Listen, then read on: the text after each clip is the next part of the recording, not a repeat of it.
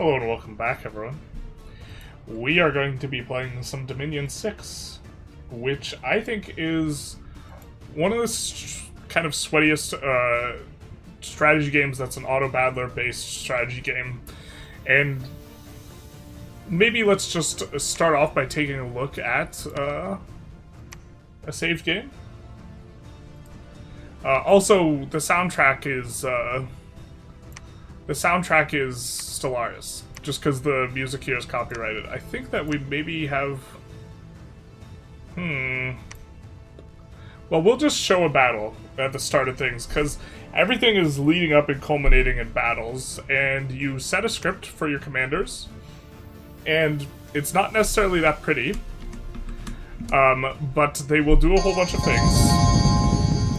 Let's maybe play this a little bit slower. Can we zoom out a little bit? But this is our force on the left, force here on the right, and this is a fantasy game. And there's magic and monsters and beasties and this type of thing. And, okay, we're opening up this battle with a bunch of buffs for our troops. We have built up a strategy around the particular troops we have for the nation we have. We are a god, or someone who is trying to fill the role of a god, fighting against other potential gods. You can see a few vampires drop in here on one of our guys. We can click here and get a look at some of their stats. This guy is a giant. He has quite good stats. Fortunate that the vampires dropped in on him, because he will be able to handle himself. And we see some of our national spells coming in from these spellcaster guys in back. But you don't get to control the action. You have to script it ahead of time. And so we have a strategy that is kind of set around trying to get these spellcasters that can machine gun out a whole bunch of stuff. Although, I don't think I necessarily have the best ideas when it comes to strategies for these games. But our commanders are the guys in back now at this point. A couple of the ones who have, I think the green ones have bark skin or a buff like this. They have moss body, which is a buff on them. You can see all the stats. These are a bunch of different traits that they have. But they are coming in, and they should be able to do decent work. But, yeah, little 2D sprites represented in 3D. I thought you were bluffing about streaming this? No, I'm testing the waters. You should try out Shadow Empire. I prefer it for single player. I've never seen Shadow Empire. I love Dominions. I like Dominions a lot too. It looks like booty though. And I'm also not very good at it. I think the way to play is probably in multiplayer generally.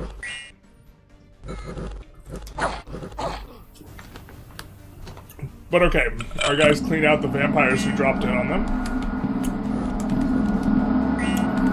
And some of the casters are working in back, and now the enemies are routing. You can see a spell coming from the back. I believe that is Blade Wind. And they're about ready to rout because their morale has dipped too low. And they're out of here. You can see the morale, this guy's over it. He's like, nah dog, I saw those vampires get clapped. That's enough for me. So, which brings us to kind of the start of things, where you start with your nation selection. And these are all wildly different than each other. There's 8 schools of magic, and what your nation selection is going to do is going to determine what guys you can recruit, which determines what magic you can make use of. And once you decide the nation, you set about creating a god.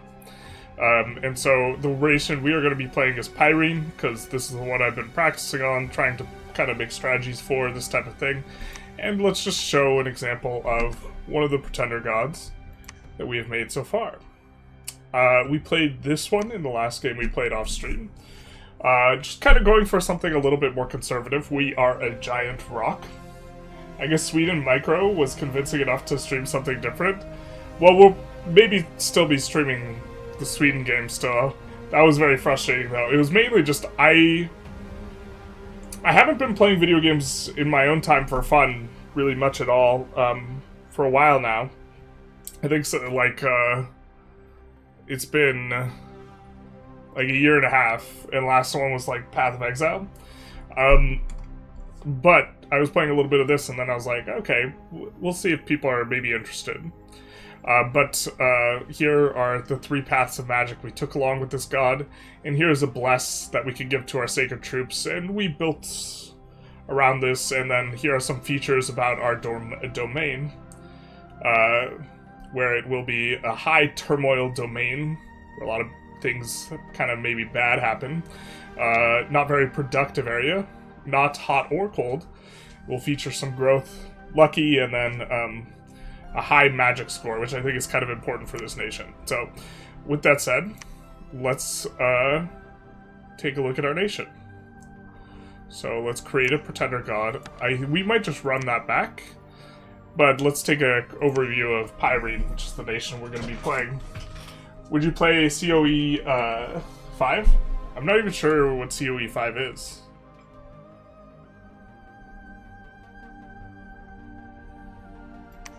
Man, I love the Stellaris soundtrack, though. Alright, so we have a kind of base unit that is a Bekride, which is a human with some extra modifiers. They're a little bit more expensive, but they have cold resistant, fire resistant, and they also have dark vision. We are an underground cave people. Pyrene is the realm of sprawling caverns beneath a densely forested mountain range. Here, the Bekrides, cave-dwelling humans, have formed a kingdom.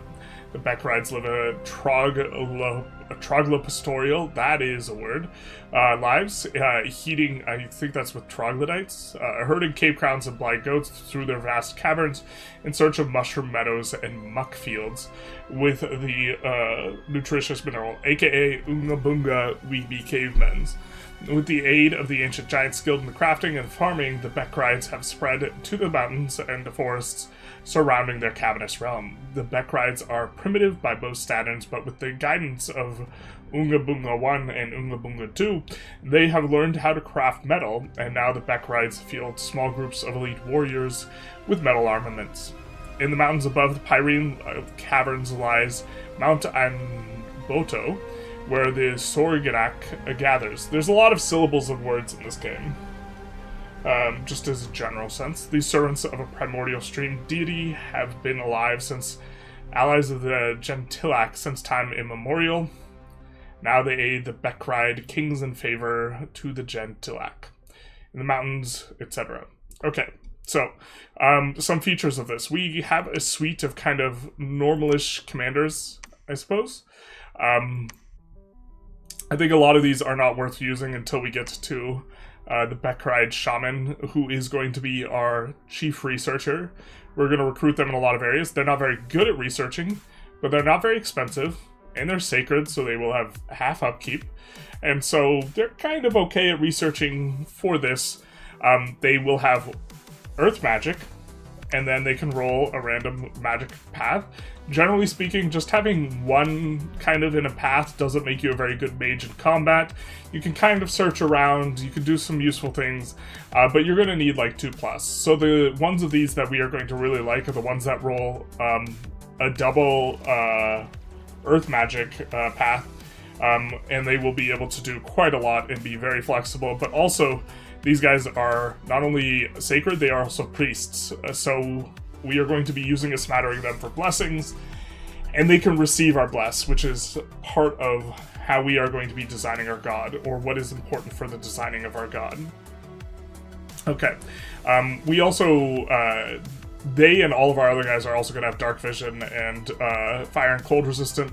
I really do like this for the flexibility, and I think I might want to try and take a crack at multiplayer, and I think just it'll be a little bit more forgiving to have and be playing someone with a bunch of resistances.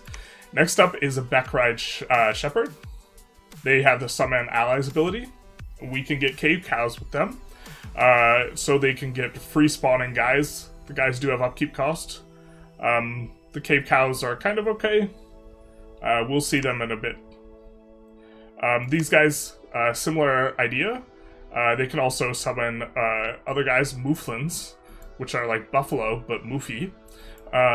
They have a lot of hit points and are kind of big boys. We could use them in combat. We would probably want to equip them with some gear, but that's something we could do really well, and one of the big advantages of our nation. We also have the Myru Champion. I haven't used that much of these guys. These guys are probably actually more usable than I have kind of given them credit for. They have Earth 1, and that's it. They can kind of buff themselves and then get in there to some extent. They are not sacred, so they cannot accept our bless. But they have a lot of health, like a whole lot of health. 10 is average for a human. They're big boys, and so they can kind of maybe get in and swing some stuff. But I think we have better options. But if those other options fail us, we'll end up using these guys. They can also lead troops kind of okay. They can lead 50 troops. We do have these other Beckride troop leader guys. I think that we're generally not going to use them except for shuffling around troops because they have relatively a low upkeep, which scales with gold cost.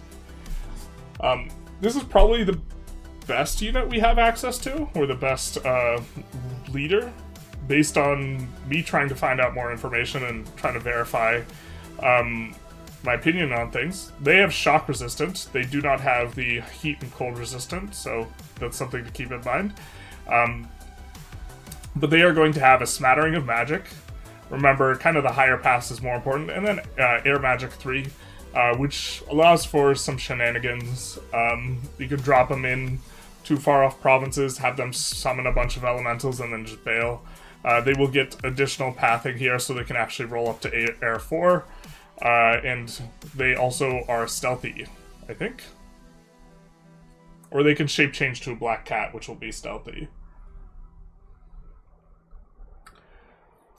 Underground people, as hardcore ground strat players are, basically. Oonga boonga. I legit checked the date to make sure I hadn't missed April Fools. Hey Ravesa, how's it going? Looks cool, this game. This game is about becoming a god. Ascending, using all manner of mythological fantasy creatures. Gentils are kind of the unit that is my favorite. The big thing about these guys is they get a forge bonus. They're very good at forging items. They get a reduction cost in terms of gems. And so this is good for what's producing what's called in this game as thugs.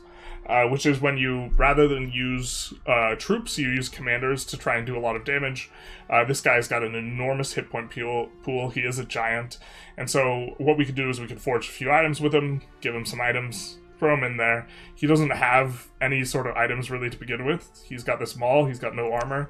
So like this guy, for example, has a bunch of stuff.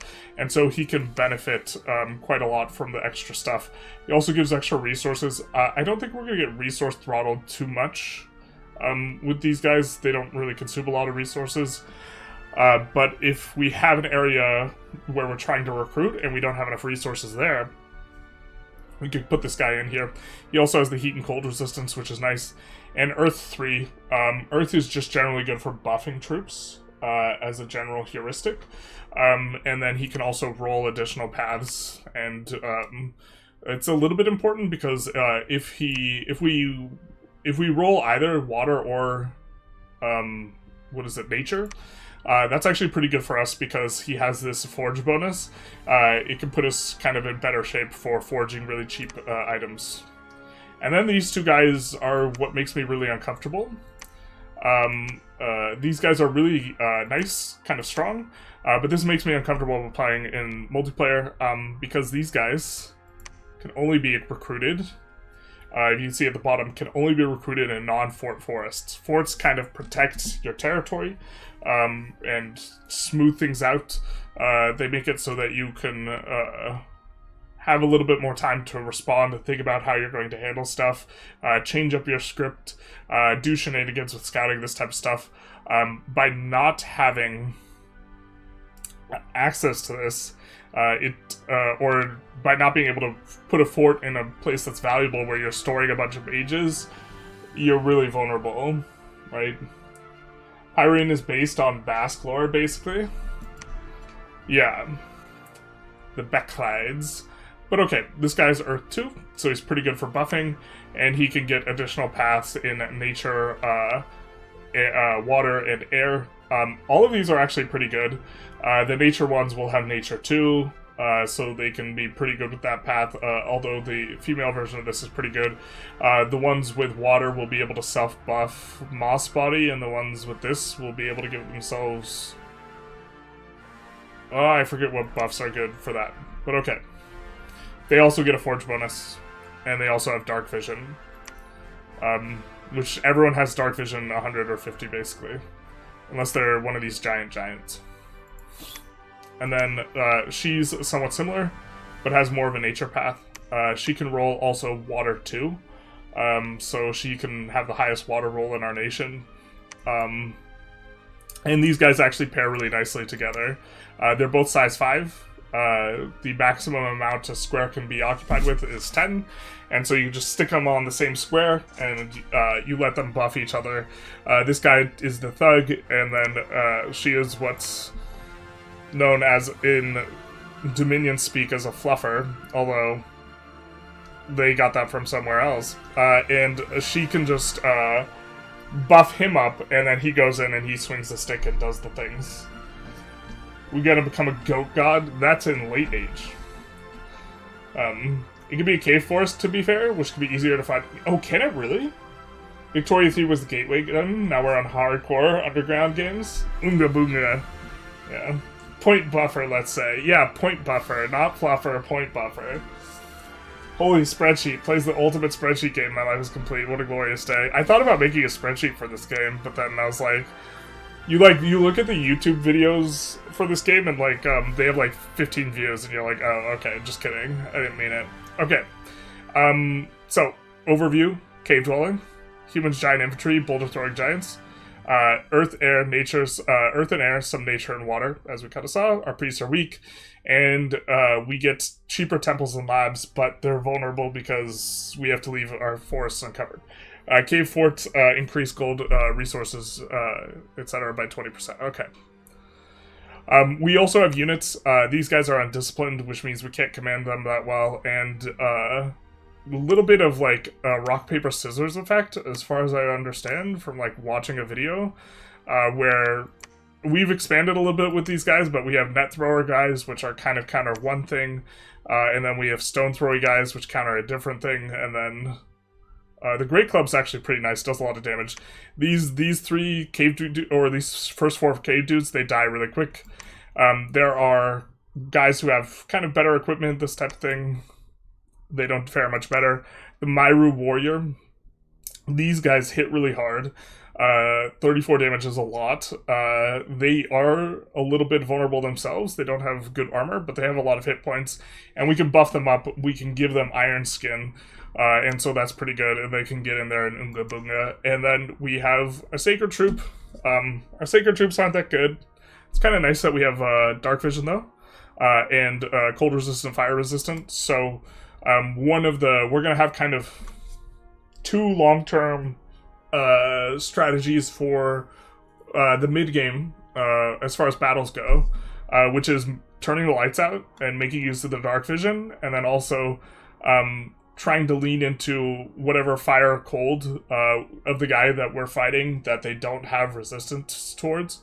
So making stuff hotter if we are facing someone who's cold resistant or uses cold stuff, and making things colder, vice versa, this type of thing. Okay. But that's who we're playing as. So now we have to create our god. It's a really fun game to talk about. Not sure it's the most fun game to watch someone play. That is fair. A lot of scripting and this type of stuff takes a long time to do. This is enough for me to watch the game, just being cave dwelling. Okay. So, let's talk about Bless. So, we can have our god have any of the paths of magic. There are 9 paths of magic. There's the 4 elemental paths: fire, air, water, earth. There's the 4 sorcery paths: astral, death, nature, glamour. And then there is blood path, the final path.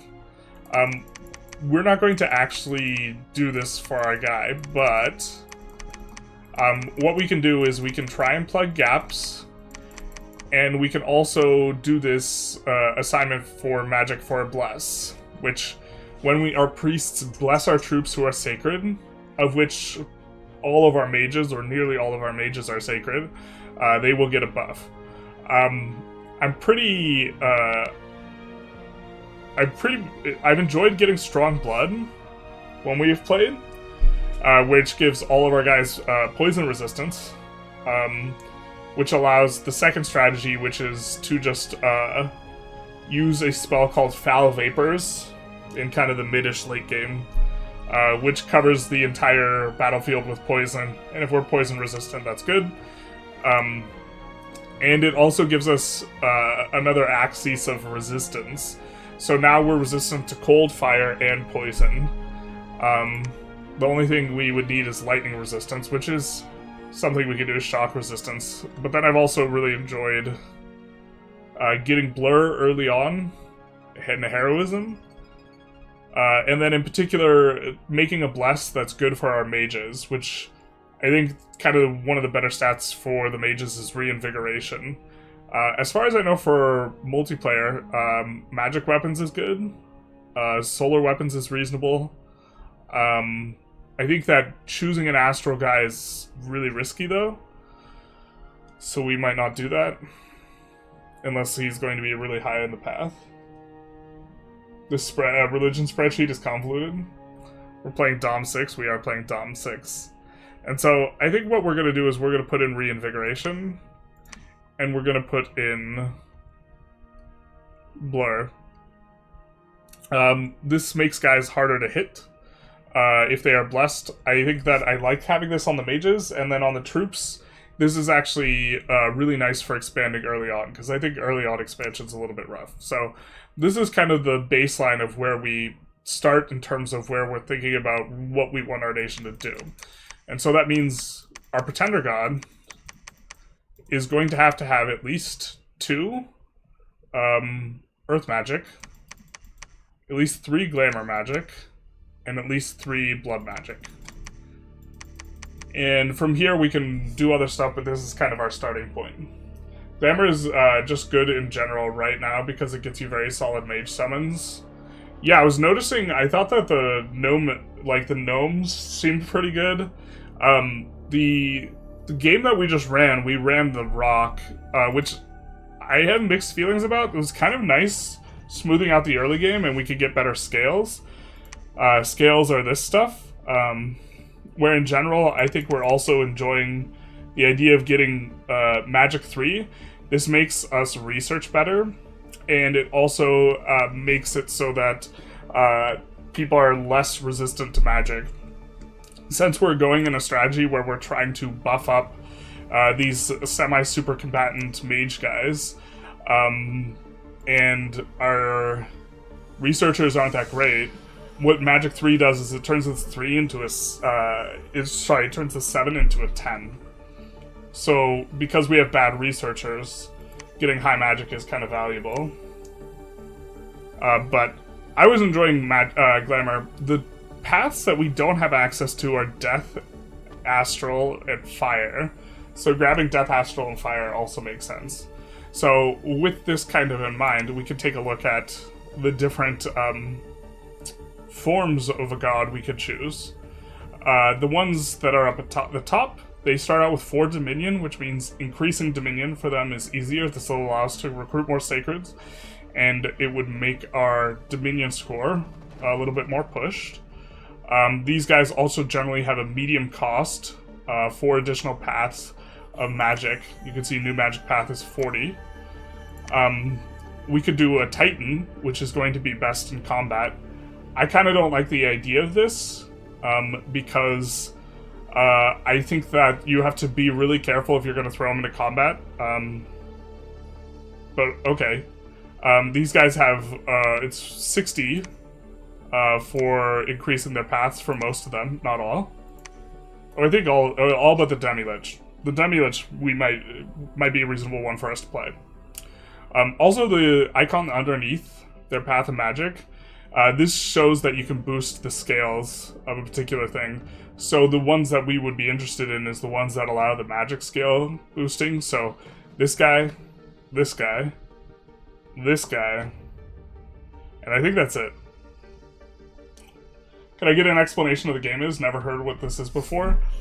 This is like a fantasy strategy game with an Autobattler base that is just super in-depth and complicated in a way that I think is really sweet. It's province-based with 4x system. When 2 nations are on the same province at the end of the thing, combat will occur. Yeah, exactly. Combat resolved by Autobattler. Are you playing a multiplayer game? G squared or just single player? G squared, bro. I am trying to get to the point where I don't think I would be absolutely smoked in a multiplayer.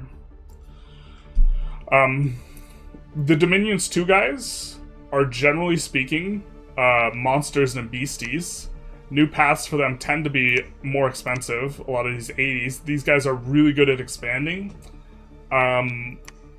which is something our nation's not very good at early on. But we would have to kind of make a little bit of a concession here, because it's hard to go multiple paths of magic if you have one of these expander pretenders. That's a big beastie with a ton of hit points and really good attribute stuff.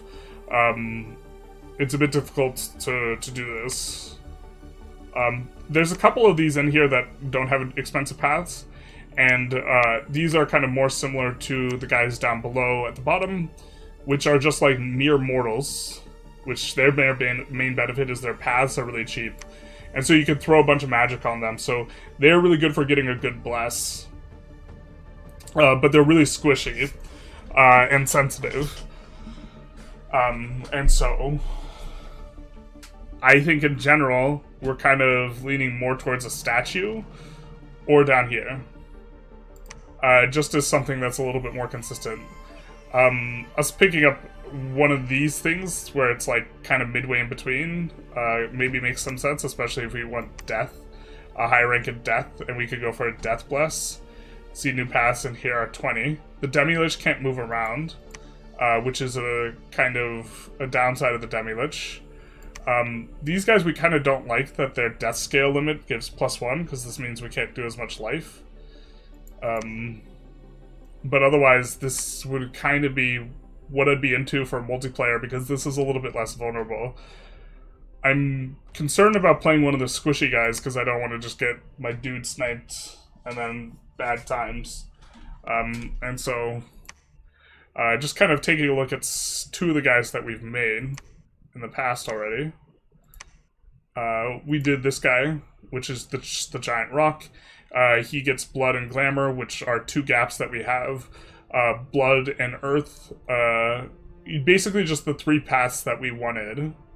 Kind of minimal investment for the bless that we wanted. And then a little bit more of a greedy one, where we went for Spirit Sight as well, and shock resistance. So now we have all the resistances. But I didn't like this one as much, because Trinity is a little bit awkward, and if your guys die, you like have no magic paths on your dudes. So it felt very vulnerable.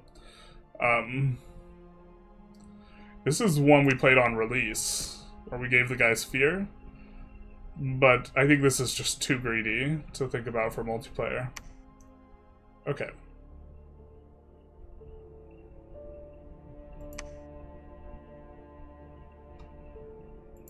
So, let's come back here into Pyrene.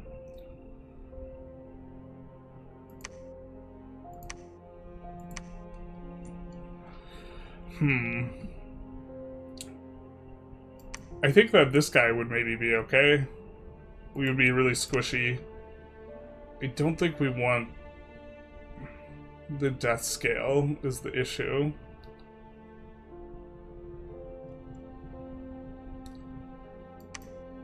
This one is also a Trinity guy, so they aren't... This will actually be 3 different guys, which is both good and bad. It means the magic paths will be split between them. So it's not necessarily consistent. Demi-Lich is very spooky from an MP perspective. The combination of innate caster and turn 1 immortality is quite strong.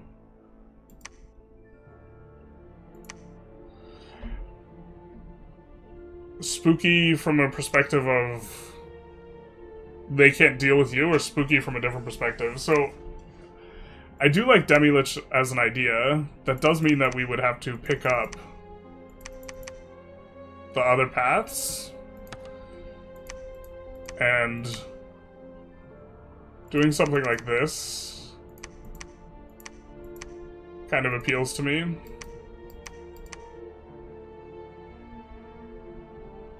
we can't be awake. And the bless that we had wanted was blur. And kind of as much reinvigoration as we can get. To be honest. We could do something like this. We could refund 3 scales here, even. And have a dormant guy.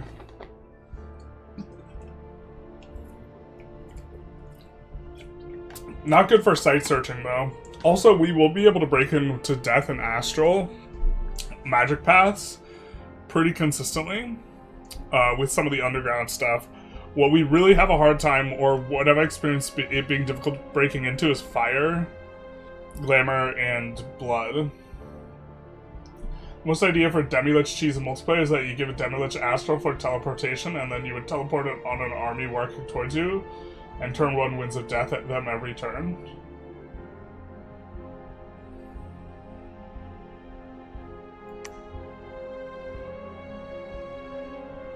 Is there, like, no counter? I mean, I imagine there's some sort of counter for that. Isn't Winds of Death really late tech?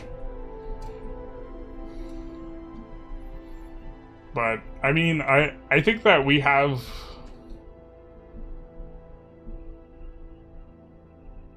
Are you suggesting that we go Demi-Lich?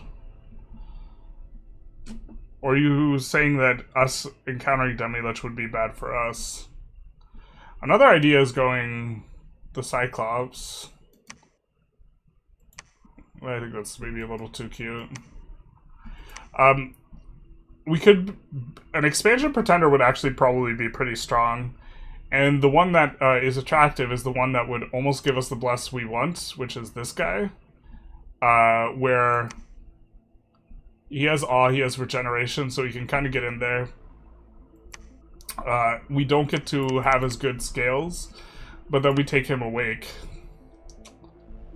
And we can't take strong blood, but we could take something else. Or we could pay the 80 for the new path.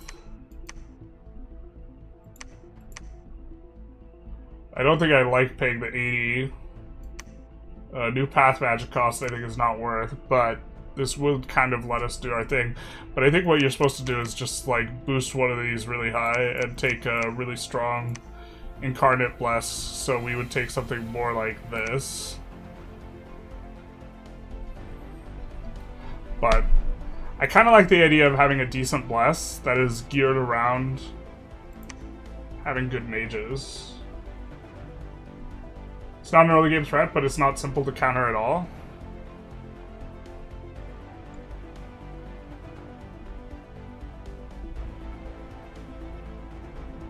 Winds of Death. Let's show the class what Winds of Death does.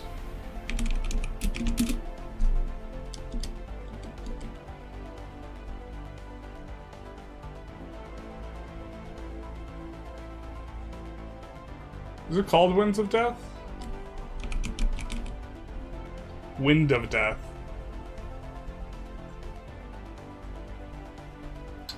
Let's...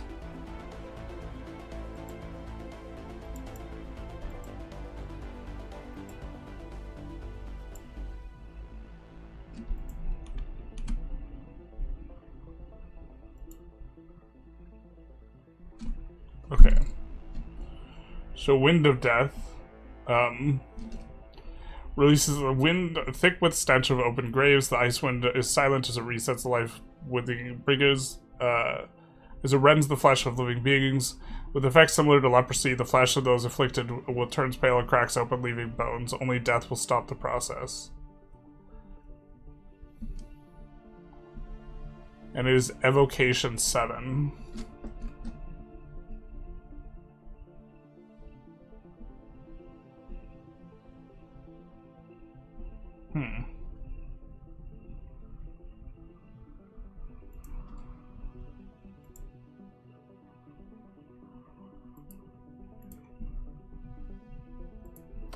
I also checked it partially because I didn't remember exactly what it did, but other than it, I knew it kind of just kills everything.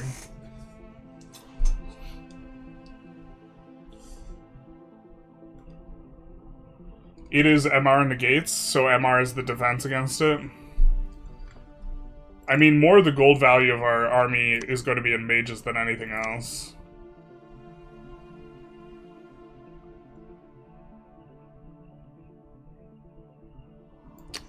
I guess maybe we could...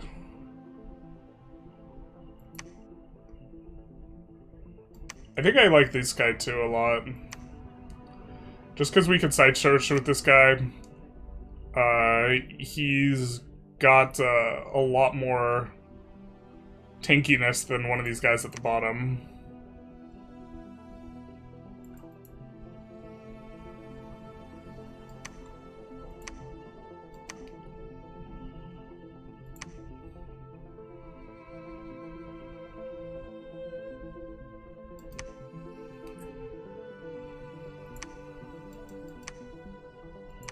This guy got stealth.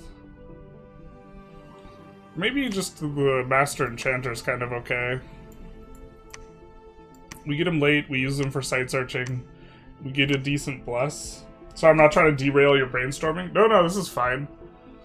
I saw you mentioning Demi-Lich, so I figured I'd bring up the Demi-Lich is best known for at the moment, but I'm not sure it's actually great for EA Pyrene.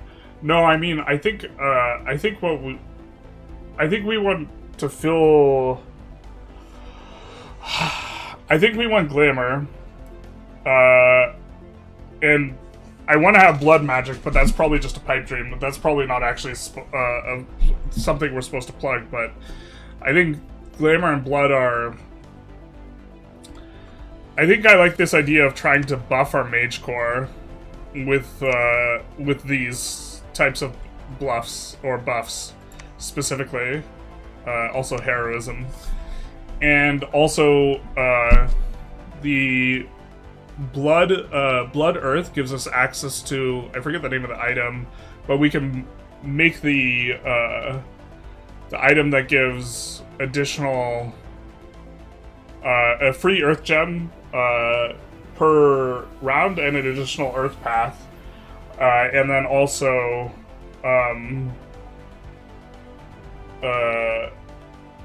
that requires blood and earth, and then glamour mainly because I think that helps a lot with the expand, because I think blur is really strong. We don't necessarily need to go glamour. We could go like fire and go for like attack skill, or go for defense skill, or this type of thing. But I think that defense pairs nicely with reinvigoration, where the blur is making it harder to hit us. The reinvigoration makes it so that if the battle lasts longer, this favors us, generally. And I think that having a lot of reinvigoration also makes us really resistant against like rigor mortis strategies. And the idea is to cover a lot of defensive bases so that I don't get blown out super hard. Dom 6 is a surprise? Yeah.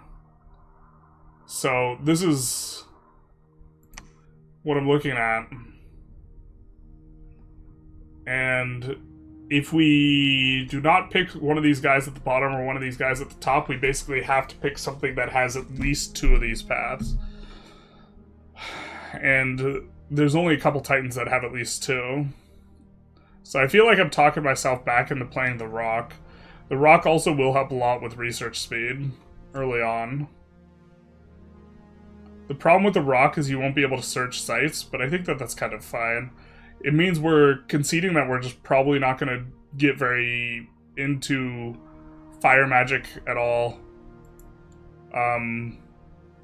We will have access to Glamour, because we get a Glamour gem generator there, so by the time the Rock comes online, we can summon some guys to start searching up Glamour.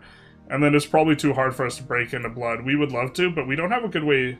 Blood itself doesn't provide a good means of generating guys for Blood.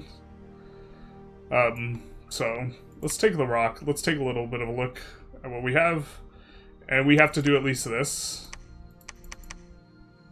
And then we still need 3 more points, but... Okay. This would do it. And then we could even start with him awake, even. I'm not sure how good this is, because a lot of the spells that we would want, we can't even really use. I think I like 6 or 7 candles. For every 5 temples you build, you get an additional candle, and this determines how much sacreds you can recruit. And this, I think having a lot of candles and blur makes expansion a little bit easier in a way that scales pretty well into the later games. I'm out of coffee at home. Stop posting coffee video, please. That was the last coffee video, I promise.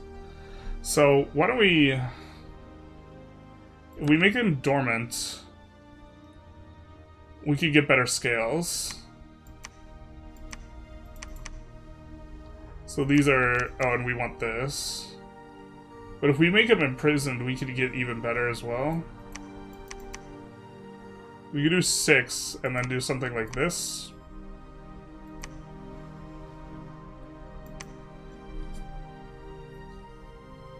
I think this is exactly what we played.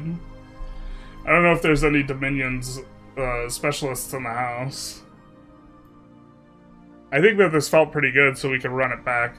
I would not mind getting an additional 200 points and just scaling and going for a lot more buff.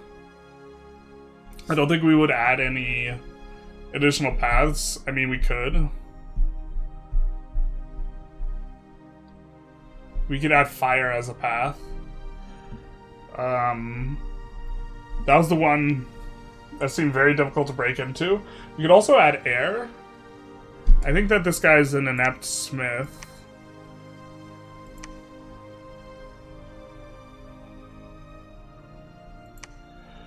So we would have to get 5, but if we got 5 air, and then we would not need 5 of this, we would be able to, in the late game, forge a stick that gives us +1 to all the elements. So this is an idea, and then on the... we could go for the shock resistance to give ourselves all the resistances. Another idea is going 5 astral, or 5 to 6 astral, and going like this. And then we would get access to the stuff, and maybe we go magic weapons.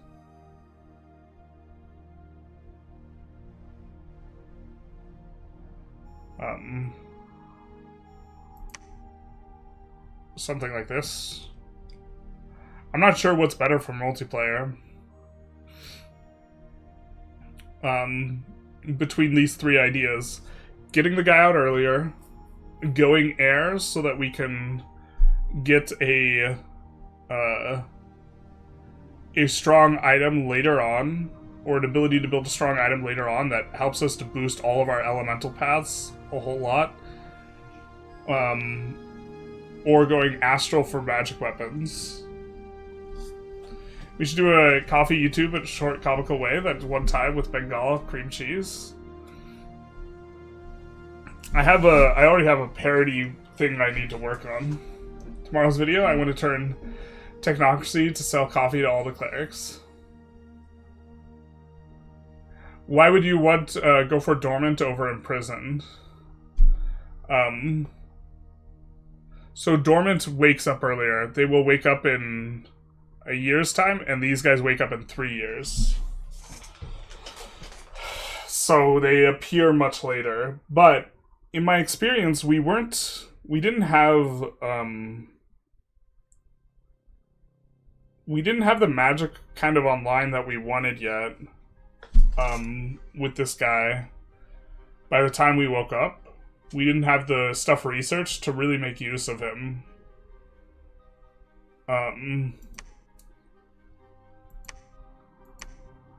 We could go blood as well, and this guy has better blood searcher, so if we wanted to really try and break into blood, we could do this as well. And maybe that's better. I feel like that's super trappy, though, and trying to break into blood magic when our nation is not very well suited for it is maybe not correct. But this would also let us go for a really strong Blood Bless. So if they have a really high number, that means it's way cheaper to push the path up high, because it's based on, it's every additional level has the same cost. So if we have one here, 430 to 414, 430 to 422. Or is this here? So 414, 390. The brain's not mathing. It's cheaper for us to go to a really high level, though, if we start with a high level. So it'd be easy for us to get blood 10 or something, and then we could, you know, do this.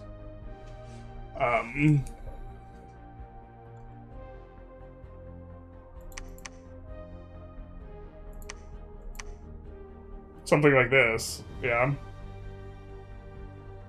And then we can't go magic weapons, but we could go any of these things.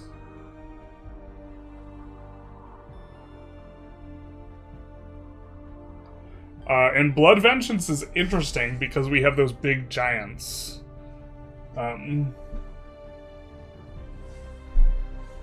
Seeing you stream Dominion 6 feels like a fever dream. Yeah, buddy.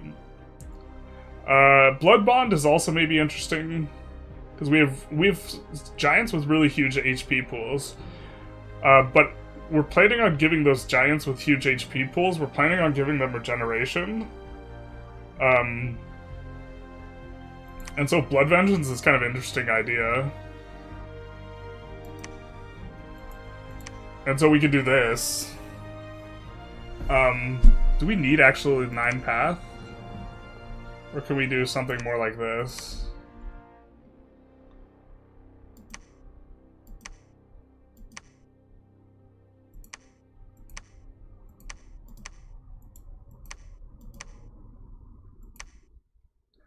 We could do something like this.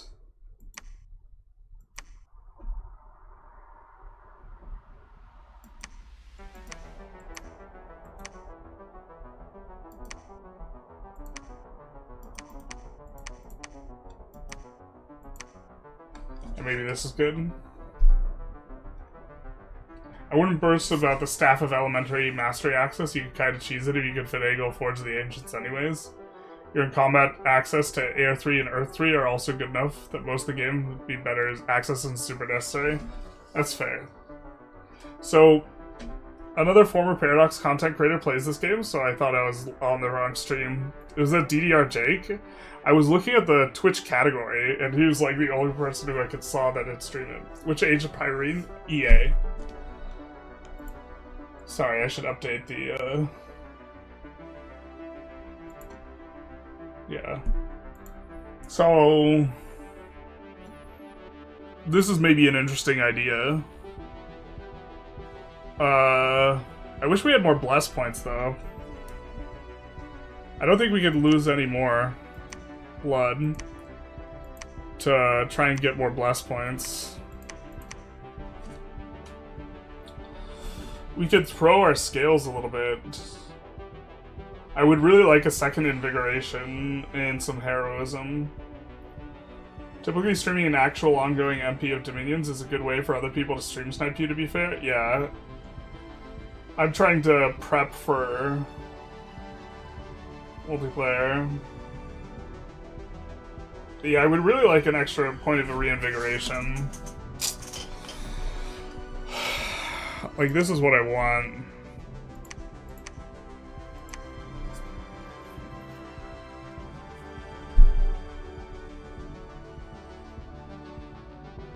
So, maybe there's a way for us to get here? Each of these is costing us 40 points, so us opening up a new path actually maybe makes more sense. We don't have access to any fire that easily. I'm trying to think of some of the cross-path things that make sense. I don't know if there's a... I think there's a fire scrying spell.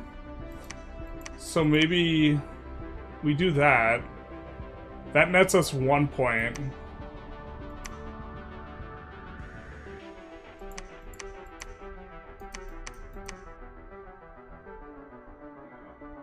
We could throw the scale a little bit.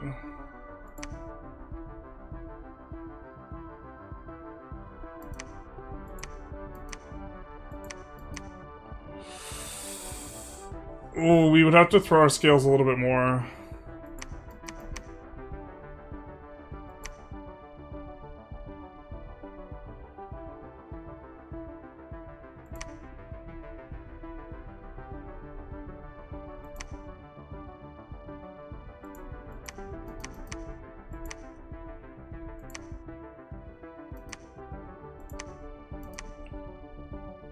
Yeah, I don't think we could. I don't think we could get there unless we like want to have worse scales. I don't know if I want to do that.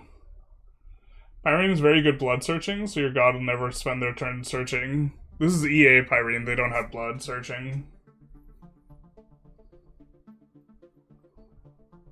You could also take heat or cold 1 point, cancel out with the seasonal changes anyways. Then I think we like heat better.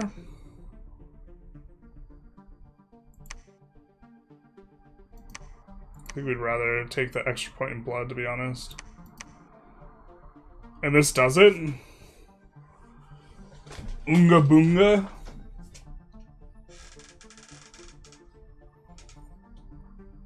I think this is kind of obnoxious to play against. The return damage MR negates with really beefy beefcake guys. So the mountains, actually I think I like cold better.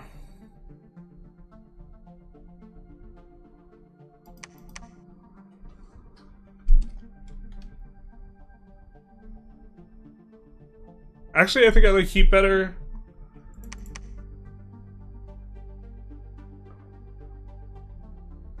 I think I like this.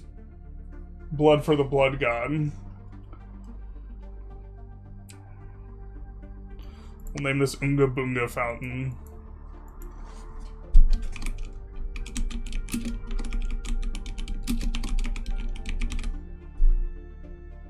For the cavemen.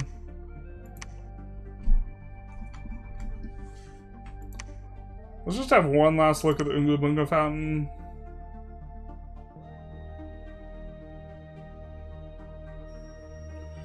I do like that it searches for blood much better, and we also have 8 blood. So I think maybe we can get blood online after we have this. Also, the blood fountain has way more item slots than this fountain. This does. This only has 1 item slot.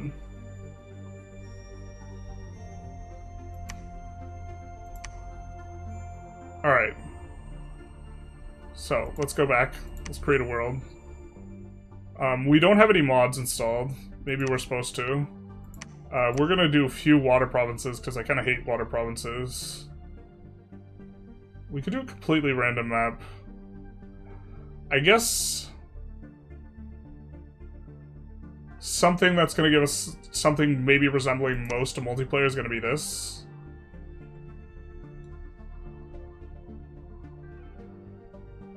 And this, a kind of symmetric type field.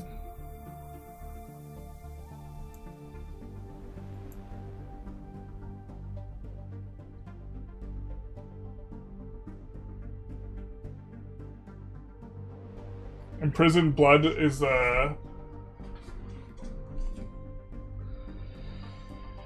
imprisoned BV is a little sus. Just too much investment. Maybe we change it up then. So, I mean, yeah. So what he is objecting to for the rest of the chat is, this is incarnate only, even though it's a really good buff, so we have to wait 3 years to get this. So this is really greedy. And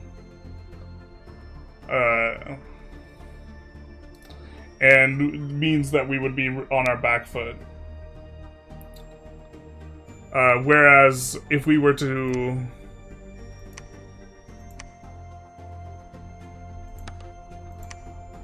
Let's see, Pyrene. If we were to be dormant instead, this would be much easier to kind of accomplish. So, I think at that point, though, I kind of, if we're going to be dormant, the issue is if we're going to be dormant, I think I prefer the other kind of way of doing things. I think we still want the reinvig, and the strong blood and this type of stuff. So maybe we would have to do just blood vengeance. Or do this suite of things, and we can't do both.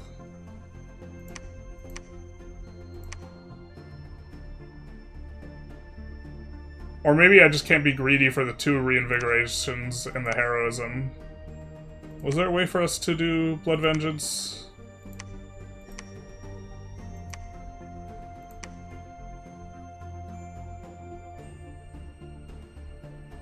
We need 5 more points.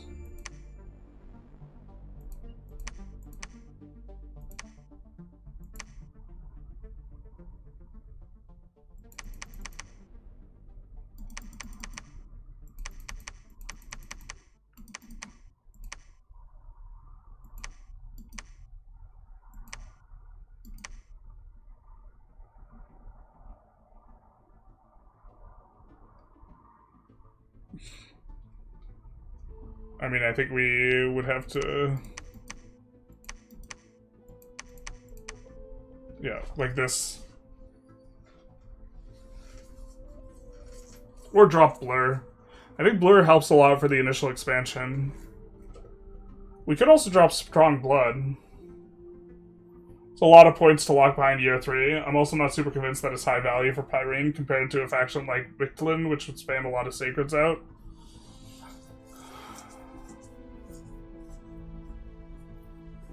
No, you're probably right. In my head, it's a lot of life because we have the giants, but we won't have that many giants. Like the total life count is like inflated because we're looking at the 70 life giants.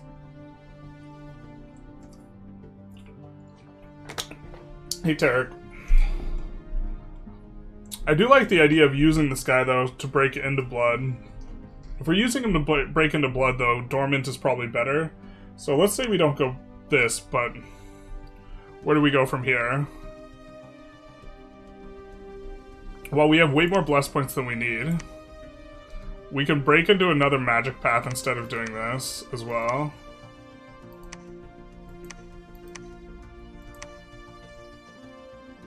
So, or we could just refund 3 of these scales. I think I like refunding 3 of the scales.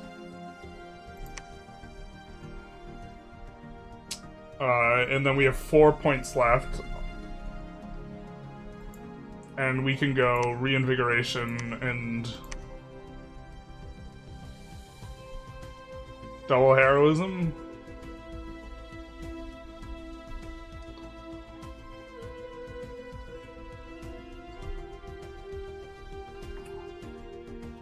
Could also go Enchanted Blood. I don't really like Enchanted Blood, considering we're gonna put regeneration on our guys. But I think heroism's like best as a 1-point heroism.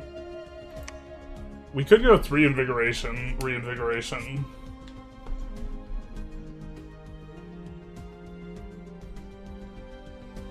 I'm trying to be a bit conservative with the advice because I'm not super familiar with EA. We've played a bit of EA Pyrene, but not PvP, so...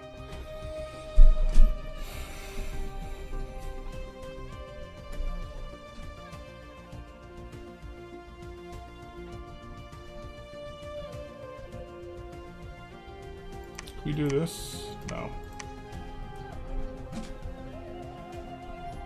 We get a lot better scales this way, though. I'm just thinking of dropping the heroism for the 3rd reinvigoration.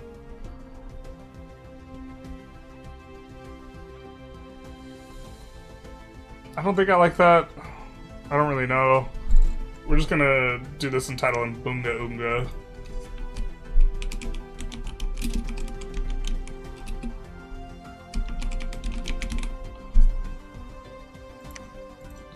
So we have the the greedy Unga Bunga fountain and the less greedy Bunga Unga fountain. Do kind of like having fire magic though.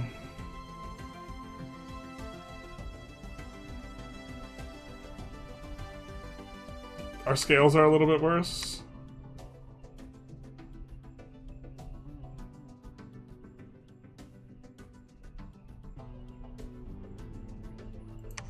Four points remaining. We can't spend the points are like there's in the scope of hundreds. That's just like barely pipping it. I think I like it better than this guy though, where we're being a little bit more committal to break into blood. You should consider taking some Astral if you want to Blood Hunt with the fountain to teleport it off your cap so it doesn't destroy your income.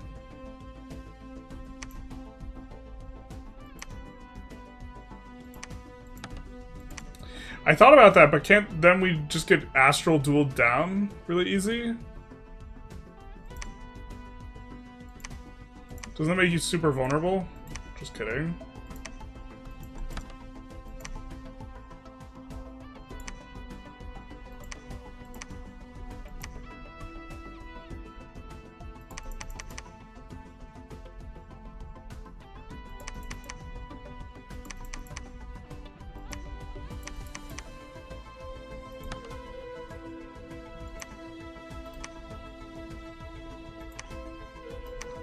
Oh, how much Astral do you need for teleport?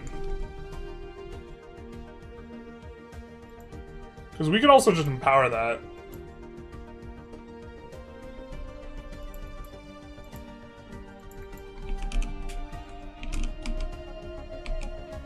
This teleports 3 Astral.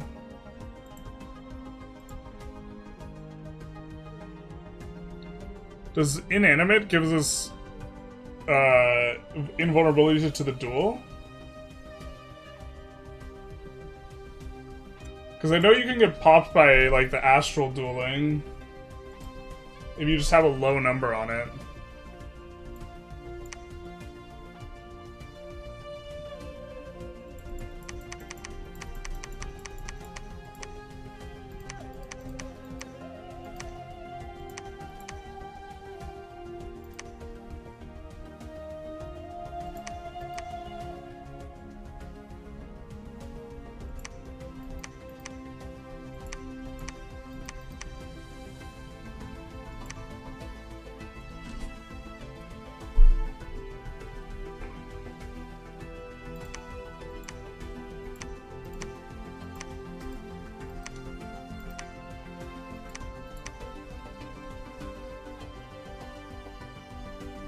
Eight sticks is kind of nice.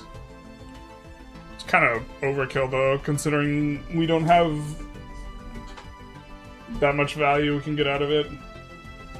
I think I've never seen the AI use Magic Duel. No, but I mean, I want to make something I could use in multiplayer.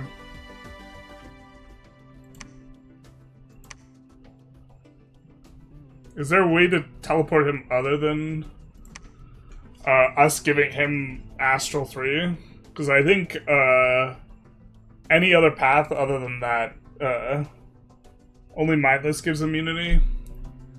Yeah, I think I'm not that into going Astral unless we're going to have a high Astral.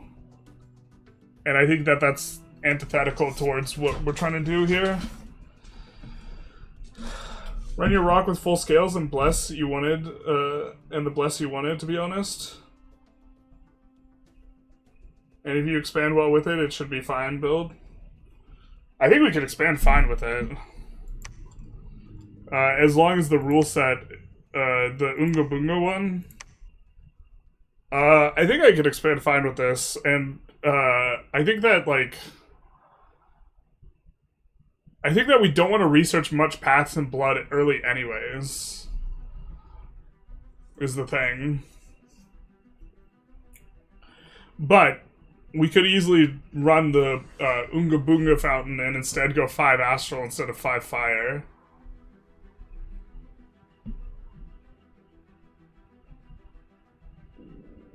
And then we could teleport it around. And 5 Astral might be enough to resist. I'm trying to remember if there's a path booster in Astral that uses one of these.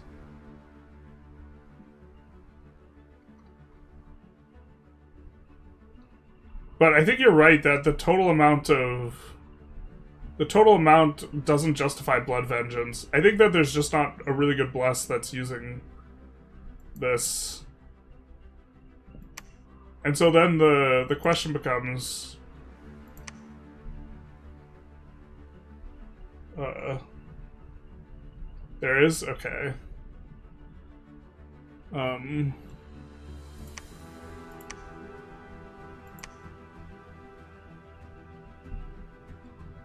you say Circle World would be most multiplayer-esque one?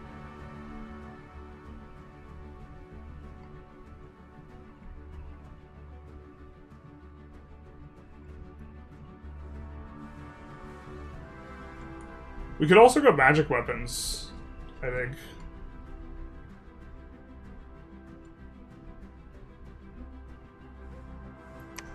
Okay, let's do this.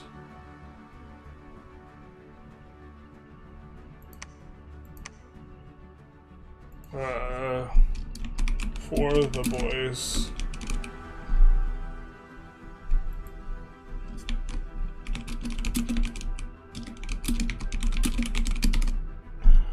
And one girl watching. Okay.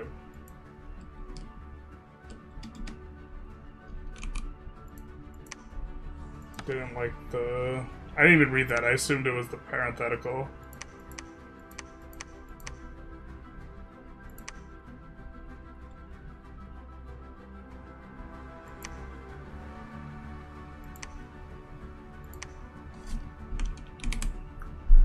Having to know hotkeys is wild. So you were saying just YOLO the Oonga Boonga fountain? But if we did this, and instead did this, we could teleport around the fountain. And then we could go magic weapons instead of...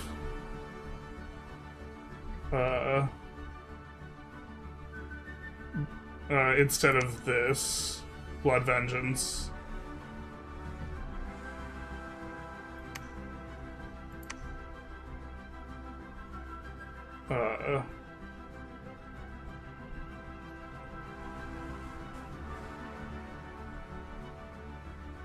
I'm not sure how good I think that is.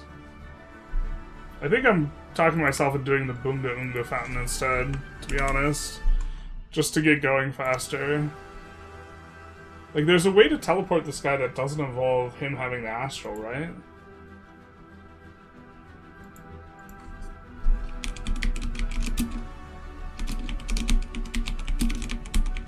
Man, I wanted to kind of show off this game, and this is, like, so bad for showing off the game.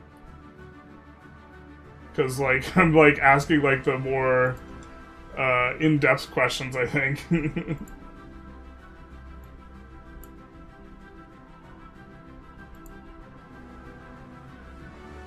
Okay.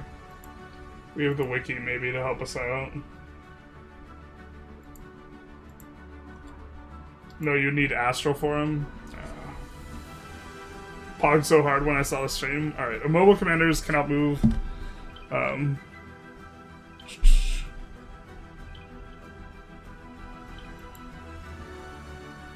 Immobile commanders can move by casting teleport. Other spells, gateway, whatever, just give you the message that the commander's unable to cast spells right now. Okay. Cloud Trapeze doesn't work on immobiles. I don't believe anything but TP would. Alright, well then.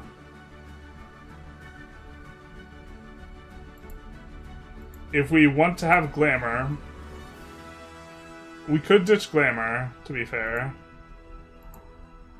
But if we don't want to ditch Glamour, then we're doing the Oonga Boonga fountain. Because the Oonga Boonga fountain gives us 5 more points. And we can do this. Can we even do this? And that'll make it harder for them to magic duelist to death. And then we can also teleport. One of the Dominion struggles I've seen when actually starting the game, basically. I'm kind of struggling here a little bit. Okay. But I think we maybe just don't want Blood Vengeance, though.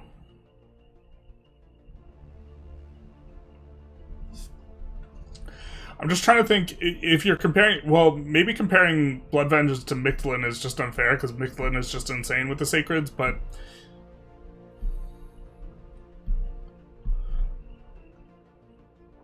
If we have a guy regenerating, and he has 70 life, and he regenerates 100 life over the course of the game, that's like 170... Up to 170 damage extra he does. Right? Opening with a battle replay and then going straight into an hour pretending building is an iconic Dominion's behavior. Yeah. No, I mean, I think BV is just too expensive for this. But I also do like us having really high Astral. I think we'd rather have 9 blood, though. We could get more score. Blood Surge is not insane. Maybe we go Blood Surge? Blood Surge would be better for expanding.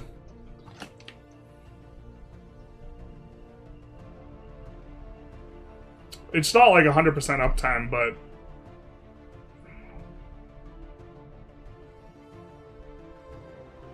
We're trying to get our guys into it. Maybe Blood Surge makes more sense, and then we have 3 more Bless Points, and we could go another Heroism and another Reinvigoration. God, this is starting to feel gratuitous as all hell, though. Farcaster is also... maybe an idea? Blood Surge also benefits your mages, to be fair. Yeah, I mean, that's the main idea, is that we want these mage super combatant thug guys to be good. Also wouldn't hate magic resistance.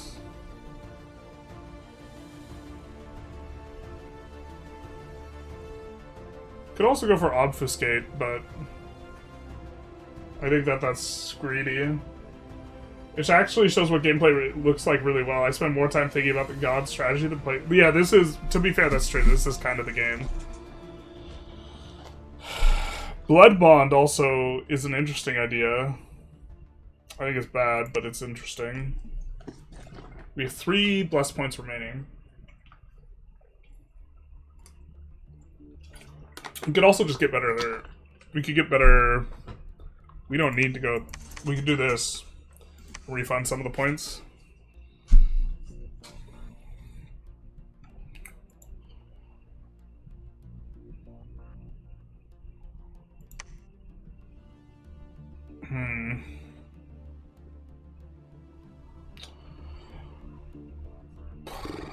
Arcane Finesse is also an interesting idea.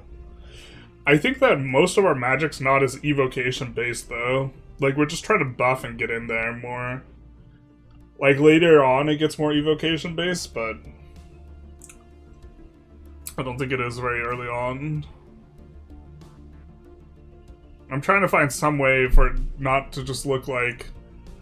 I mean, it just looks like I'm saying to myself, I think Reinvigoration's the best stat there is, and there's like no ambiguity, because this also gives us +1 Reinvig.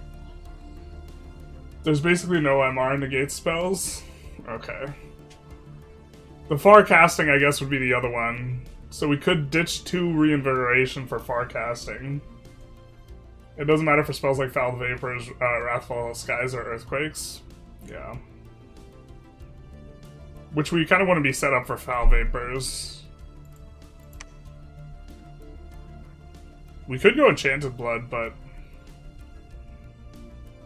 0.5 HP around, we're going to be casting Regenerate. I don't think it just does anything for us. We could go for True Sight, but we already have low light vision on our guys.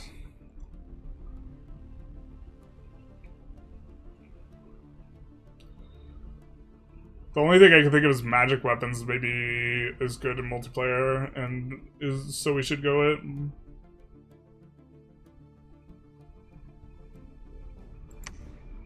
If we go magic weapons, we wouldn't go Blood Surge though.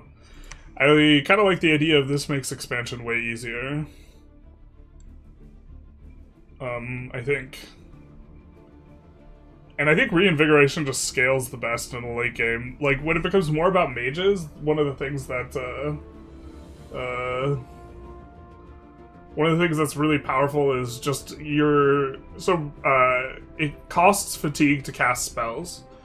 Every round, you recover 1 at base rate fatigue. And once you get to, like, 100 fatigue, you, like... Or as you get more and more fatigue, you get penalties, right? And then swinging your sword in combat also causes fatigue. It causes fatigue based on your encumbrance. It's a mechanic. But if we have, like, 10 reinvigoration or more, we could even be... We don't have much death magic, but we could do dirty things like, there's one spell that causes everyone to, like, fall asleep. Or just get uber fatigued unless they're undead. And we could just cast that into, like, triple reinvig and just say, okay, this will negatively affect you more than it will be. And you just didn't see it coming because we have a bunch of living units. And just bink that in there every once in a while. To, like, make things more complicated. Although I don't know how we would get access to a good amount of death magic, so... Rigor Mortis is the name of the spell.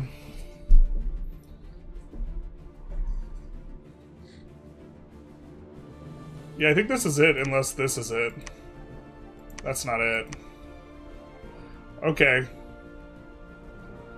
The Unga Bunga Fountain.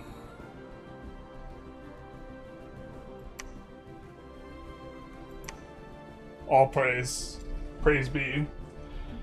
But you need to have access to death magic? Yeah, no, I 100% would. I do like the idea that I'm less susceptible to that. Like, it feels good that, like, okay, we have, like, pretty good outs to, like, foul vapor, or we're resistant to just, like, a lot of these, like, things that I think are easy to get gimped by.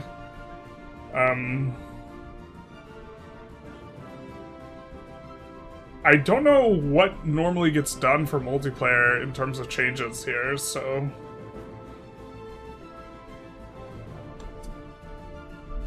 Praise be. I think we're just gonna change this up a little bit. I saw someone prepping a game where they used,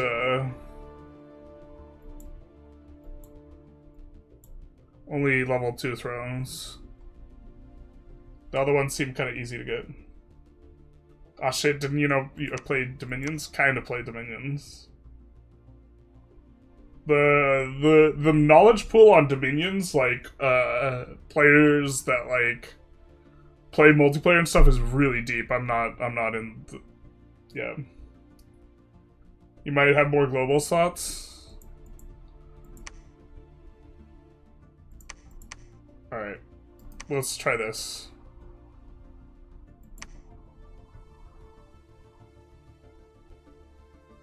Okay. We might also end up re-rolling stuff, so maybe we should have saved the Unga Bunga Fountain. Actually, yeah, I like that we don't have anything that's, requires us to be alive. Okay,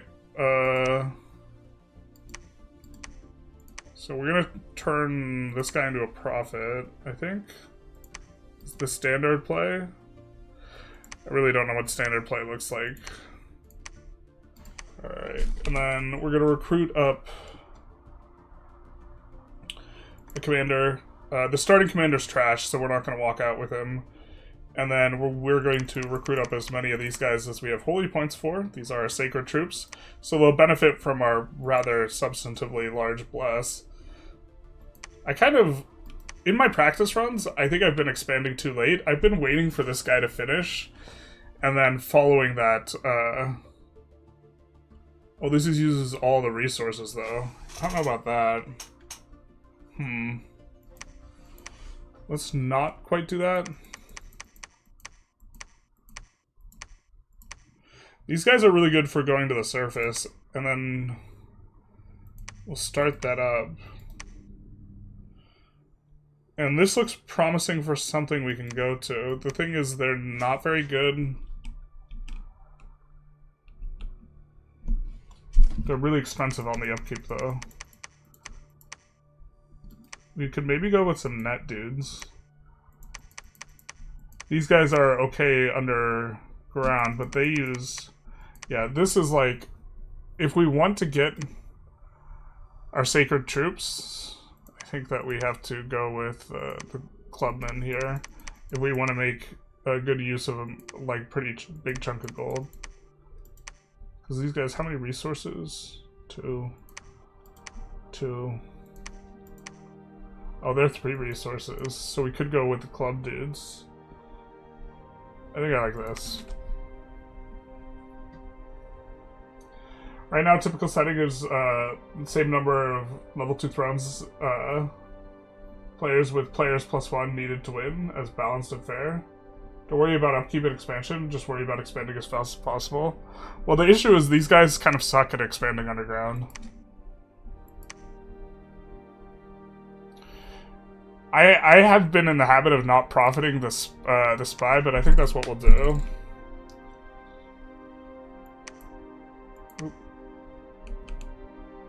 And then he is doing nothing. Good old John, the Beckride champion. Okay, so... we roll pretty bad.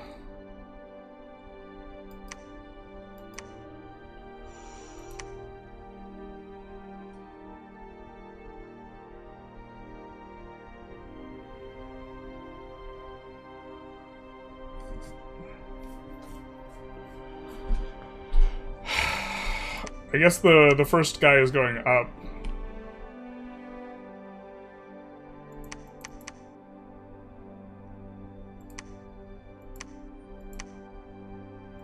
We could go this direction. Like, we have to expand into here. We can't expand into this or this, basically.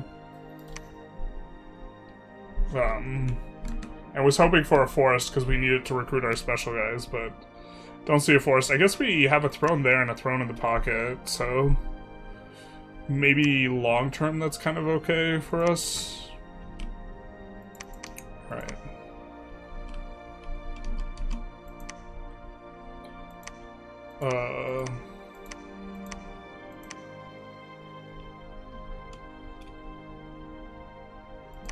Let's do that.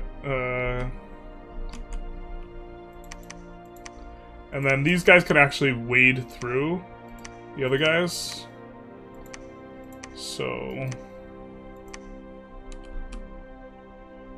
do this. Forget what the hotkey is to target closest. Is it HC?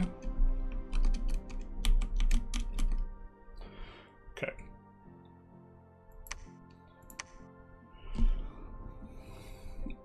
And we'll send these guys to the surface. And then...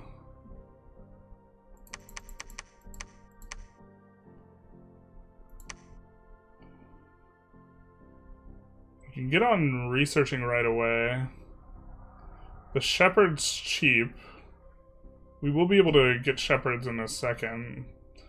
Where it doesn't make sense for us to go for a second one of these guys because we won't even be able to use them.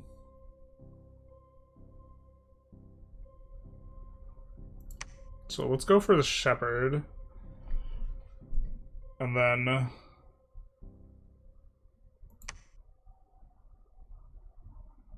what's even here?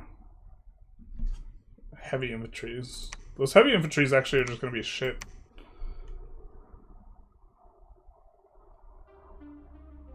Ko-Onis. I don't remember if Ko-Onis are strong. I think we'll just pick up... we don't have enough resources to pick up the other guys, so let's just do kind of as much recruitment as we can.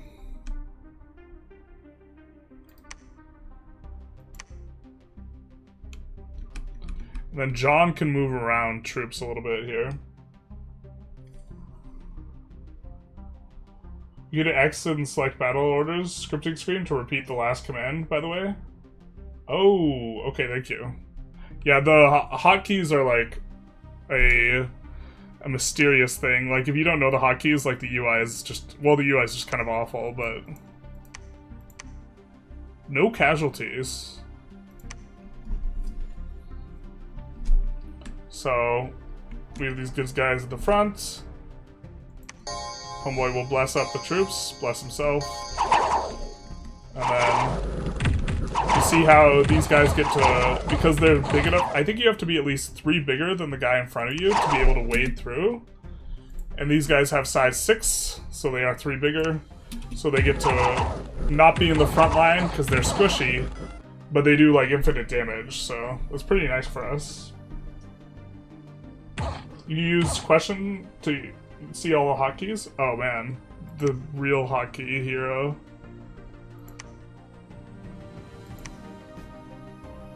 Okay.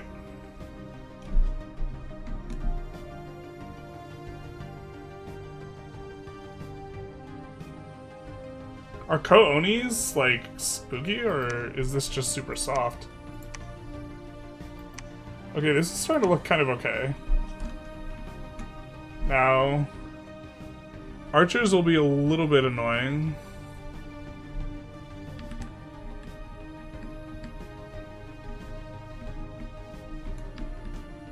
I think we do want to set up shop in a forest kind of as quickly as possible.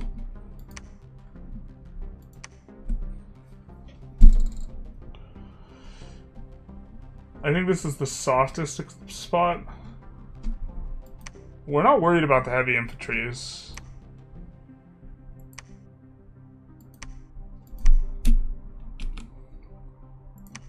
Let's recruit one of these guys. It's unfortunate we can't go in the other direction, but... Okay, and then...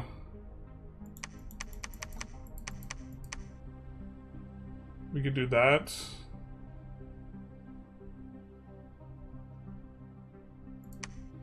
Our third expansion force is going to be going up top. So we will be using more clubmen. Actually, if we think that we're going to expand this way with the clubmen, because we want to grab this, we should actually do this instead. Because the other expansion path then can either go towards Old Coast or towards the other thing. And that'll be fine.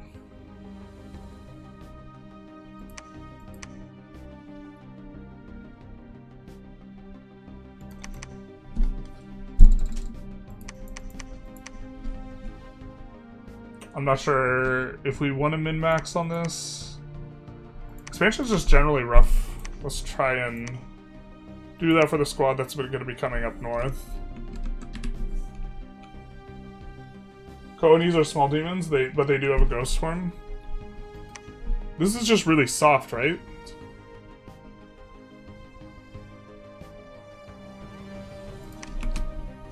Okay. We do want to... If I'm not mistaken, construction's kind of where it's at for us.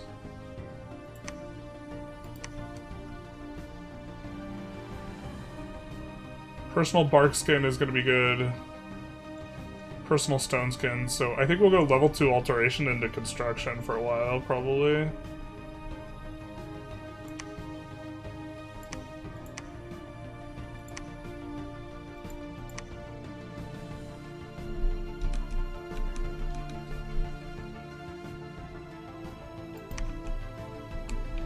Let's end. You can ping with the commander once to see how strong it is. This is true. I forgot to put 6... I forgot to put 6 PD down. Ugh, that's bad for us. Oh no. So pinging...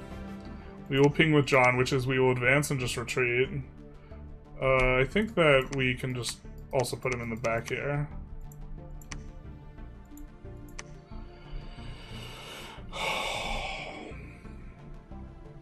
But we're not going to be able to expand through either the troglodytes or this very easily at all. I mean, we're just going to keep expanding there. We're going to do this to 6. Because that prevents bad events like this. Losing that's pretty bad for us. I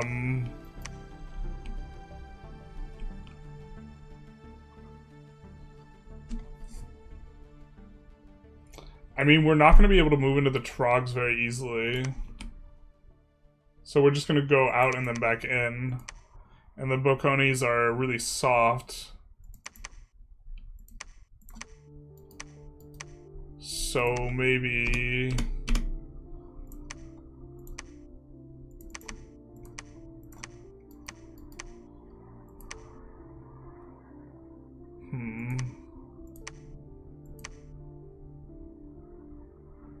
We could do this, then come back, go up, have the clubmen, because I don't really like this as an expansion thing without the clubmen, the big ass club dudes. Okay, I think we'll get another researcher. Use the rest of our holy points and go just for clubs. This is already kind of a really rough start. Don't necessarily need to scout this way with this guy, but I guess it just makes sense to scout in a circle. Hey, Leaks. Sorry for the question regarding EU5. That's fine. I don't understand how to create demand for paper. You need a lot of dev to create demand for paper. Coffee and such in Europe before 1400s is Venice. Well, as Venice, you need to see 50 production of coffee before you start demanding it. So that means you gotta find coffee RGOs and expand them.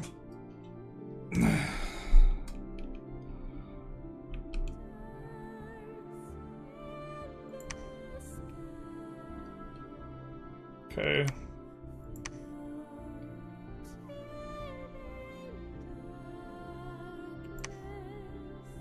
Here, you guys probably want to watch the battles.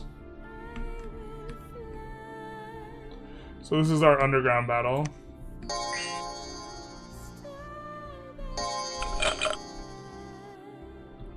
Our guards are gonna get in.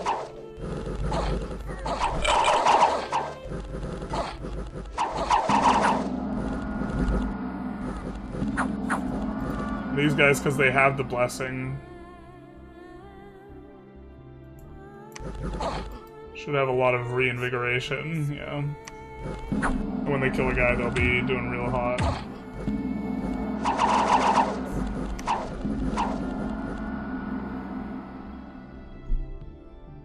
Okay.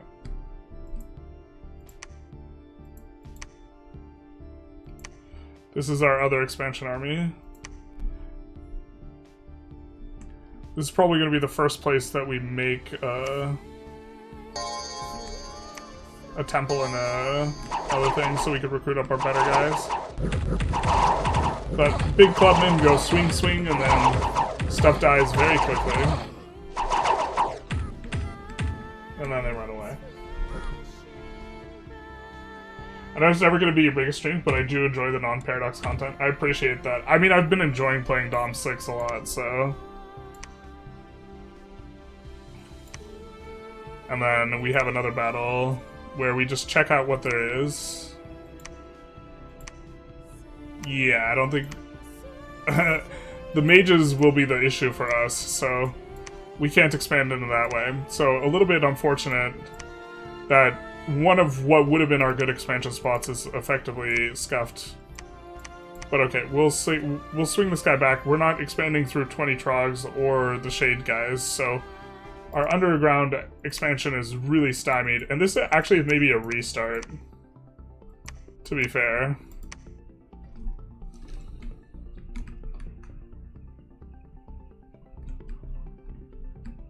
We can get back underground, though.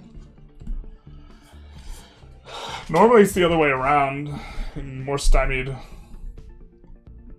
Those kinds of mages will Skelly spam, but still not great. No, I mean, like, I don't think we're gonna do that with this current squad we got.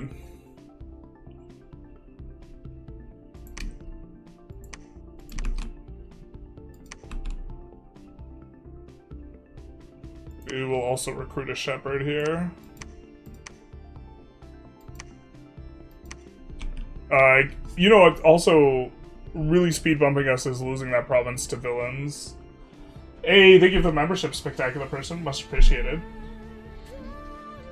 Jealous of Dom 6 is match made in heaven. Yeah, I tried to make a little bit of Dom content, but nobody was that interested in it initially. I wonder if we could make one of these guys and split the squad that we have here into two. That's probably just too greedy. I don't think we have enough dudes for that.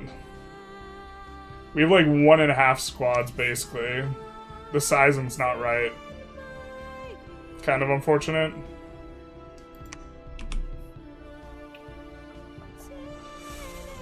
Oh, I think we're just getting another idiot to research.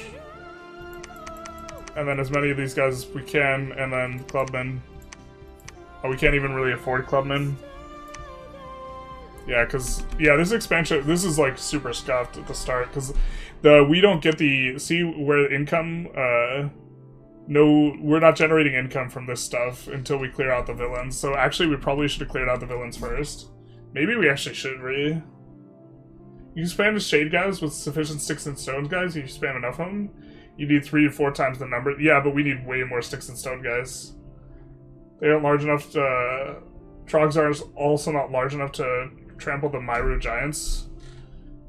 But it was 40 Trogs. That's a lot of Trogs. Fave Sunni School? Definitely the one that gets dev.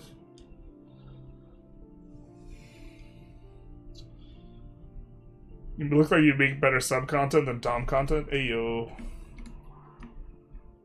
Yeah, I think I messed it up with the villains too. I mean, I think this is recoverable, so we'll continue, but this would be like really bad in single player. I think we're just gonna go here into the softest expand.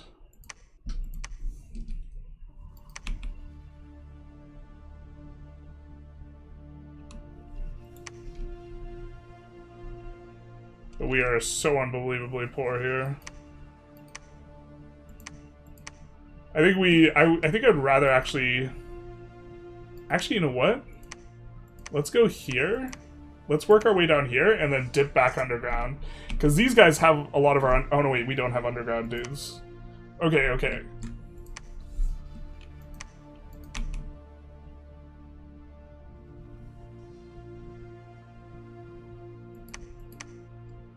Let's do this. Actually... We have the resources. Just trying to be efficient. Sometimes underground starts are scuffed. Yeah. No, I mean, like, this was a self-inflicted wound with the villain. But... Oh, I didn't even register that they had cavalry. If there's cavalry, we... Maybe you want to put a group of idiots in front. Looks like it turns out okay, but... How do we not lose anything to the cav charge? That's crazy.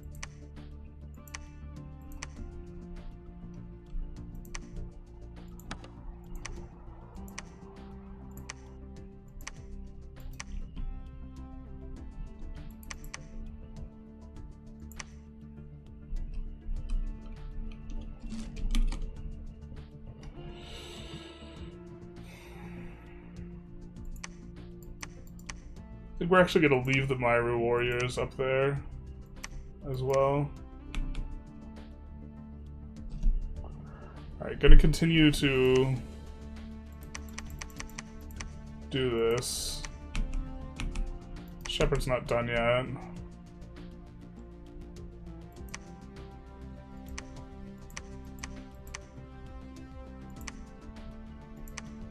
We'll do this.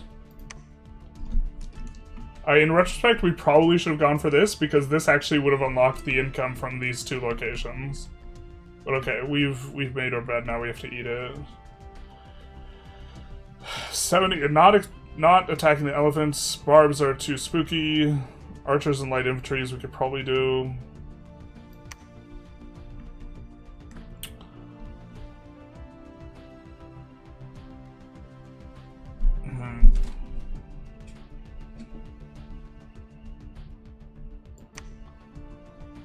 Let's go a little bit more conservative. I think this is actually going to loop back to Misty Bog, because we're planning on having 2 squads, and one of the squads is going to come back underground, so... Good to see these guys, the Zots. Also happy to not see another underground guy.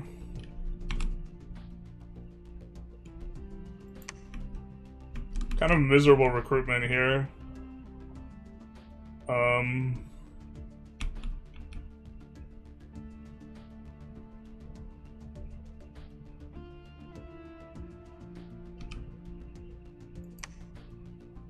Blur is OP. Blur is good in it. It's one of the, like, we're doing this for early expansion to make up for the fact that our expansion sucks type of things.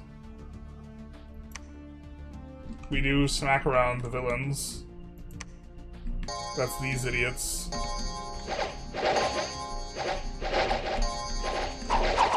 Undisciplined guys get in first. And they just rout. Alright.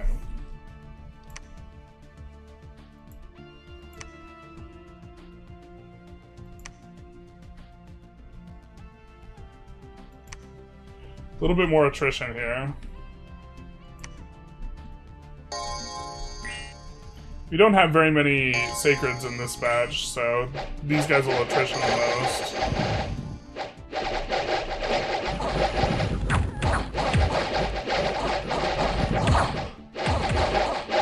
Yeah, the clubmen just do so much ungodly amount of damage. This guy's casted some spells back here.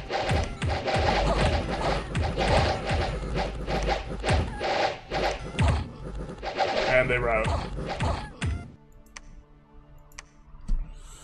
of rough, we lost 8 guys.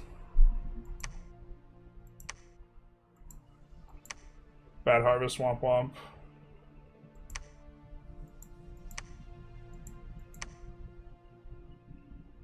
I think now we add another one of these guys.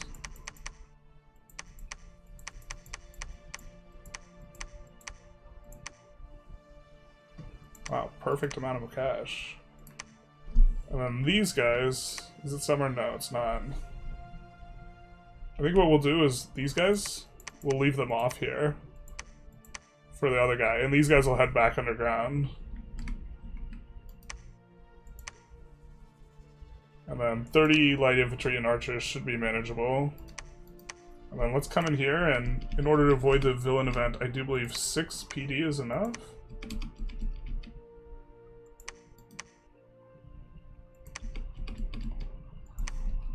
Yikes. Let's actually cancel one of these then.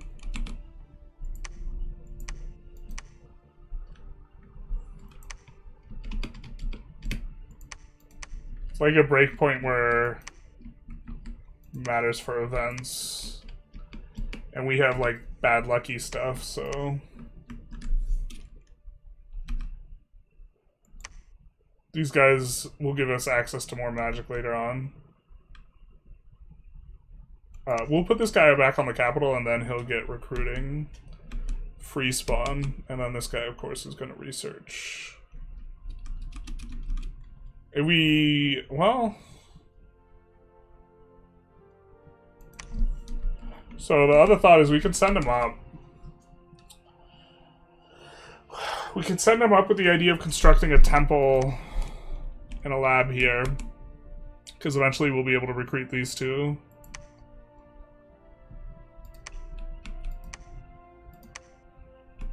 Someone said there are underground forests. We also have to keep that in mind. Cave forest. So this is actually probably going to be a safer spot. If there's no one else underground, this will be a safer forest for us to do. The thing is we won't have access to it, but maybe through Witch Haven?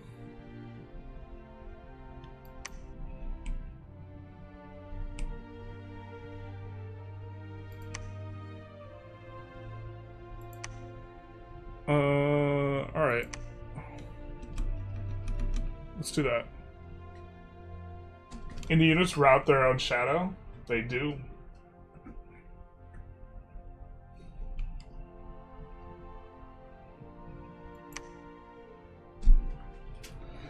Scuffed looking cave start? Yeah, not the best.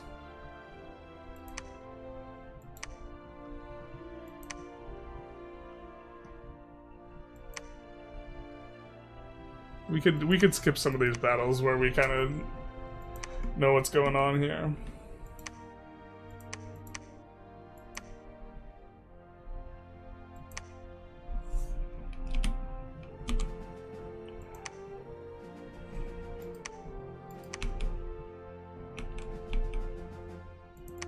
All right.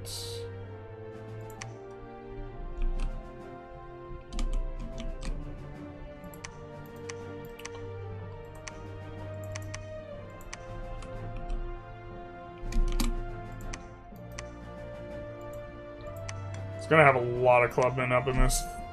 Maybe that could even deal with the trogs. We've already kind of made our bed, though. We left off the guys in the up above. These guys will summon cave dudes. Alright, okay, so the AI do not like it when you tag them early.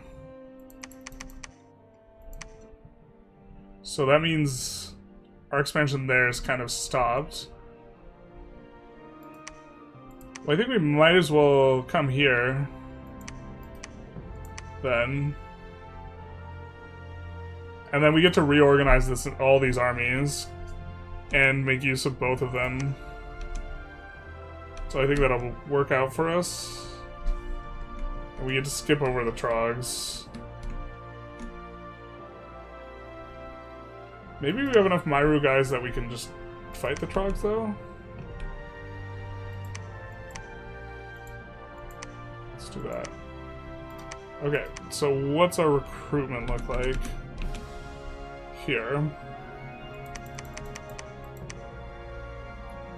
I think we do that. I think we want to start accumulating some amount of gold.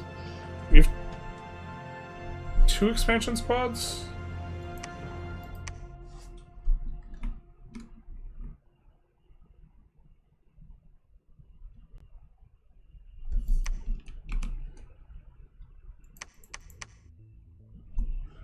Whoa, this feels so scuffed because we, like, hit the rough spot early on.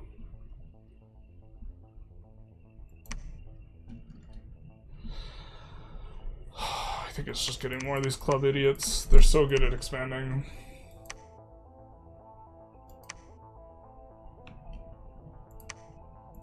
Actually, let's do this. Grab another one of those guys. We're getting the sea cows.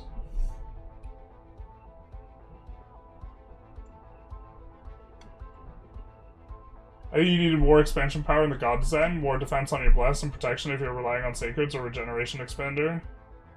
Can you get mercenaries? We can't afford a mercenary. I guess maybe.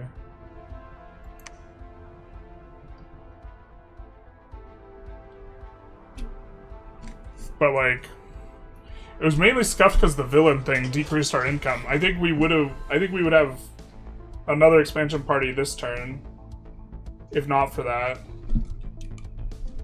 But yeah, maybe it's too slow.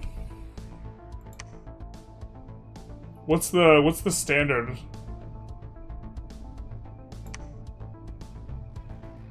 for, like, turn 10, and what turn is it now? How do we tell what turn it is?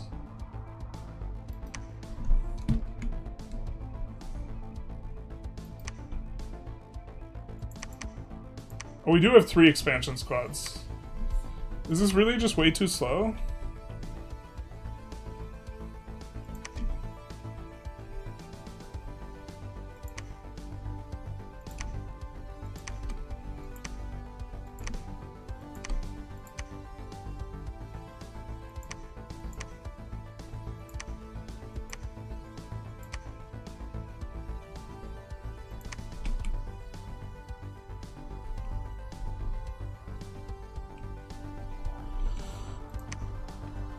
I feel like this isn't that slow.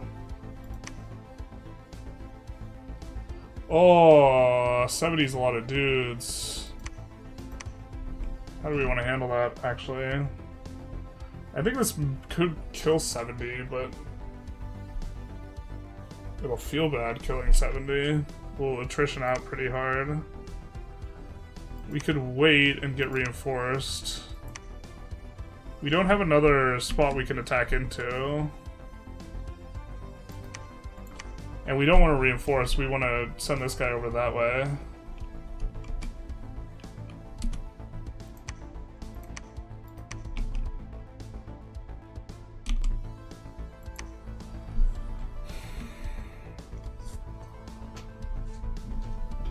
This is a real game or a test game? Well, I was planning on being like a stream game, a little bit more casual, but also we're testing. You could probably win with AI in this expo, but multiplayer standard is 20 province by turn 13. What turn are we on now? We lost one, and so it was really scuffed. I mean, we could restart for practice.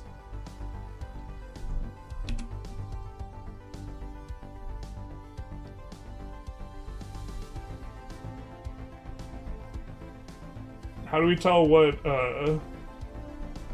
Stellaris music with Dominion's bit of a vibe? I love Stellaris soundtrack, and the Dominion's one is, copyrighted. Well, how do we tell what turn we're on now? Turn 9. Okay, and 20 by turn 13. And we have 7, 8, 9.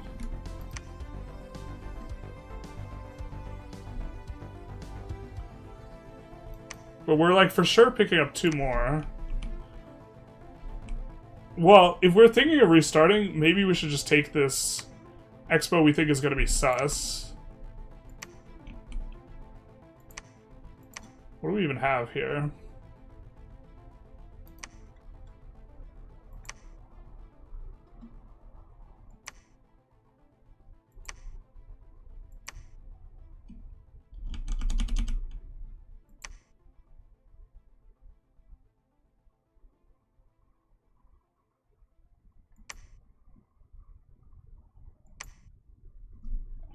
Because we have 9 locations now. And I think we're about to have 12 locations.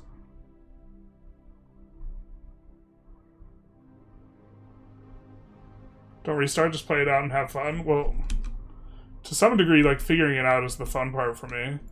Nice, we like these. These guys will be nice in combat. The Earth 2 guys. Set them to research for now.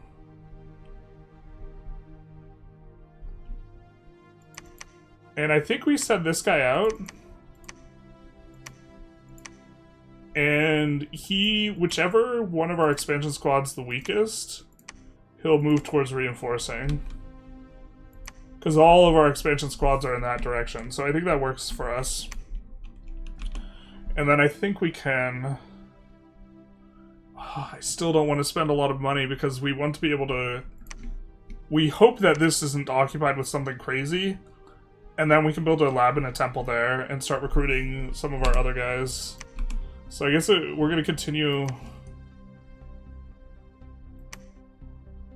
We could actually do this. He's only 250 a turn.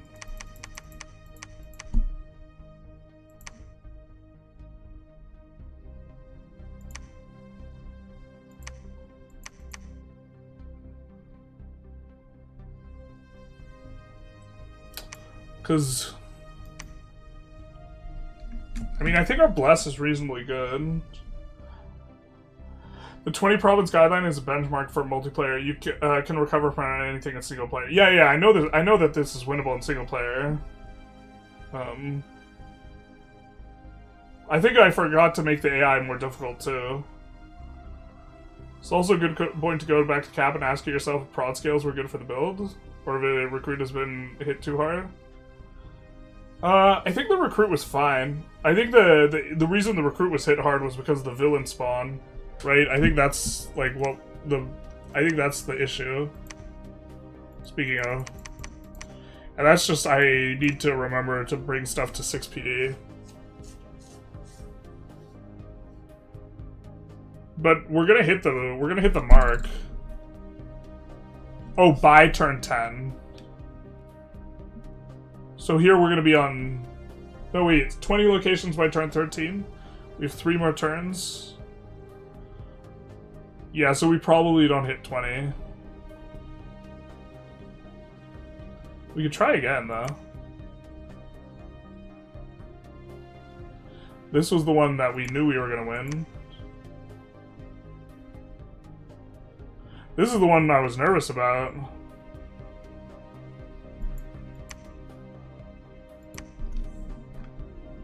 Just because they had so many guys.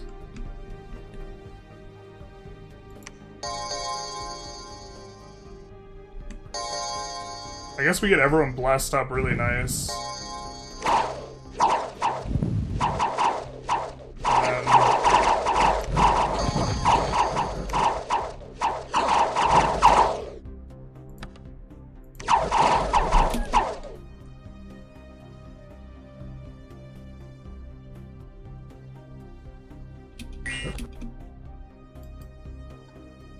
Fabric's guard.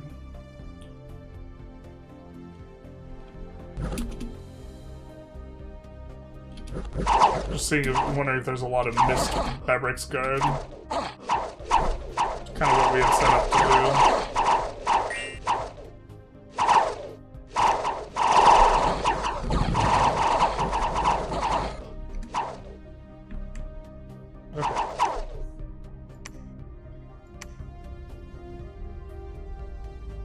Wow, wait, what? I was not expecting losing that many Myru guys.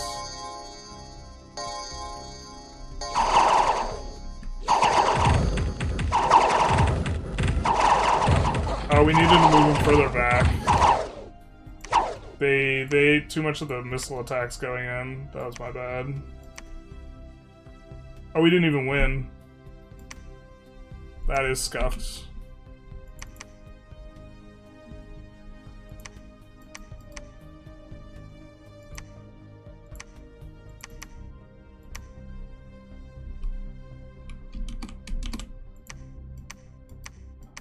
Oh wow, so the battle I thought was super straightforward is not, ends up not being a win.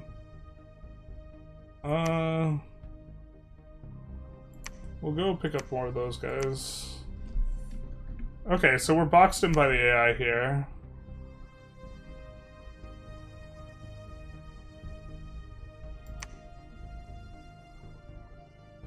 Oh, and we're not expanding into that. That's rough.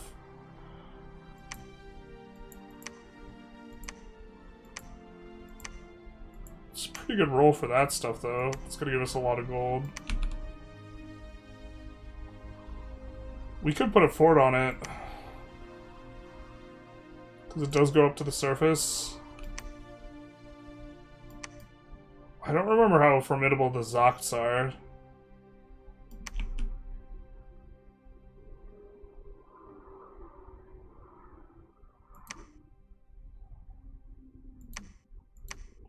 I know we can expand into it, I just don't know if we're risking our guy doing it. Let's just do it.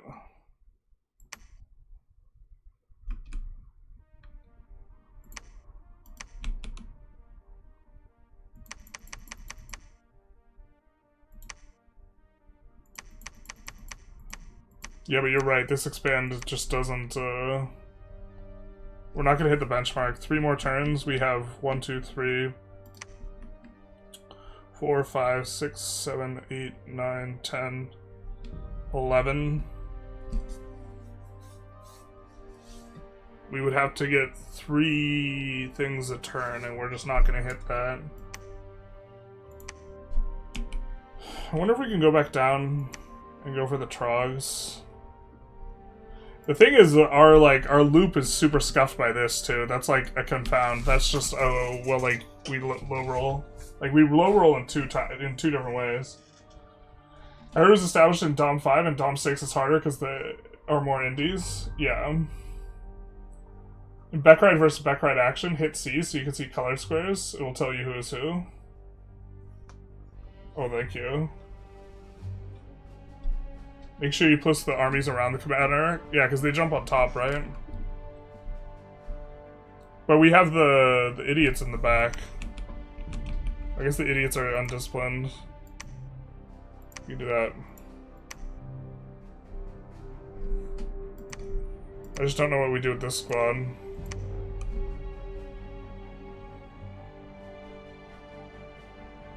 Like, the map is awkward.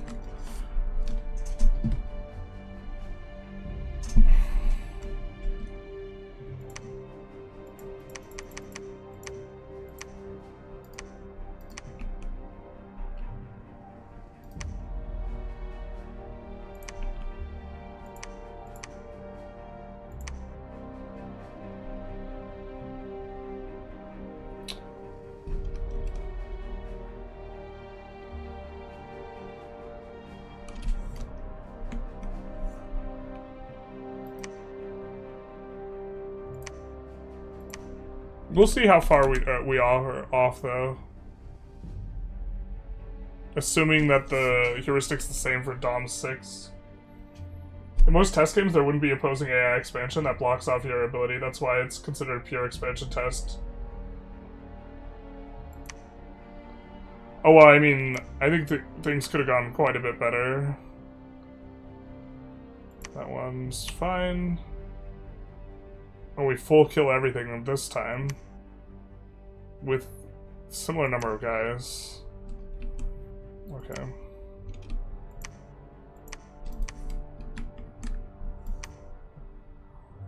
Heavy infantry and archers.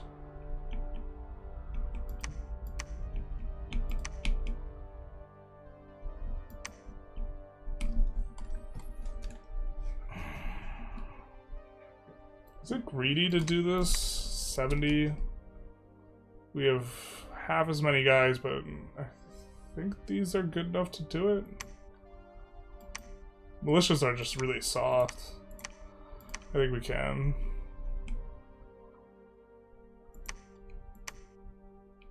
That guy will head over. I think we go down to pick up guys for the trogs. I think these guys are also... We could get one of her for scouting.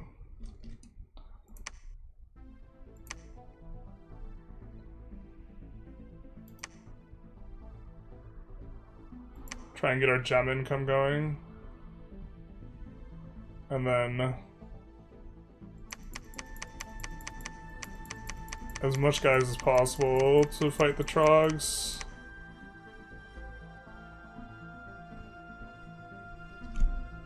Alright, we want rock throwers on the trogs. Not net guys, I think.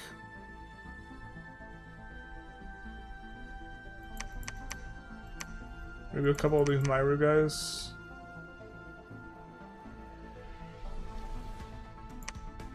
And then we put the rock throwers in... we want the rock throwers for the shades. That's right. We're gonna try go in shades into trogs. Try to do shades into that, actually, even.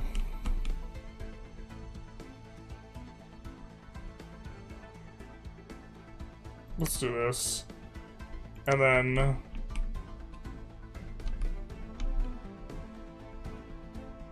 how much... 5 is the magic. We do have alteration, too. When do we get summon earth power? I think that's in construction.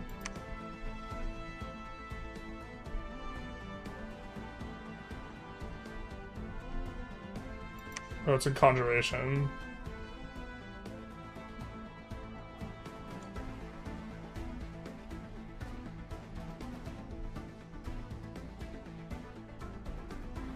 Is it not? Conjuration 3.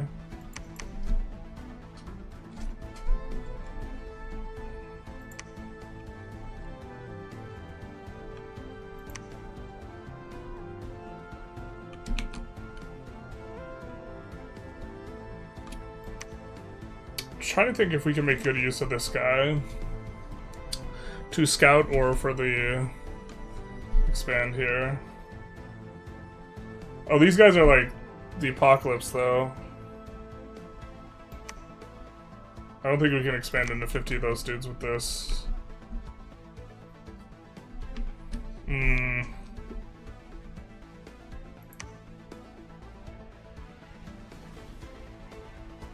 We could come back and link up to clear up this stuff.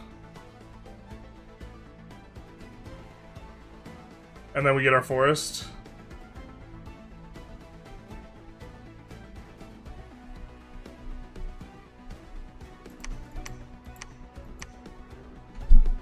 This feels bad. I don't think we can... I think if we had more priests, we could take out this.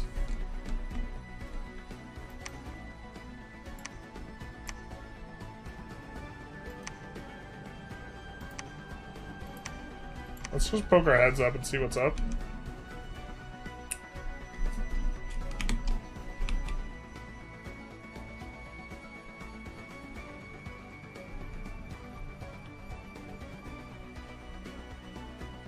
Was the blast blur and a ton of reinvigoration. What's the...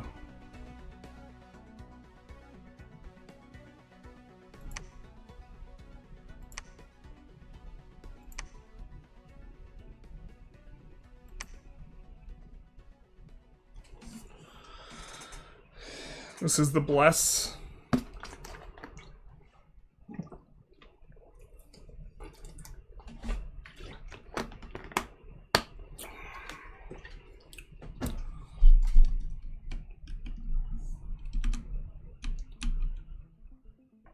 Alright, I think this is turn for us.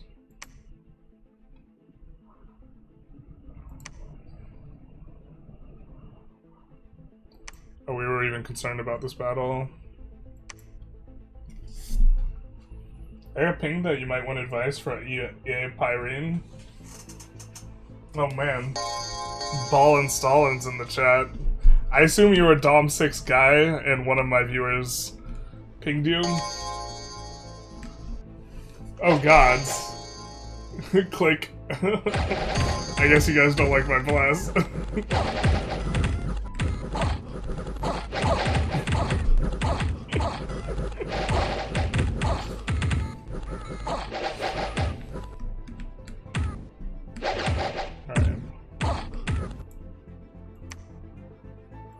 Those guys are just like unreasonably soft, I think.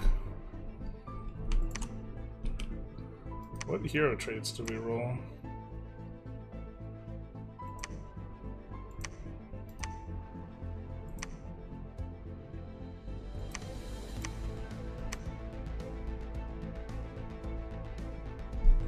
$50 Shade Beasts?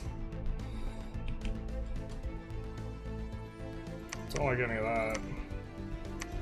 I don't know if it's Trogs or the Shade Beasts are easier. We could take this guy with us. I guess we could hit the Shade Beast right now.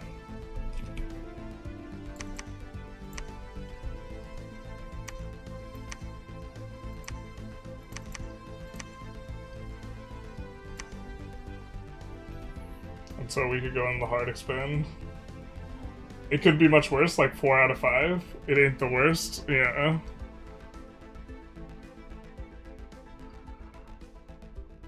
I mean, I am kind of partial to Reinvig, but it's also maybe too cute. I think we can fight this? I'm not 100% sure here, to be honest.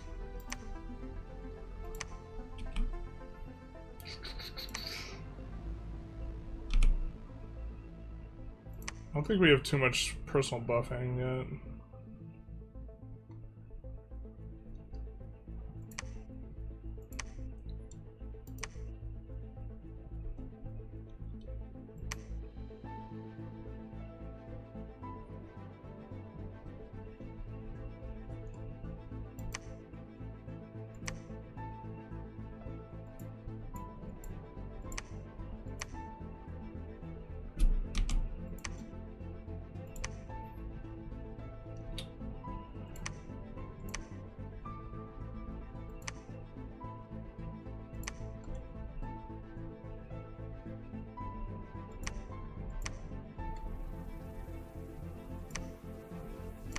think this will be enough to take that, though.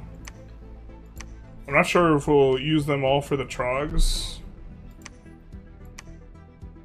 Or if we split up and have half go to the Silent Cavern and half go to Underspring after this.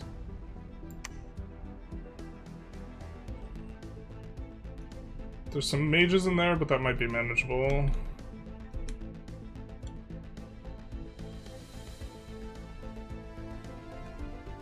Alright. Let's go back down. Problem with Reinvig early is that you have access to all the Reinvig items, and you guys want Reinvig already get through Earth Power. Yeah. That's fair enough. My idea was that to leaning into the power of like the casters later on, so like it's just more of a greedy build. Except for Blur, I think it's kind of good for early. This was my line of thinking, but also yes, it could be overkill because we have guys, we have cheaper forging on the belt that gives reinvigoration, and then strength and earth power, and then plus the reinvigoration we have, it's like 9 reinvigoration. But it does mean we can rattle off spells.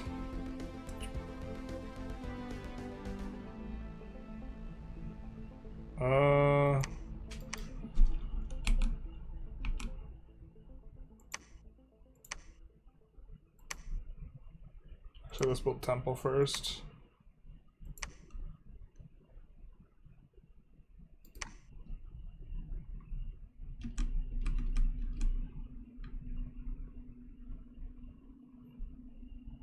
Barbs are tough. These guys are not.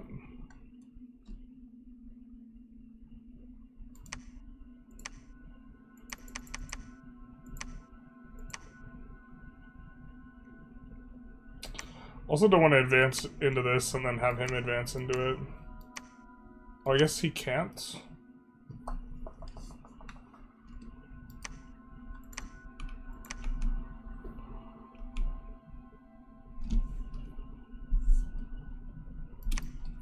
Maybe you're gonna want a fort here.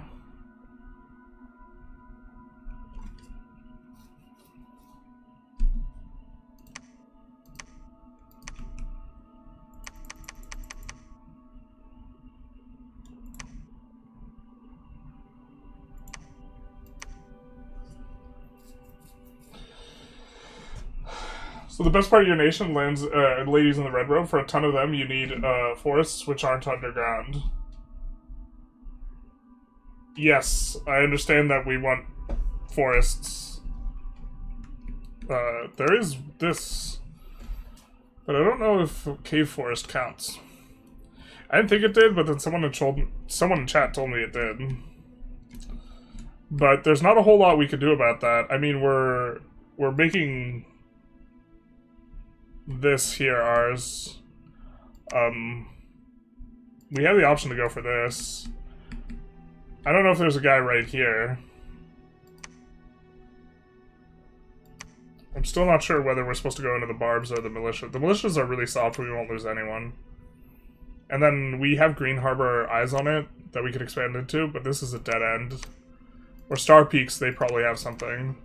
So just for the sake of still getting locations, because we're going to want to see if what we could get by turn 13. We maybe could get this in the same turn, but I think I'd rather just be safer with these guys, because both of these expands are really difficult. I think we kind of low-rolled to some extent.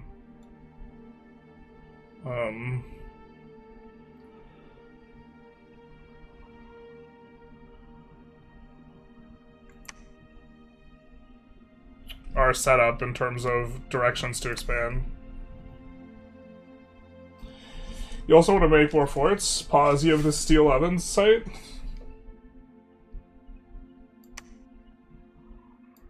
Someone said Steel Ovens earlier and that just didn't register to me.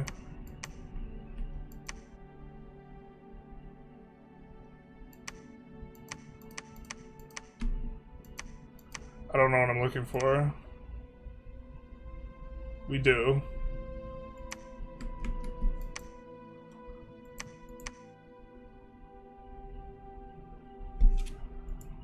That's nice.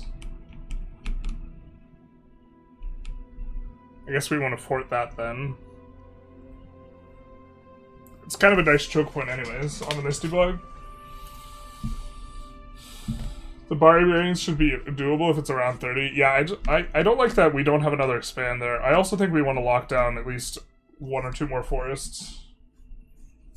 If you're not concerned about getting killed early, then it might work, the bless. I mean, I'm kind of getting... I kind of want to try and figure out something that I can play in multiplayer. For my first multiplayer. But also I'm very greedy. So whatever I pick, like...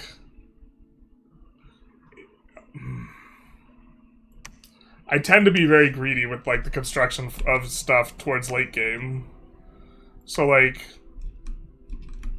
I'm not familiar with, or haven't played multiplayer, but I'm just a greedy, greedy pig. And... I just wanna... wanna do the things. Steel Element makes all the difference, makes the province 20% cheaper, it stacks with other bonuses, making some items cost as little as 1 gem. Isn't it just rituals, not construction? Rituals, yeah. Oh, and the forging of magic. Well, that's gonna be good for us, because we are already getting discount. The bless is more mage-oriented. It's 100% mage-oriented. Yeah.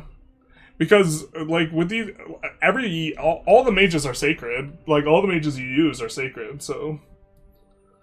Like, this game on stream during last stream, I'm glad it's being covered anywhere online. Yeah, it's difficult to find content for this game. How many? Just 1 cave cow. That's fine. We can just leave them there. But it looks like we're gonna have... So the benchmark for turn 13, 1, 2, assuming this goes well, let's pass and see how it goes. I'm confident that we win both of these.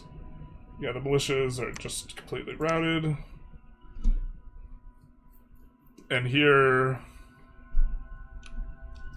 we only lose 6 guys to the shades. Yeah, the bless is more mage-oriented.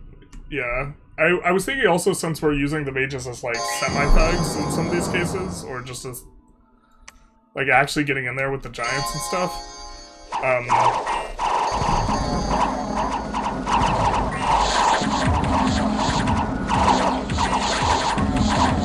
I figured that the blur would actually scale decently well, too. And then... The poison resistance is to give us access to, like, a Foul Vapors game plan, and also to... I kind of wanted to tag a bunch of resistances, because I felt that ways you lose really, really bad is just massive AoE, and the resistance would kind of help a little bit.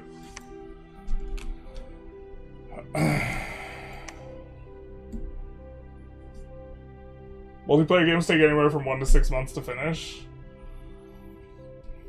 Yeah. I don't know, yeah, maybe I just don't have the patience for it, too.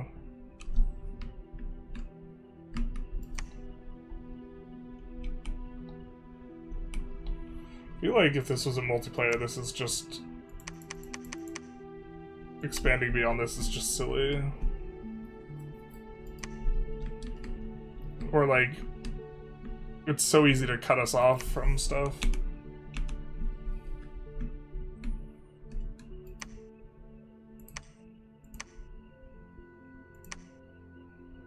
Okay, but how do we do on the expansion? 1, 2, 3, 4, 5, 6, 7, 8, 9, 10, 11... Wait. 1, 2, 3, 4, 5, 6... 11, 12, 13, 14, 15, 16. So 4 under par, I guess.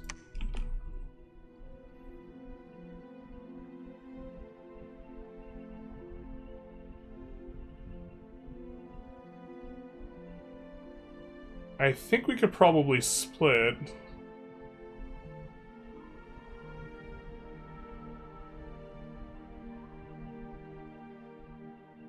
And send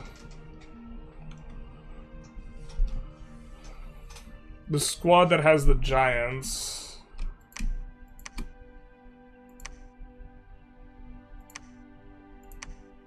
with this guy, and then send a much bigger squad with the other two. I think we could grab this. And then I think we can search, fort, etc., and then link them back up for the below. Because this is going to be the hardest thing for us to fight down here.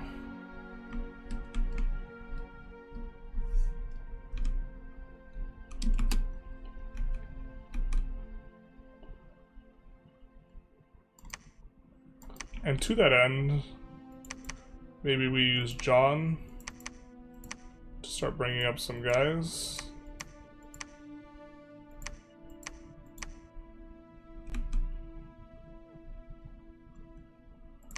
And then here we will make our lab.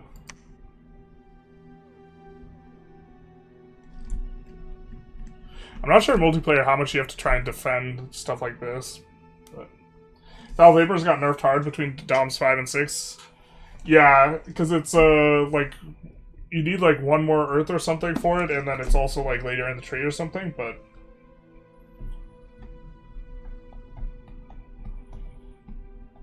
yeah. Lucid Tactics and Itsmu are the biggest YouTube channels that consistently upload for DOMs. Yeah. Who told you 20 was par? Someone in chat earlier, and then I was like, I don't know if I can do that with this nation without like a expander pretender. I don't know. I feel pretty bad because we lost this location to a villain really early on, which kind of scuffed the whole thing. But the nation doesn't seem that bad for expansion, other than some things are just bait. I don't know if we can expand on the Jaguars. My like knowledge base is also like a little bit sus. This is just super soft though. So I guess we go this way. And continue looking around. You get 15, that's normally fine. Yeah, I mean, my expectation is for us to be slower in general. And then I'm just praying we don't have another cave person and we can just pick up extra locations in the caves on average. I don't know. Hopefully these battles don't go bad. These battles could go bad. A couple people cited 20 by 13 for MP.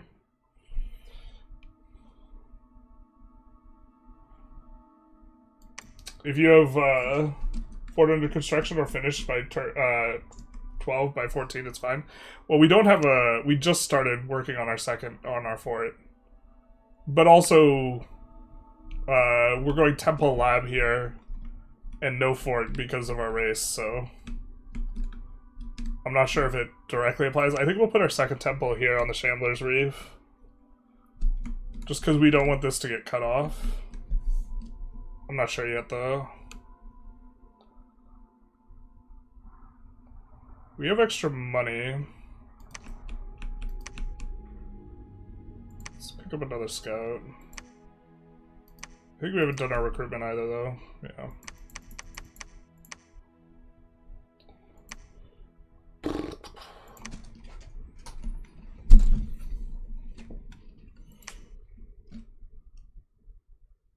These guys are really expensive on the cash in terms of infrastructure.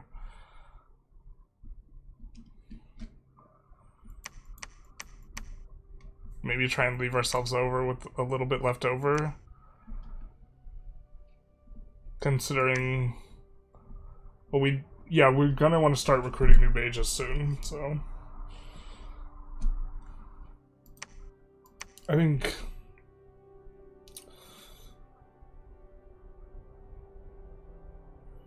We're gonna want to start exploring magic sites too. Jags are like light infantry. Do you want your first MP play to long form blitz because that changes a lot of things too? One of them has like faster research, right? I was planning on playing with like normal speed research. Cave expansion can go a lot slower. Yeah, there's a lot of stuff that you just like, oh, I can't expand into that. Just kidding, I didn't mean it. Like, I don't know if... We're gonna see if these battles go bad, but I think they might go bad. Dude, I had a feeling you'd be into Dominions. I've been having a lot of fun playing Dominions off stream. Alright. Lanka doesn't like us now. So this is in the mounted commanders. I thought it was just militias and heavy infantry is what it said. Did it lie to me? It wouldn't lie to me. Yeah. So they get us on the charge. We're done their routing. Alright, fair. So how much attrition we get? 3 units is not too bad.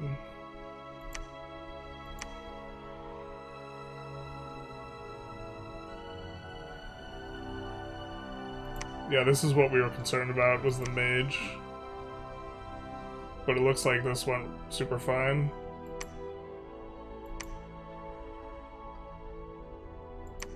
What is we have double heroism. I wonder what the experience on these guys is starting to look like.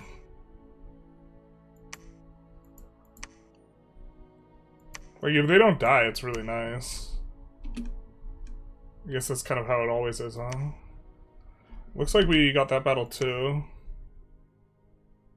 Took a lot more attrition here on the troglodytes. Let's watch this one.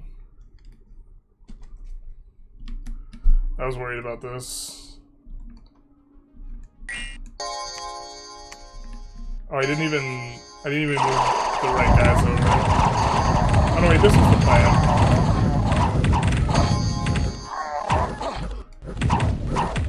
Have the idiot cheap guys slow them down for the back rides a little bit. Yeah, it still went kind of poorly. We could also put our next fort on the Trog cavern here. That maybe makes some sense.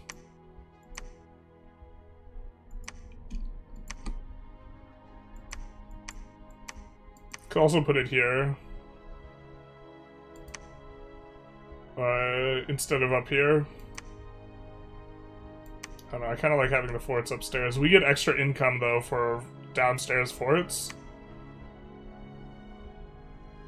And having a silver deposit and a gold mine probably makes it so we want a fort there.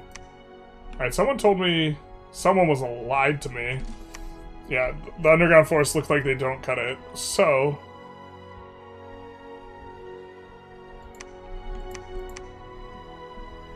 we could search with her.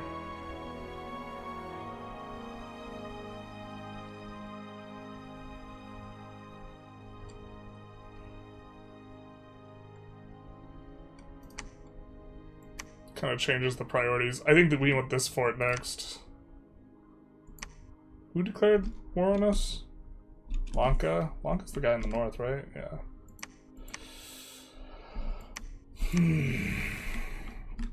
Which kind of makes us want a fort over here. Elephant Riders we are not expanding into. This is kind of rough. Yeah, I don't know if we can hold this. We have, like, not a lot of stuff over here.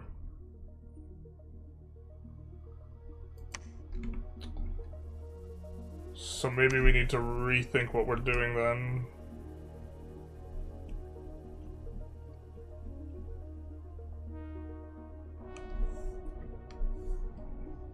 If we want a fort here for the income, that's fine.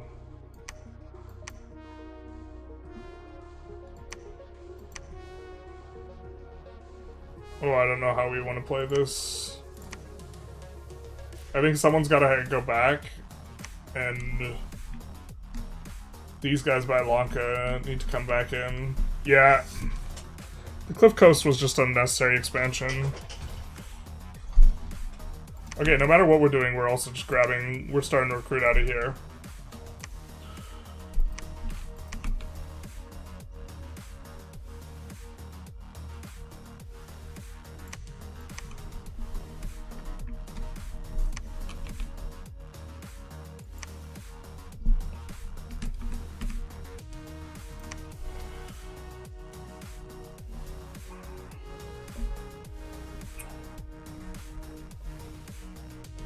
We could try and move through this. The problem is I think the elephants just really tend to do a ton of damage. I don't think this unit could take that. I think it's more than they can bear. We could go on a long journey. I don't think I like that. Yeah, I just think we'll just walk them back to Towers of Heaven at the least. We could recruit a Shambler. Which we'd maybe want to try and get down here anyways. Well, usually I think it takes like quite a bit of investment.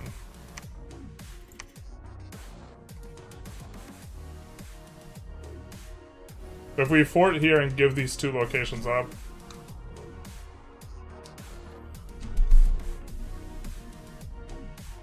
we could maybe try and play into this. I really would like a second forest.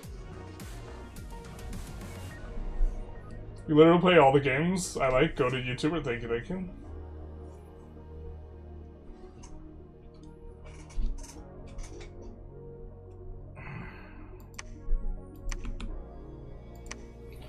We could also recruit our own Trogs. Yeah, I know Trogs have trample.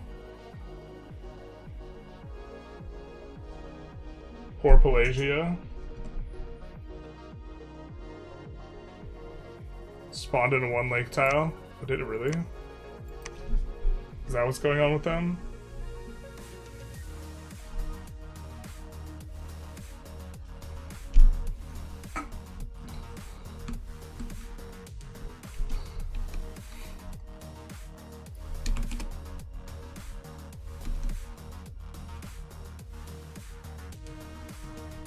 I wish I had a better idea of how much power we needed to fight those guys, and I don't.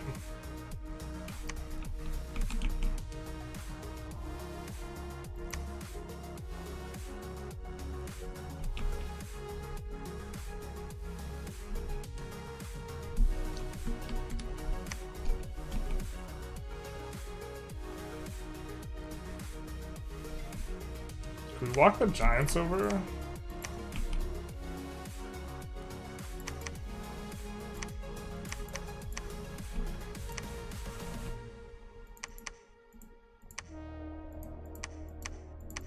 No.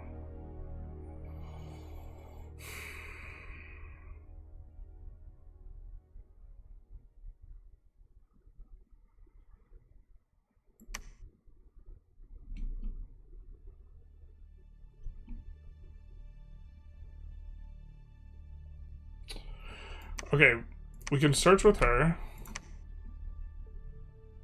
We can come here with these two. We can lab and temple next turn with those two.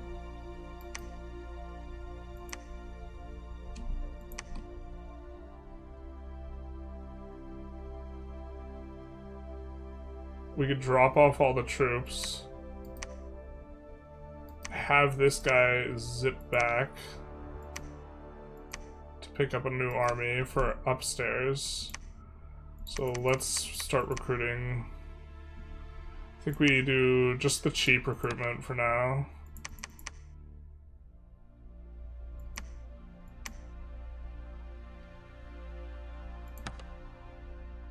By the time he gets back, be a decent amount of clubmen. Do want to hold some money back for infrastructure.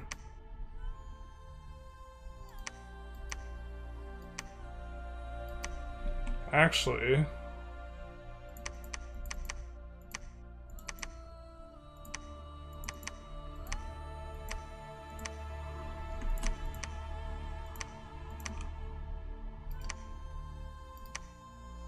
you can pick up this guy on the way.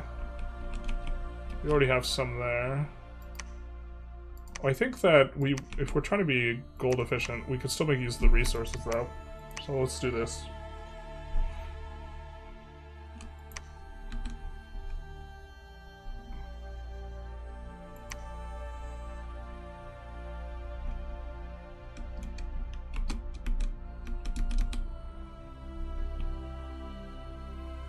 I'm just kidding. This guy is bringing over guys.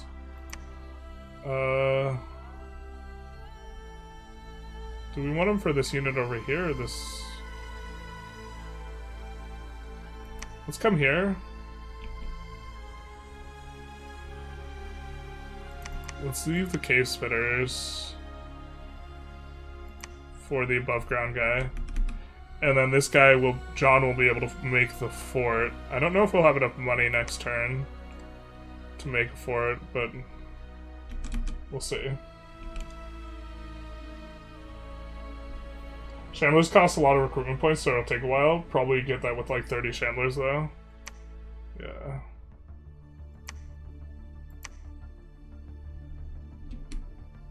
What? Okay.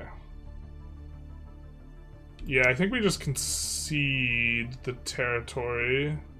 We could try and hold on to the forest and reinforce this. The other guys haven't aggroed us yet.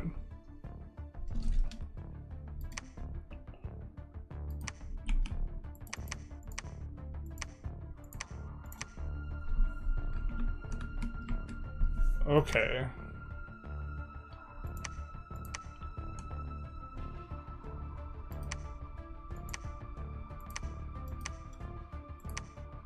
This guy can search. This guy can make a lab. This guy can start on the palisades. And then this guy can preach.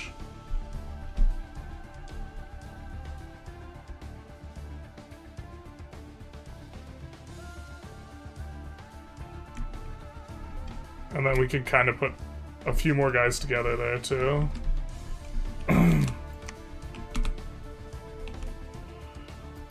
Don't have much money. Let's rake some of this back. We need just a little bit more. Oh wait, this isn't done yet.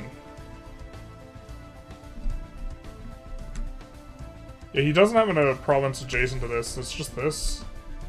You could go with a little bit more PD to try and hold on to it. We'll see what we have after we kind of add some more of this back in. But actually I like Temple over Preach here.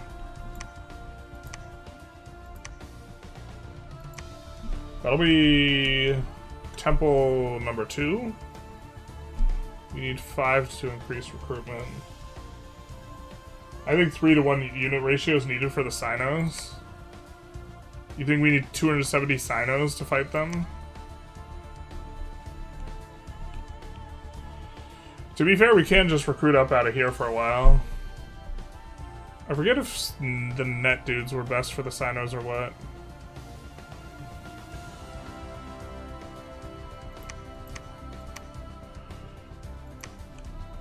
I guess that's that.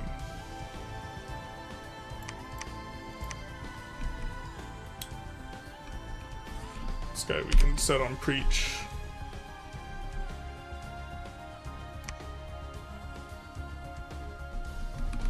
Well, we don't have anyone else in the caves, so even if we lose all the above ground, we're still in a good spot. This is really obnoxious, but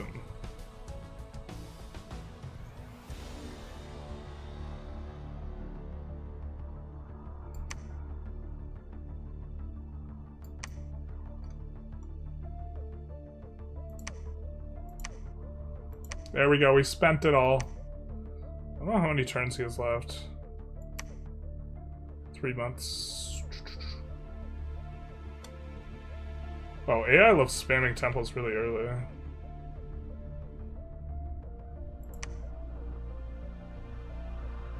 Nice. They go for it. It was a mistake. So we have the province defense in here, which is what we are adding to when we click that button that costs 7 gold, is people who will always defend the province. And those guys soak up a lot of the archer damage. And then our guys who actually just hit like trucks get in. Demons fight fine in the caves.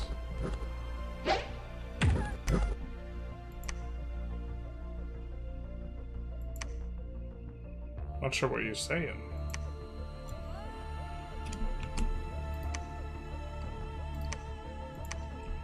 We're gonna search here as well.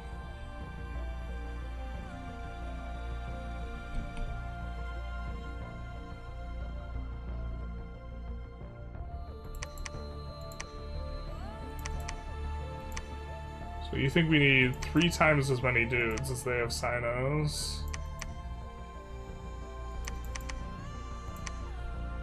I think that seems overkill.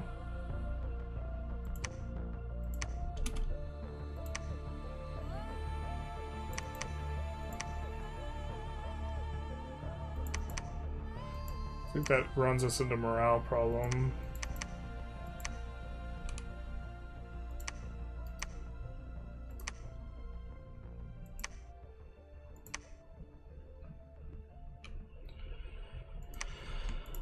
Okay, if we move on with both of these dudes, the other guys are fast enough that they should be able to catch up. But we would have half as many guys as they have sinos. Or about the same amount. Do we really need 3 to 1? That seems wrong. Seems like not the numbers I remembered. Well, if that's the case, we should just preach and research instead. And recruit up some dudes instead. I guess we could do that for a couple turns.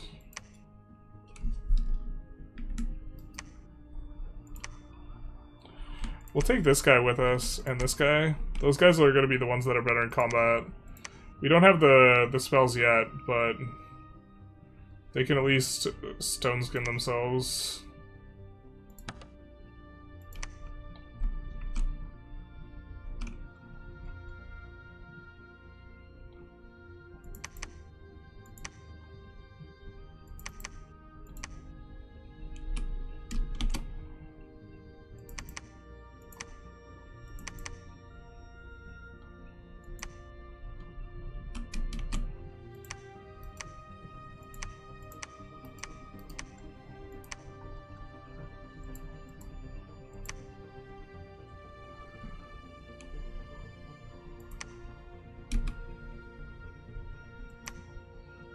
And we're looping.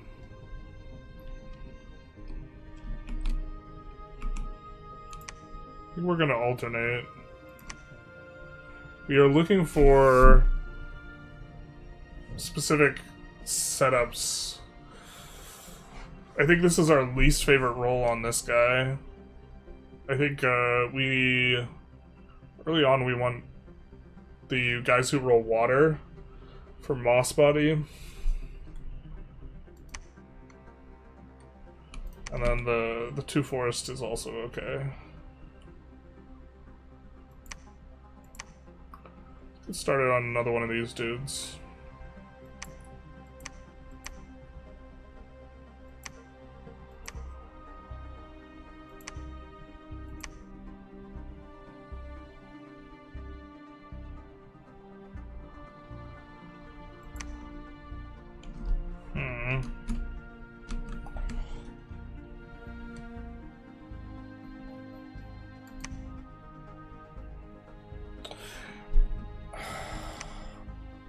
I think we could fight the Sinos with what we have.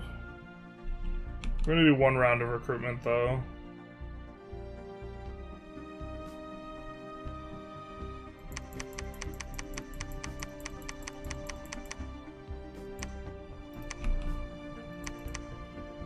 We're just maxing out the guys we could get there.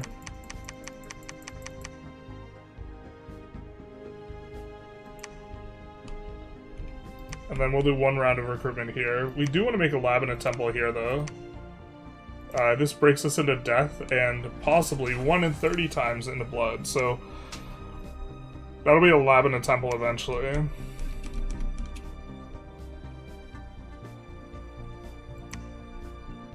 Let's try and see where this guy's coming from.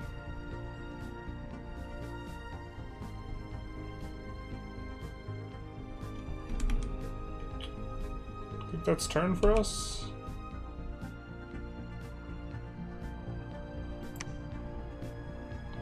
This guy runs it down again.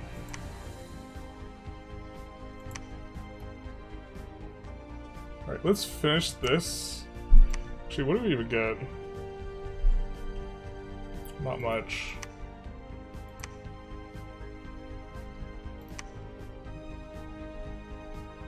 Strength of Giants is kind of alright, especially now that we have a couple...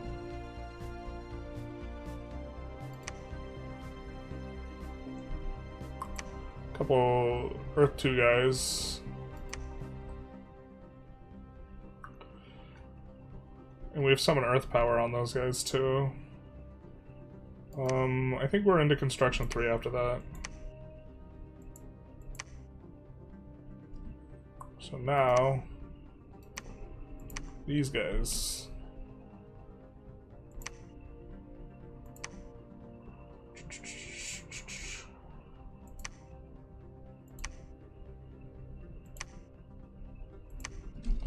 Do that. I should write down which thing I'm control grouping. Maybe.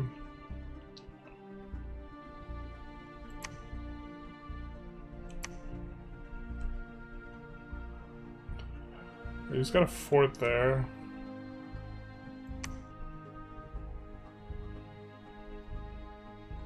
There must be... this must be like a lake for him.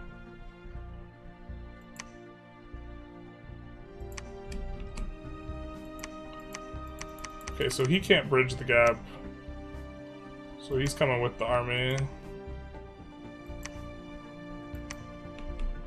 And then here...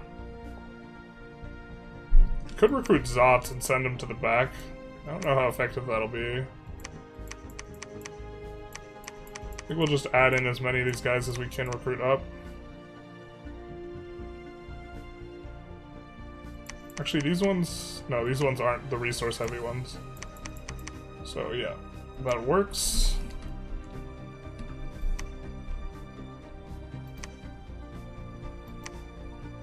I think we're going to recruit a commander here, a Shambler, to start on the fort next turn.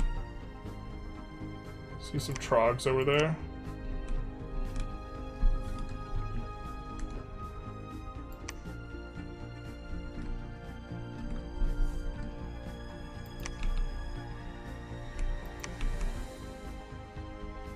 And then... I think on the surface we prefer the heavy infantries and the club dudes.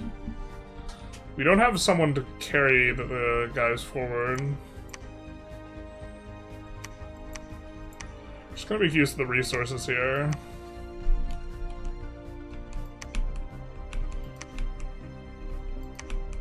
We could start recruiting Trogs out of here as well.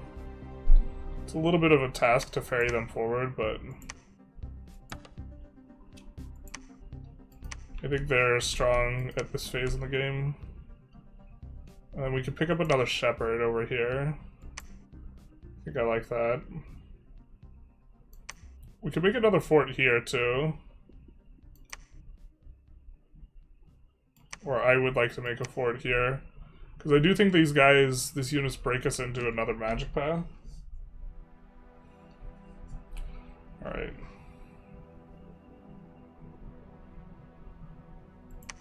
Palisades are done.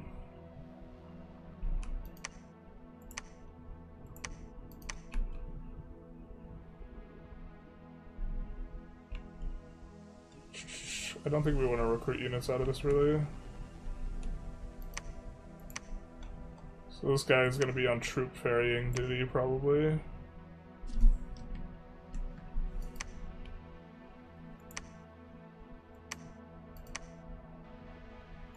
I think we can build our palisades here now.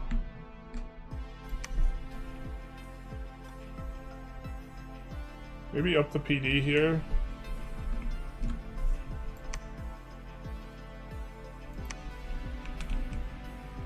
Oh, I made a horrible mistake. I forgot to grab the units. No.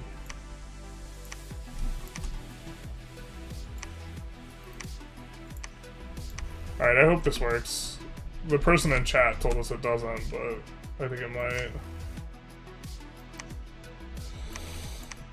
Oh.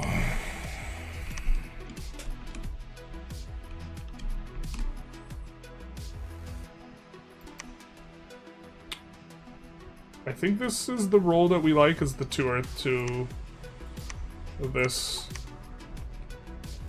We would like to recruit another guy here, so let's see if we can maybe make that happen. We can do that there. And then that. Have a little bit of money. Send me your energy, chat. I don't know if this works. These guys are really, really tough. I think actually we may want to put the idiots in front. So the idiots eat all the archer fire.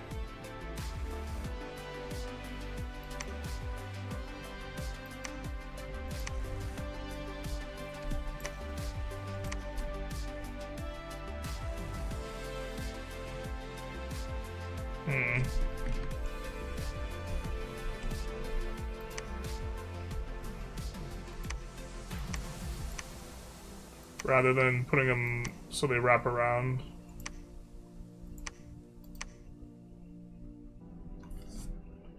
They will charge forward right away.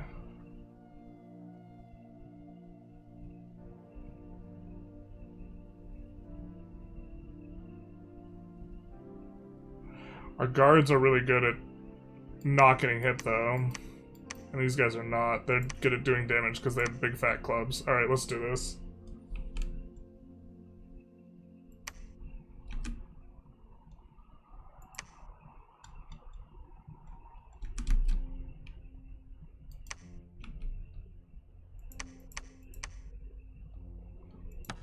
And we will start recruiting those guys up before eventually going into the water. How many locations we on?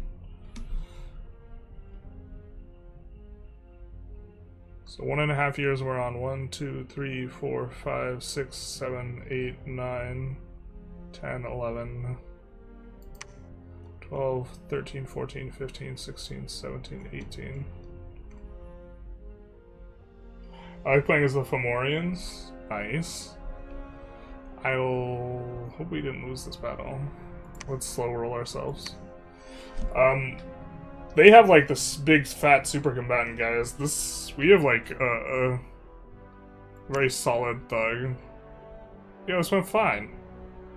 Let's watch the battle. These guys are super spooky.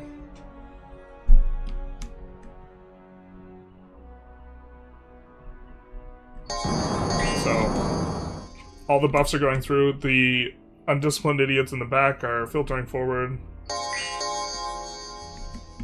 I think this guy's on advance and cast spells, not just attack, so I think he'll stop to cast spells. We didn't want him to just, like, run it down, but I guess he kinda is. Yeah, there he's starting to cast. Some of the undisciplined guys are in. And these troops are probably better than our generic troops, so after we build them fort and stuff, we might use some of them instead. I think you can fight the throne. I think we can too, with this. I feel like this game would be grouped with a good group of 3 to 4 fellas. I think so too. I don't have a friend group that is interested in playing this game now. Could try and recruit a bunch of like Vic 3 and EU5 players, but then might be really mismatched.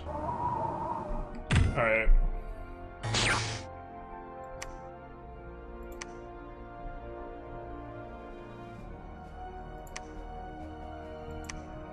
So, I mean, we did eat a ton of casualties. They're not a guy you want to expand into lightly. But this is going to be nice because these guys can break us into Astral really easy. And Death, but... Okay, so we could start a lab and temple down here. There's another 50 dudes.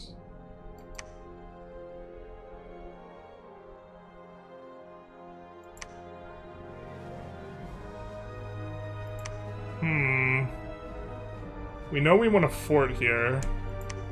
So what we could do is double search. And then build a lab. And then this guy can preach. We still have some money left over now. And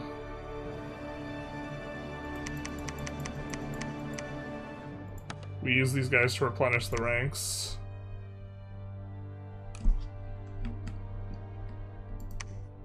A smidge. Mistake not bringing those guys. Feels bad.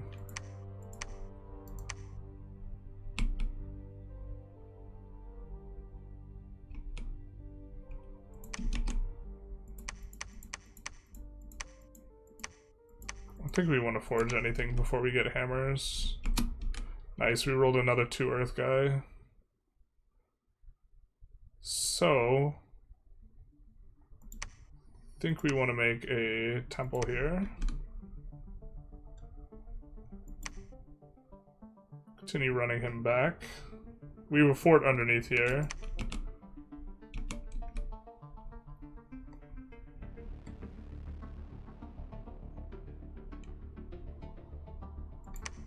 Let's come back down. I need to find some income.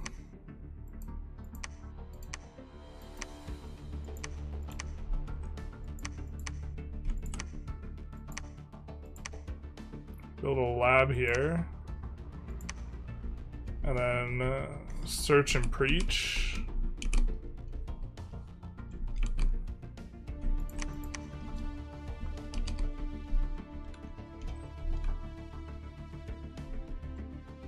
There's Lanka's capital.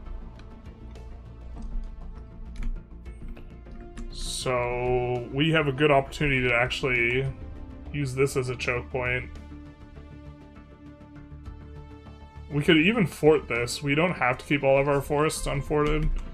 The unforted forests are really important for us, though, for generating these guys. Which we're not really making use of yet. Actually, what are we doing here? Let's have this guy at least search where he's at.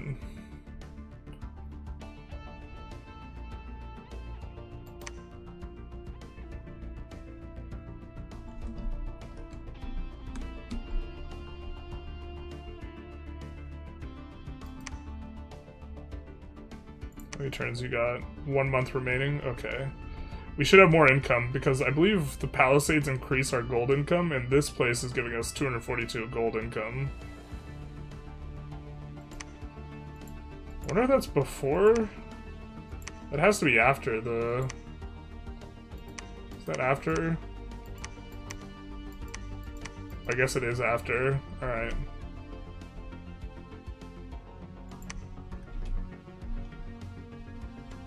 Oh, we...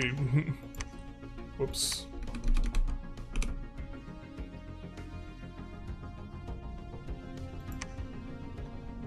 So now it's making us 309 income.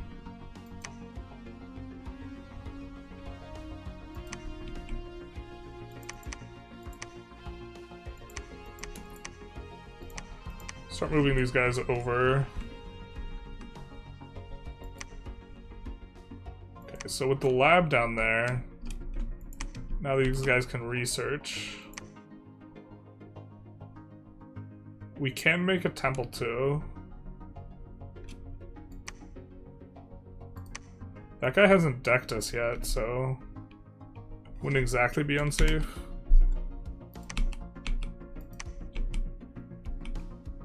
Getting a decent sized force here.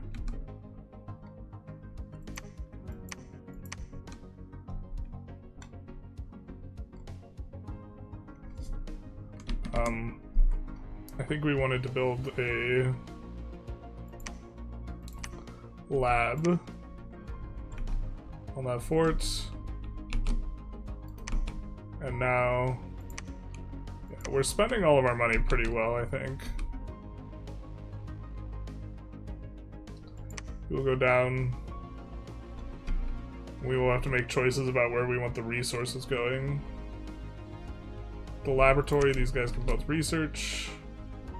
We would love to find another 100 gold somewhere. I don't think we're going to.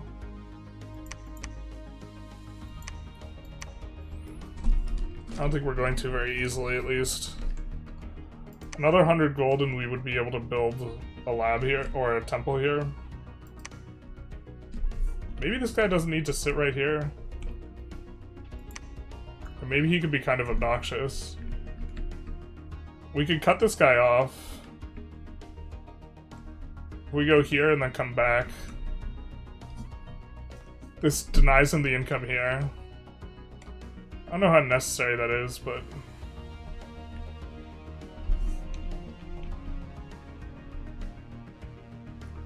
Could also just link these guys up so we're less vulnerable. We could deny the income to 2 locations if we go forward, but we don't know what's up there. Might be something spooky, and if we come here and then there's something spooky, then we might have a problem. Not that we're checking that carefully, but... Let's bring the scout there, and I think end the turn. I think you could always enter a multiplayer game that the big Dominions player has host.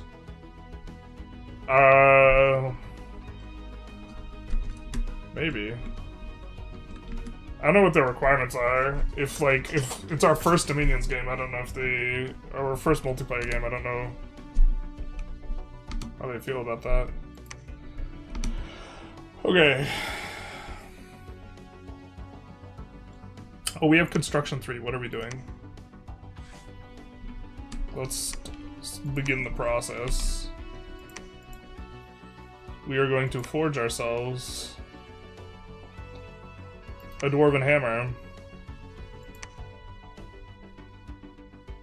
Oh, but we don't want to forge it here. We want to forge it elsewhere. So we're going to move them up. Okay, so for the research, we want to move him over to here with the steel ovens, with the construction bonus, where we get a discount on the item.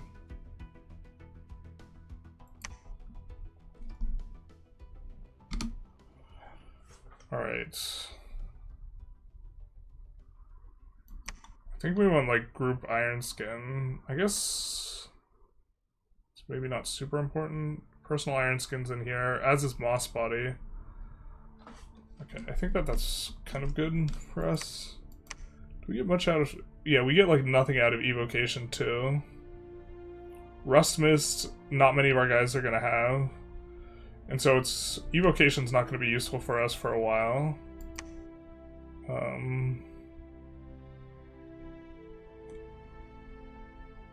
Gift of Giant Strength is okay. Lanka, we don't really need strength to do damage, though. If that's who we're really fighting, right?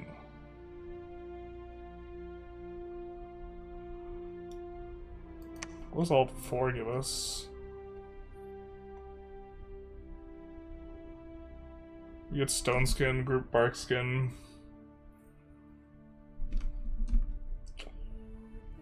Liquid Body. Mist Form. Could go Alt 4. I think we don't really have too much out of Conjuration 4 we're specifically looking for, but I guess Strength of Gaia. Is there anything in Construction 4?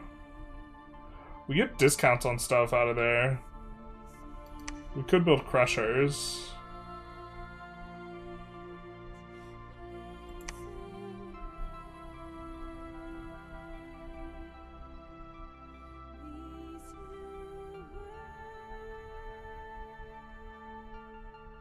I think I like Alteration 4 into Construction 4.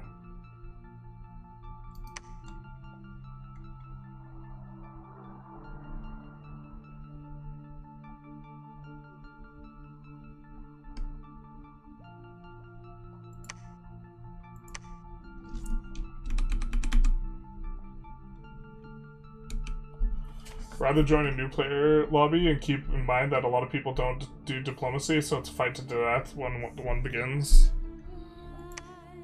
Oh, I've definitely done Diplo with people before. Guy kills all of our shamblers, son of a bitch. We're recruiting those. Hey, I'm recruiting here. Yeah, that was my mistake. They weren't set to... We weren't setting them to, like, retreat or something. There's some Shamblers over there. I think this goes up next turn. And then maybe we could try and make use of this forest. I think it's kind of risky. But I think we go for this. Well, if we're not trying to hold this forest, we can come back here and hold this. He hasn't gone for that. That's just more income for us. There's no connection between these two locations. And barbs are a little bit spooky, but let's bring it back.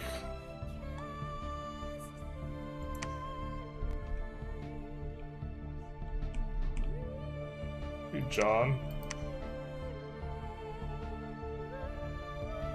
So John will be able to fort this up for us.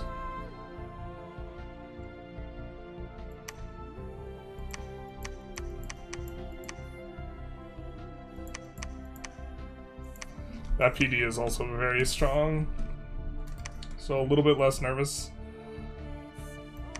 about them coming down into it, but I think we're going to leave it a little bit vulnerable and without a temple for now.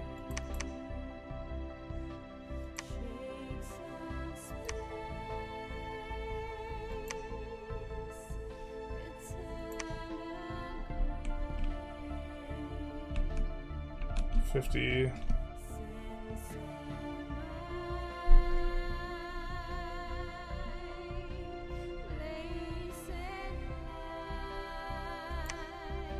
I mean, I guess we're kind of okay researching. Yeah, let's actually research and build a temple. And get one more round of recruitment.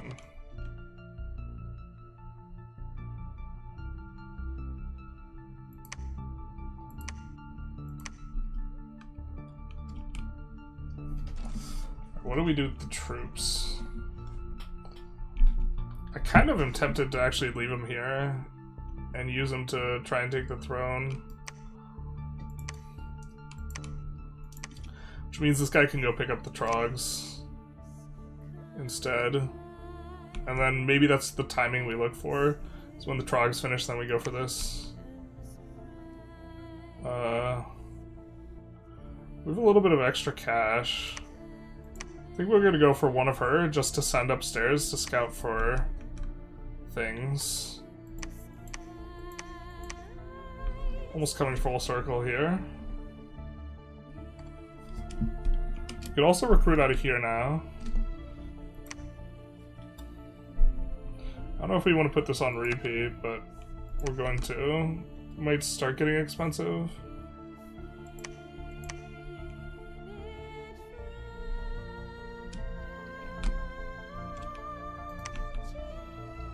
We also might be in an environment where we're not recruiting any more of these kind of researcher dudes out of here anymore.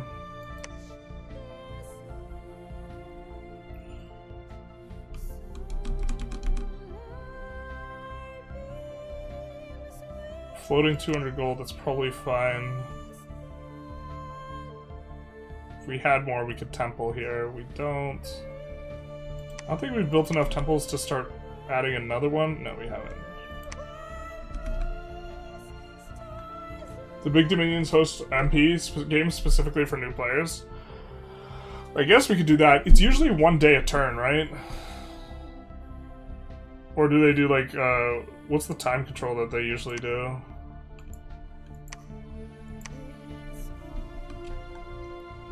Oh wow, we rolled 2 water on her. I don't think, I think it's 10% to roll an additional path. We maybe want to be a little bit careful with her. Maybe. Alright, time to pick up Trogs.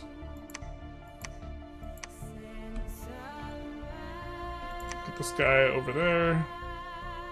Although we could have him scout first. That's probably okay. Okay, we'll research.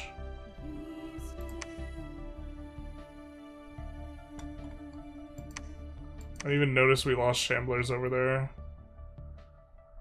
But you know what?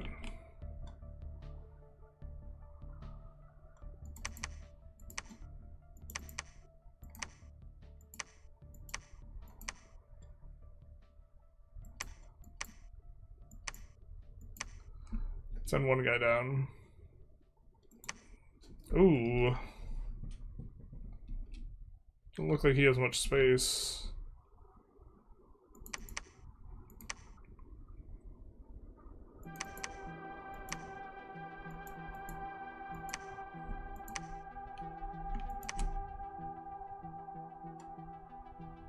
And now it's only 30 units as well. That works out. Oh, but we wanted with this guy. How much does the trog cost? 50.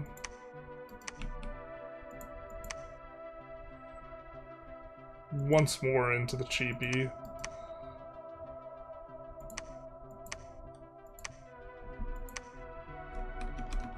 Let's palisade up there. Just barrier up. If we just control the entire underground, we should be in fine shape too.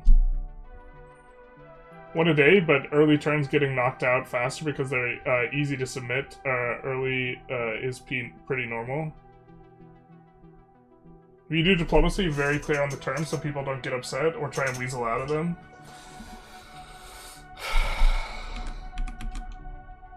Usually I'm pretty good at being specific.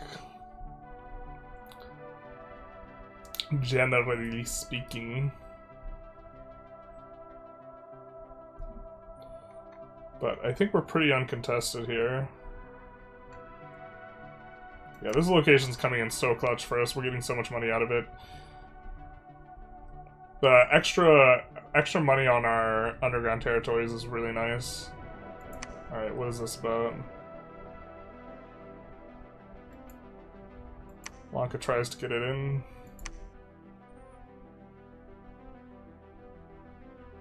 We are successful, lose a ton of Beck rides, but that's all we really lost. We lost one guard, kept most of the warriors. And this is that's the place we abandoned that we lost. So that's super fine. And then the fort finishes. So now we probably can recruit a little bit more Shambler.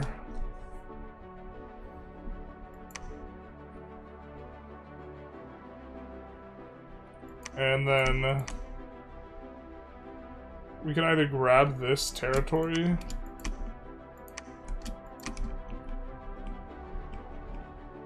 I think there's a Shambler there. We'll send this guy to pick it up, and I guess we'll grab this location out from under them.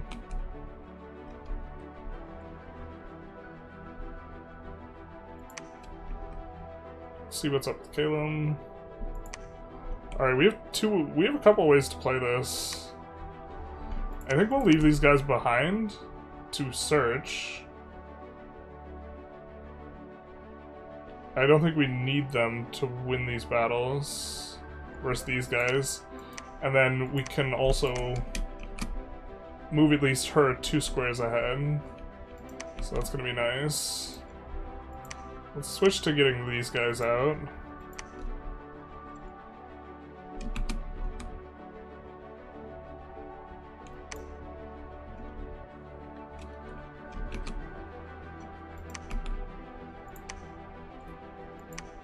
God, the money feels so squeezed.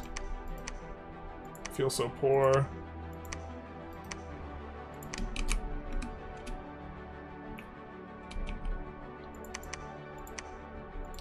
Where are these trogs going?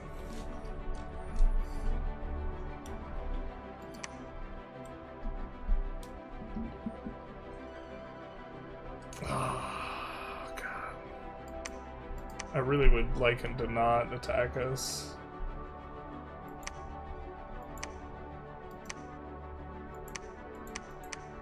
I don't think the trogs stop him, but we might come up through this cave area here. A little bit more flexible. I don't think we could just add more PD to, like, if he attacks us, I think we just lose this location, so maybe we shouldn't have built a temple. I think usually they send you a missive where they're like, yo dog, it's war. So we haven't gotten the missive.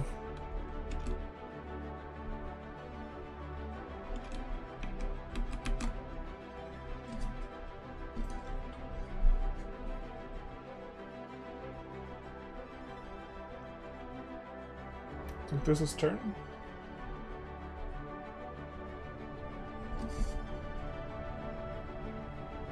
Found a magic site.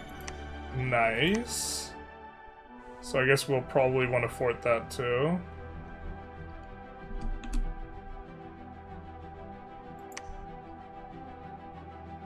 This is us versus the Barbs. Don't lose too much.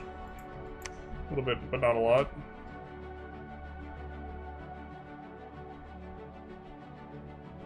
Oh, I'm silly Billy. The Trogs we wanted for something else. We wanted the Trogs headed this way. Now they don't get there in time. Son of a biscuit. Because this guy's coming down. That's what the plan was. You almost have to like make notes to yourself about like why you're doing what. Like forever ago.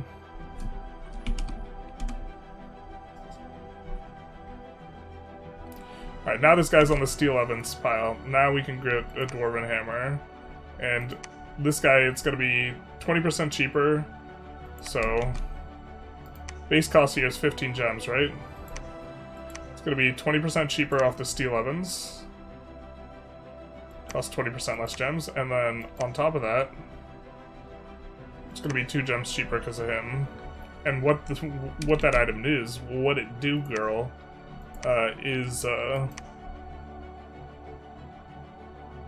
gives us +2 forge bonus, so makes things 2 cheaper on top of that. I don't know if the percentage bonus applies first or second, but okay.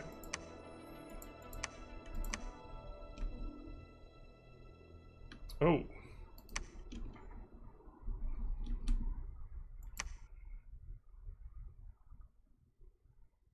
Goddess and a Mound King. It's interesting.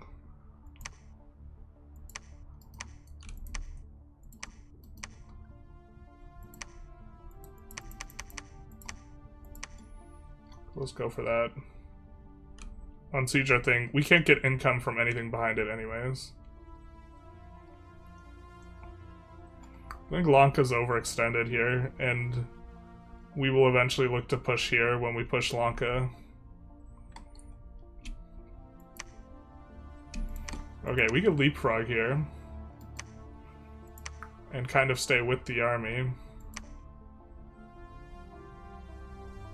We get use out of the combat stats, and okay, we will have to search every other place later, but we can do that. No.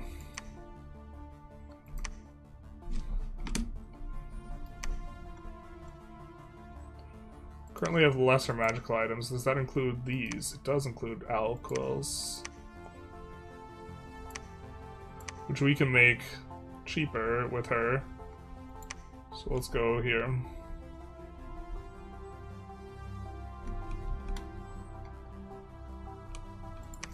Well, we can make cheaper once she gets a dwarven hammer, and so we can speed up our research. Although our gem income's not all that great.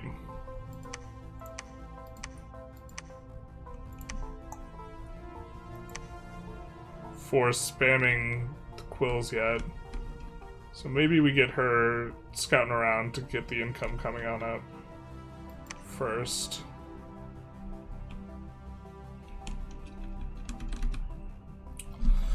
$1,400. What do we want to spend it on? Well, we're attacking out from here next turn.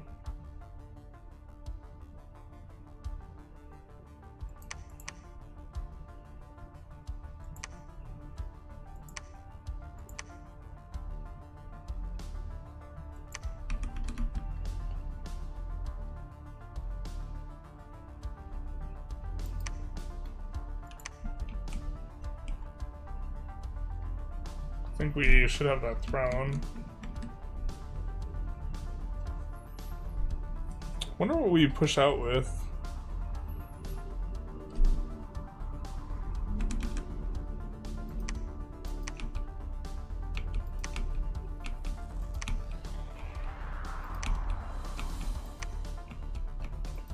I want to pick up a scout.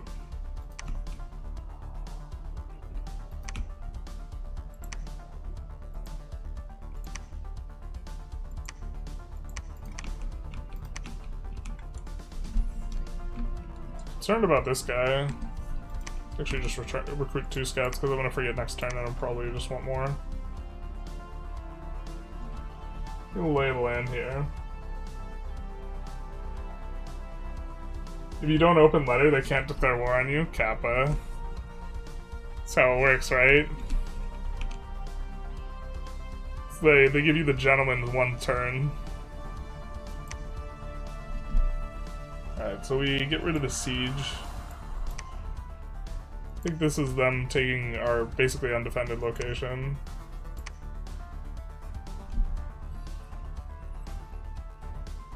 And a little bit of attrition, but not a lot.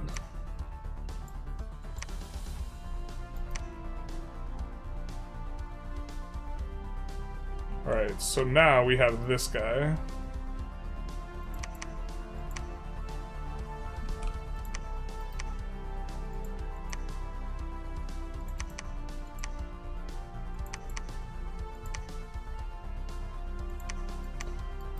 That's a lot of cave cows, brother. That's a lot of upkeep in cave cows. We're better than stone. We could just do regular stone skin now. Alright.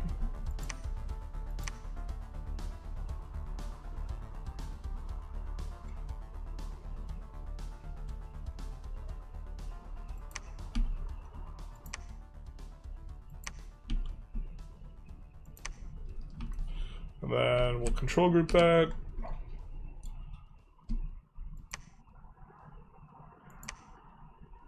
We'll use that guy, these 2 guys, and this guy.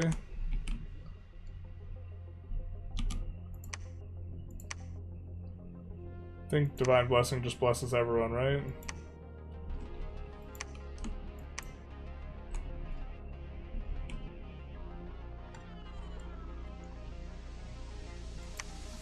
Do we need to news this guy? Probably not.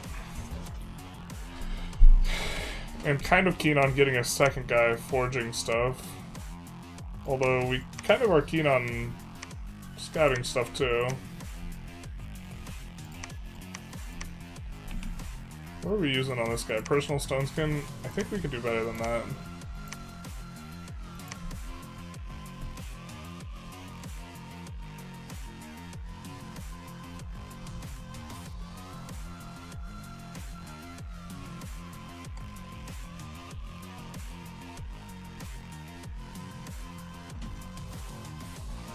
Personal iron skin. Moss body bad for us right now? I think moss body's alright.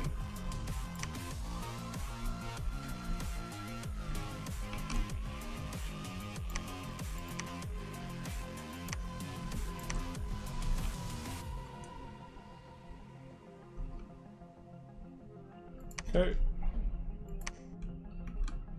That should be a good squad. And now this guy, who has forged the hammer, will use the hammer, and with it, he will forge another hammer. At a discount. Much cheaper. Big nice. How we drew it up.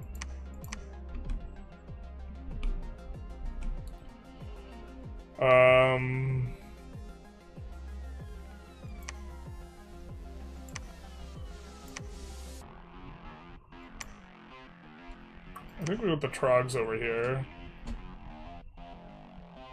What's this about? Oh, is there an underlying disease thing here? I hope not. I'm just gonna give them all that macro. Ugh. Normally we don't see too many diseases on our guys. I don't think that can handle all that. I don't know how to send Diplo for an alliance, but I think we would want an alliance with them. Okay.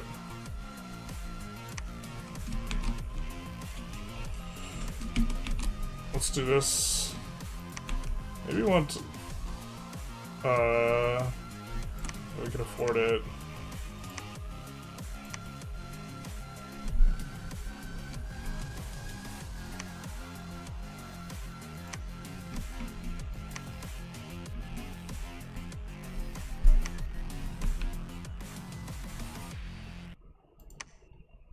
We need a lab here to recruit Zots.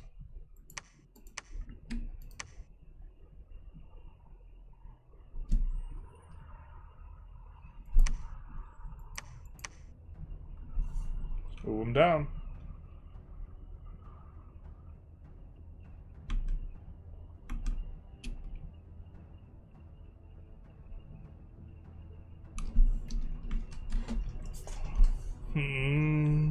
Okay.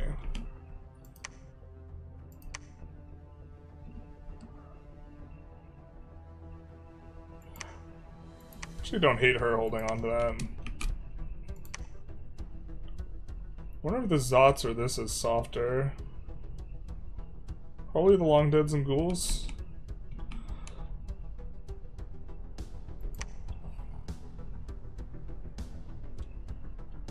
Okay. We maybe have to fort that area because it's an entrance. I think in general we want to fort every cave entrance. And if we fort in the caves we get additional income, and there's woods up top. We could even expand into those woods. I'd like to make an alliance with Calum here, but...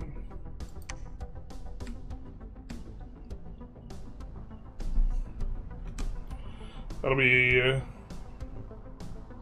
little bit of an awkward spot.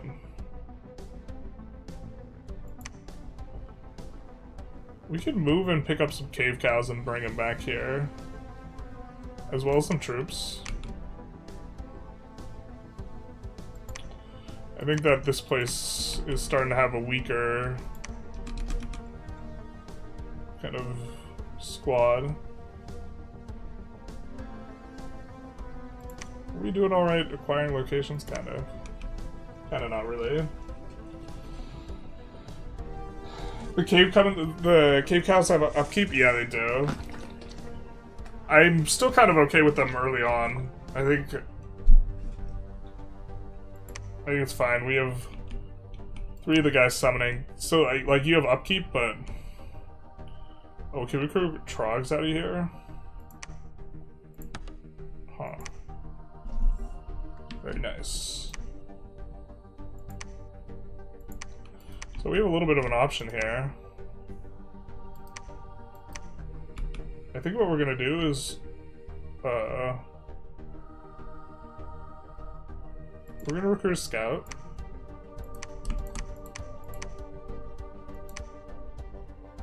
This guy's gonna build a lab.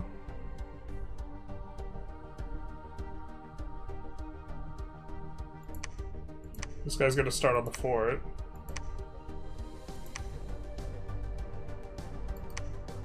These 2 guys are gonna come here.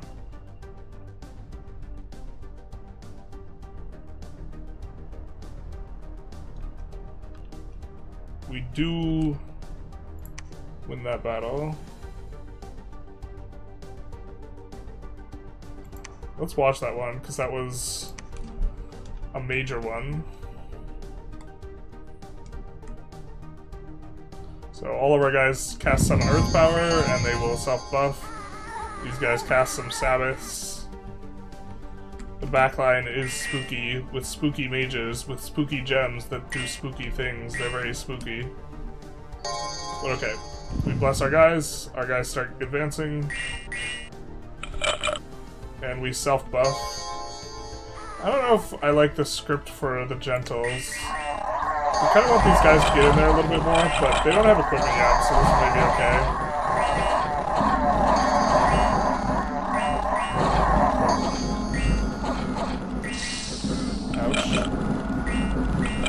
Those guys start fleeing.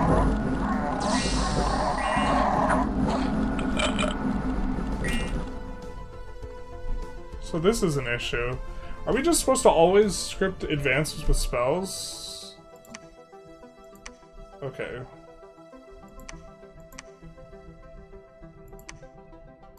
Lack of supplies, yikes. Wait, who attacked them? Oh, we attacked this. Lack of supplies is yikes.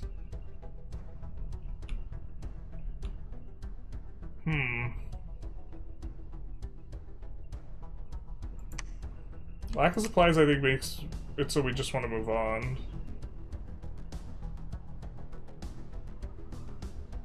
But we do want to get a fort there.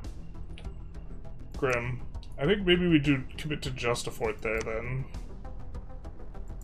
We don't risk these guys, like, if these guys get attacked by the... Well, they're free of military units right now. Kind of awkward, but... Alright. Let's actually do this then. And now this guy can claim the throne. What throne is this?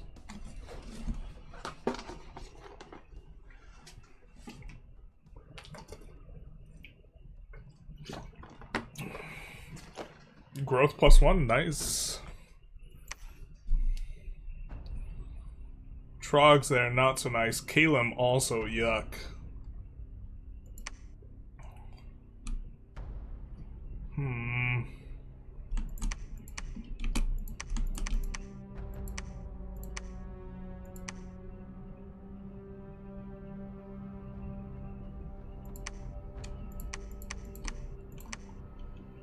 I think we want to get in there and then attack the Trogs, but maybe we have to fight Kalem. Or tolerate the intolerable.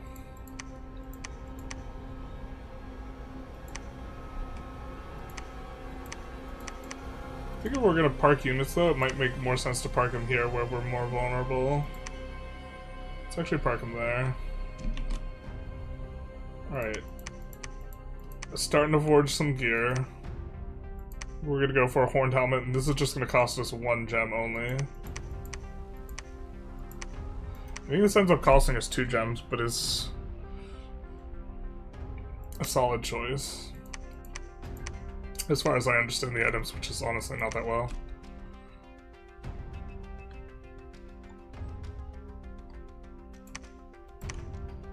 Let's actually scout the other way with this guy. Do you generally stream this late, or loving the game? I'm enjoying playing the game, and then I was like, I have been playing it in my free time. And so this is me, like, deciding to stream it, yeah.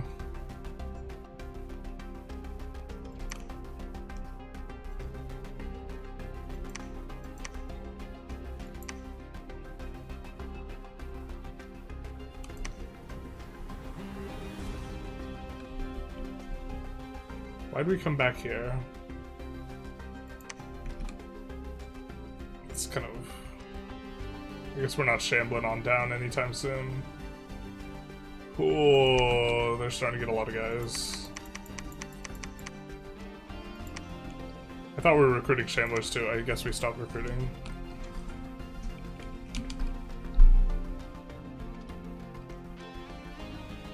This guy was coming for building a lab, I think. So we could get Zots. Lots of Zots.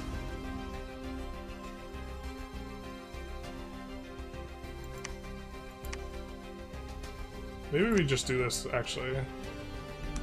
We get more combat stats, and then we get to try and cut Kalem off a little bit better.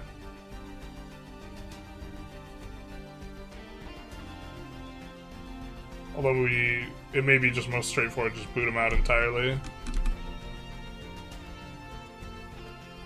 Can only do non-aggression packs with the AI. Nice. Hey, really enjoyed the Sweden run. When's it scheduled to continue? We're gonna play Saturday and Sunday, I think, on the Sweden run. In the morning, like in kind of the normal streaming time. Although that run is really frustrating right now. Like, the naval being, like, super tedious is annoying. What is this to forge? 0 encumbrance. Maybe we should be forging a ton of those. Where are we recruiting out of here? Yeah, just more of the commander. Okay. I think we're okay with this. God, we have so much money. This is like, we're making a mistake somewhere. We should be spending down.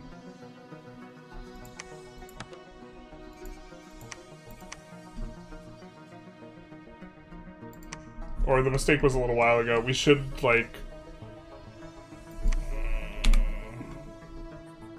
Yeah, this is the mistake. The mistake is we should be using our forts to make mages more. Oh, and we stopped on these. I'm just gonna put repeat recruitment on this. I'm a little bit concerned about this. disease. You disease resistant. So I'm hoping that there's not some underlying thing that we just haven't scouted out yet that just increases the rate of disease there.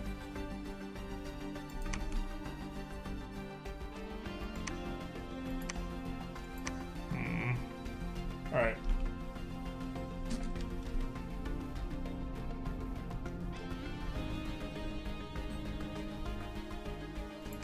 See, our research queue is empty.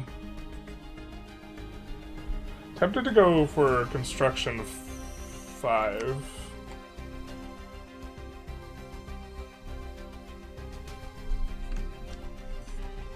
To unlock the next level of items. I know there's some stuff in enchantment though that we wanted. This stuff, it's starting to get really cheap. Personal regeneration I think we want, and then regeneration as well. Yeah, I think we're gonna be setting that up sometime soon here. In fact, we actually want one of these guys. We want this guy over here, even. Can they spread disease?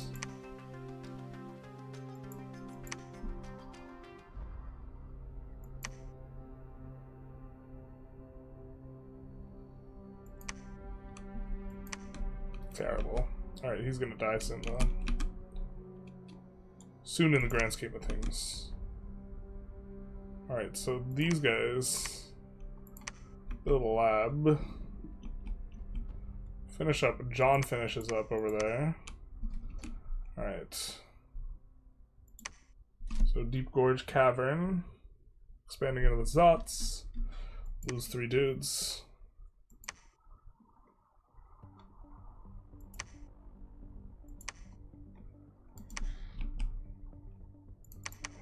And okay, we get our recruitment. What's the damage? 120 units. Sieging.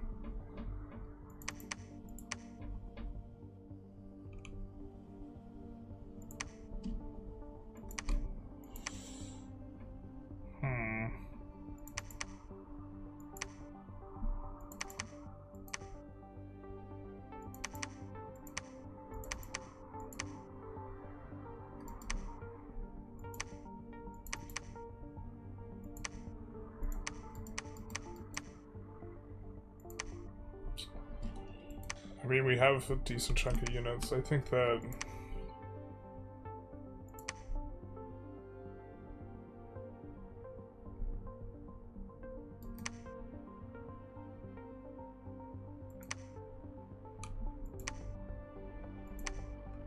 go for that.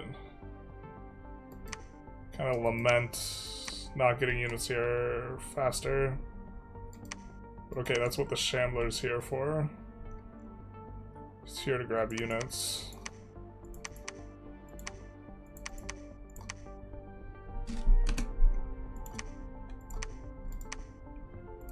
Going on the Trog.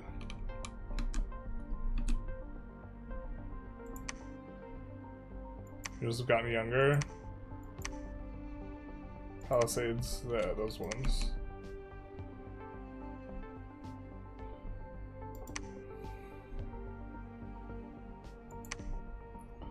We want to get an Astral guy and a Death guy at least. After that, we don't necessarily need to expand them. But also, we're starting to get a lot of money, and maybe we just want these guys just to vibe.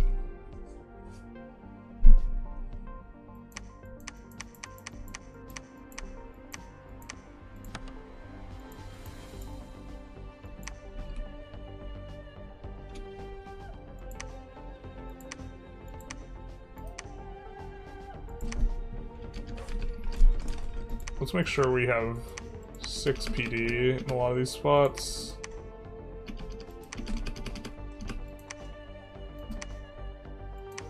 Kind of bad about this. I wish there was a way you could set it to auto PD up to a specific value that you want, but okay.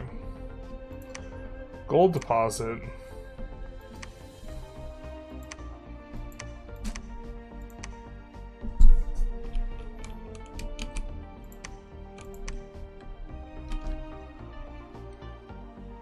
this economy.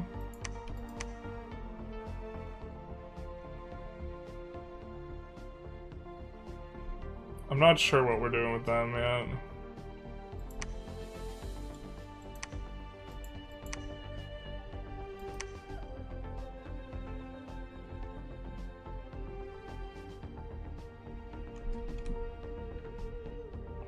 Should we build the fort on this? I don't think we need to.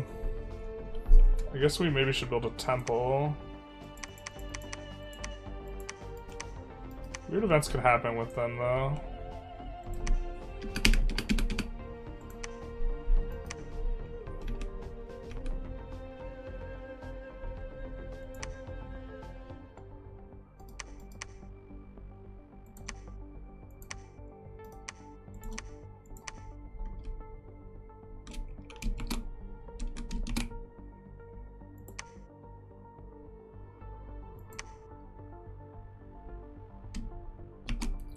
Make another hammer. So we want the other idiot to have a hammer.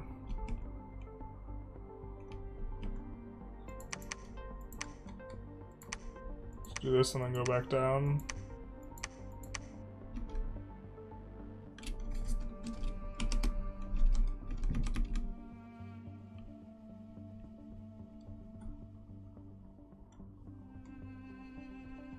Spreading Dominion, okay.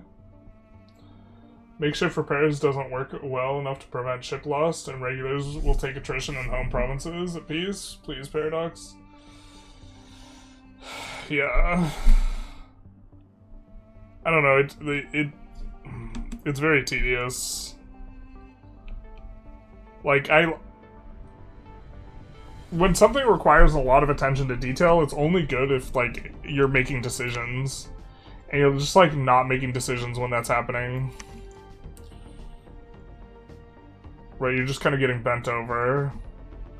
Strength of Guy is on kind of the list of something we're going to want sometime soon. But after that, I think we just don't really want that much of this until level 6. Construction, the next level unlocks new items. Evocation's getting cheap enough that we maybe want to think about it, but Blade Wind is like the first thing that's really good for us. It's level 4. Right, that was an Evocation 3. I mean, some of our guys could use Blade Wind, the Rust one, but I guess we're just doing this. And then we'll go Construction 5.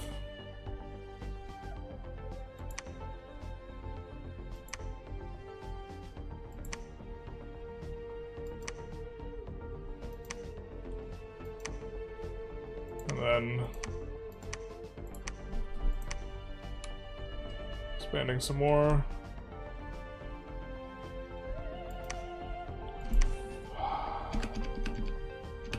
So we can attack Calum ourselves. We can leave this province undefended.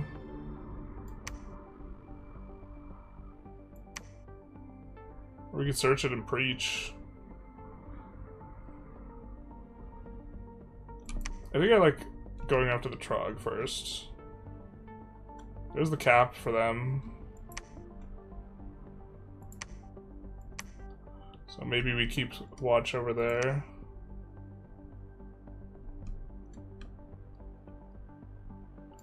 This is the diseased brother. With him, we will make... Oh, we can't make the item yet. We need the next level. Or do we have something else in mind? That required...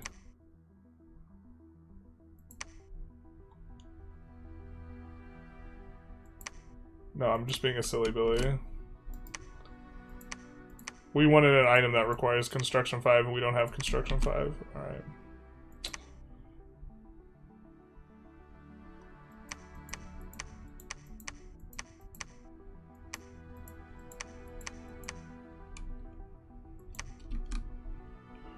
That just gives, like, flat health, basically.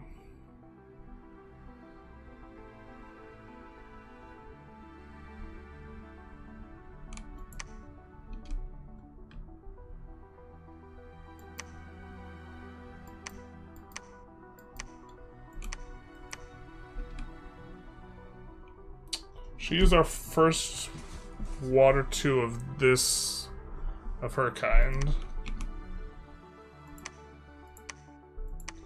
What does Ancient Temple do? Alright. We could use her to search. Since we sent this water 2 upstairs, why don't we send her downstairs? Oh, and then also set her to retreat if she encounters anything. We don't want her to die.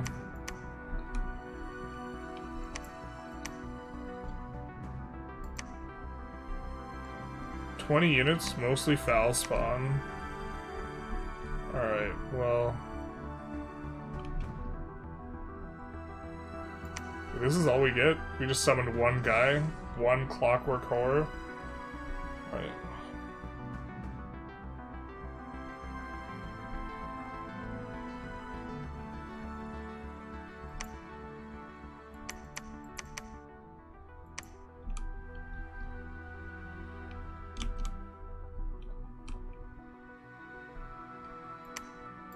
We want them a little further back, maybe. Because they're not getting the bless.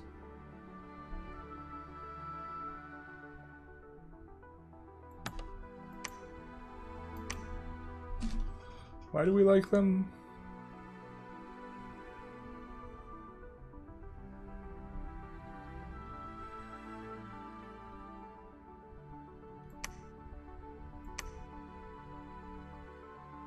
Why is this unit 9 to make? Oh, I'm so not understanding.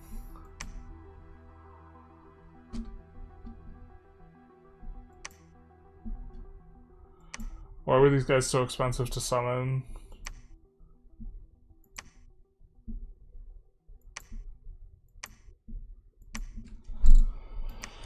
Alright, gotta break the siege so we can recruit.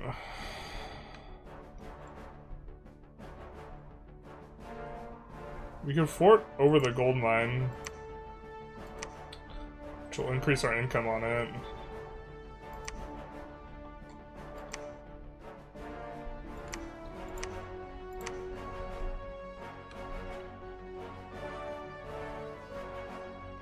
This guy could scout.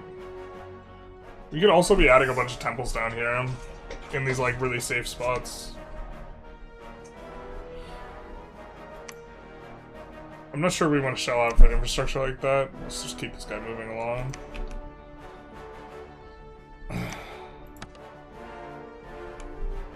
If we fort here, we would get more recruitment points for these guys, but they're not very good outside the fact that we're trying to break into blood, and it's only 1 in 30 roll. But the first couple are going to be really nice because they're going to let us scout.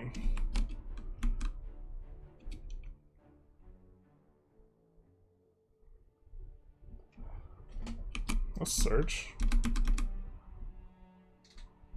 And then decide whether we want to go north or south.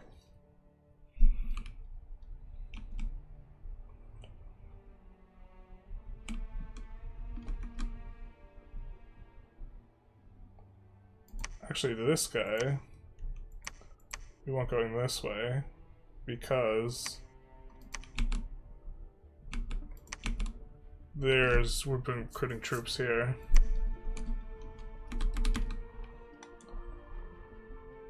The PD tax is tragically just a micro check, but at least you can just press D on a province to open it up. See if you missed all the province overview, you can press D on a province.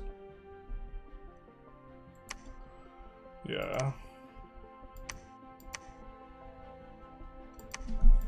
Oh, the micro tax.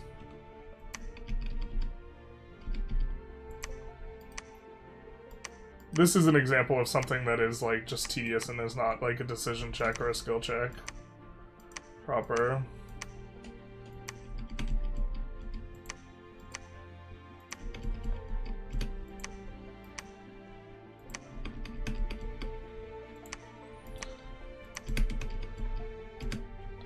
Alright. I think we probably have the most locations though at this point. Hurrah, Dominions. We do be vibing it up.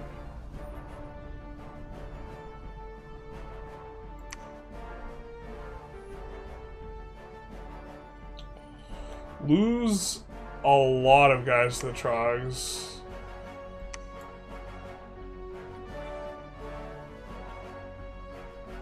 I don't even think we can expand into the other Trogs now.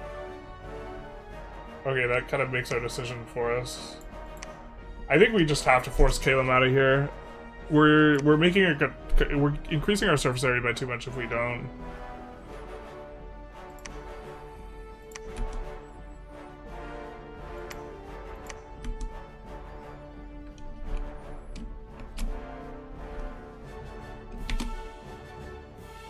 This is what we forged before. It gives a nice life pool for mages.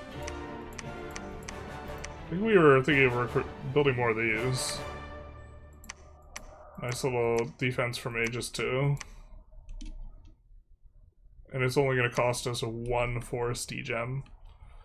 Now, here.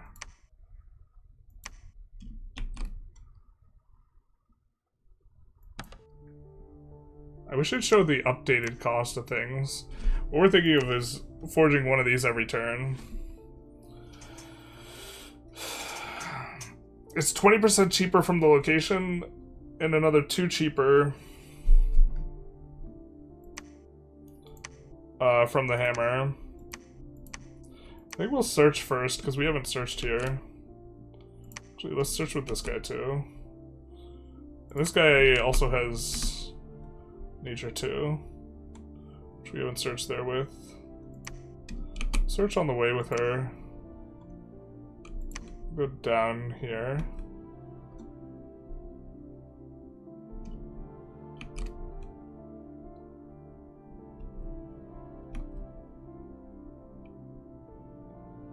What?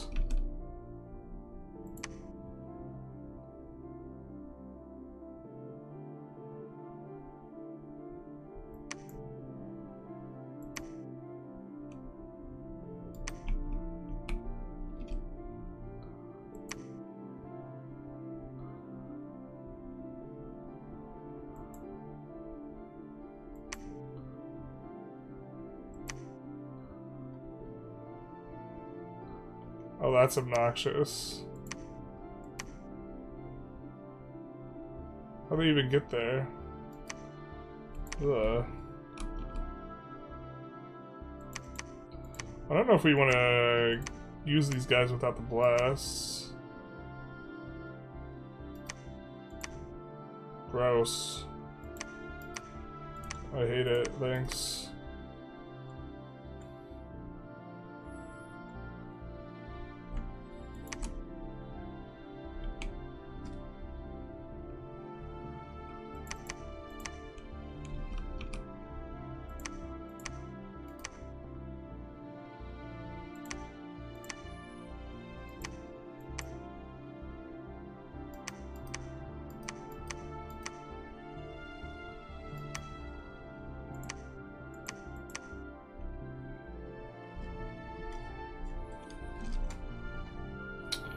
We're just gonna link all these guys up, so because we can shuffle the guys around better.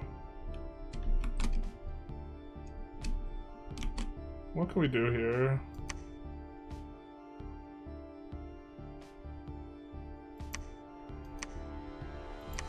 I mean, we summoned the Clockwork Horrors, and I thought that they just looked super useless. Oh. They had a 10 stack and then we just walked. Okay, they walked 150 stack onto it when we tried to sally. This might not be salvageable.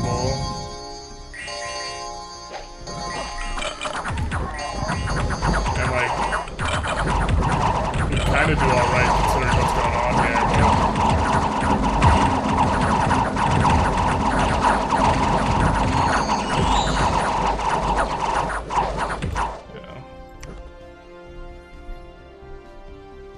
We trade relatively even.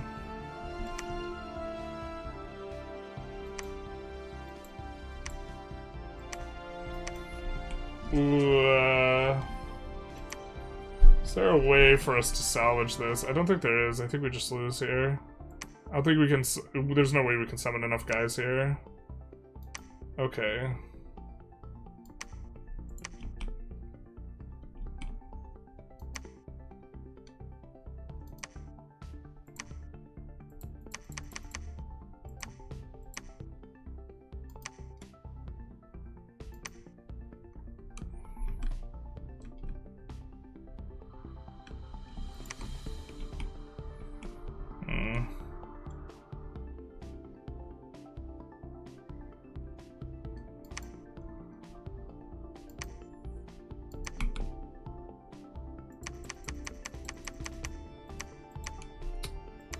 Yeah, like we're just floating too much gold here.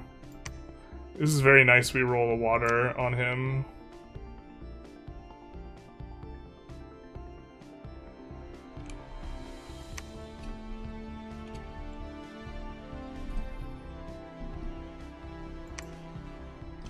Caverns of Ganek. Demon Priests, if I recall correct, can roll fire.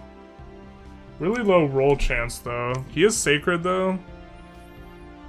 But Sacred just one path guy. How much is he? Recruit? I guess he's really cheap to recruit.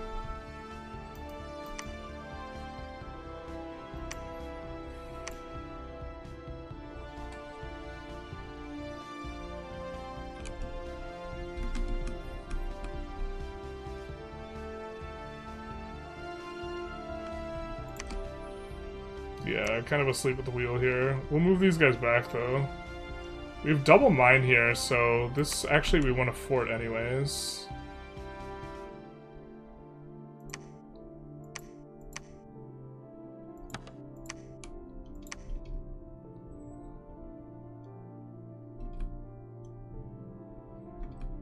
I wish there was something we could do about those guys. They're just, like, just super dead.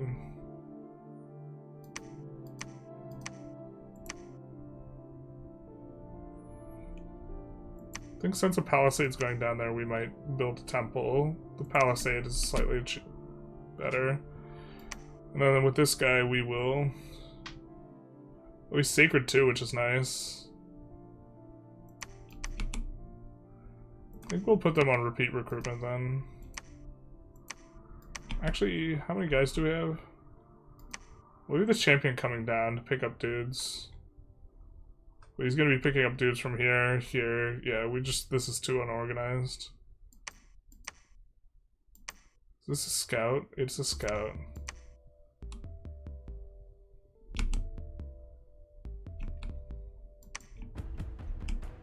I guess there's not a lot of trogs accumulated there. Alright, how do we want to play this? These guys are super soft.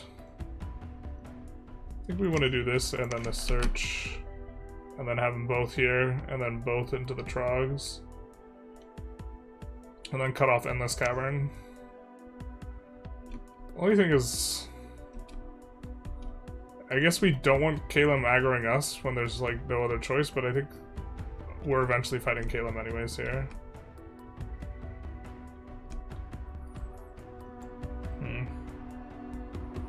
What's the Lanka Bless?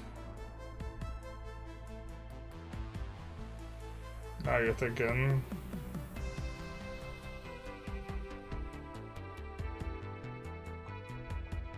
It's a question I should have asked myself. I know we can find it here.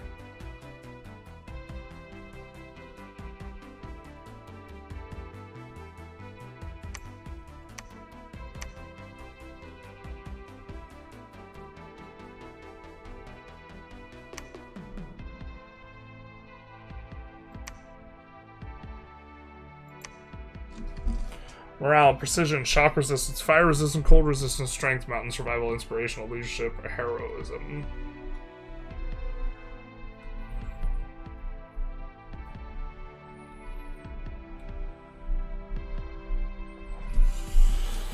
I think we maybe try and hit him with poison damage.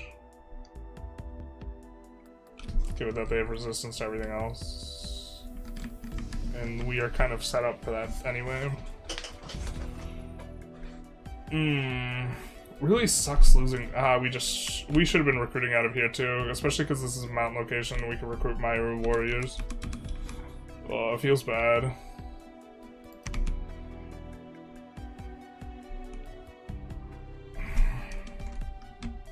Maybe we're even supposed to fort here.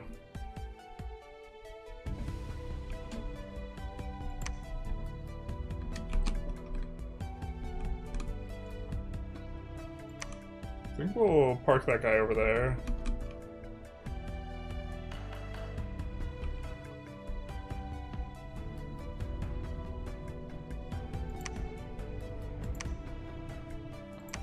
Alright, he found Gem deposits, nice.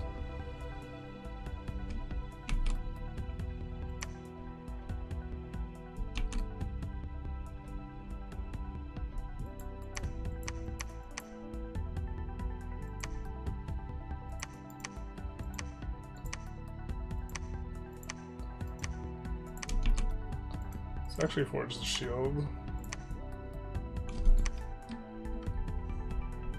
I don't remember ordering him over here.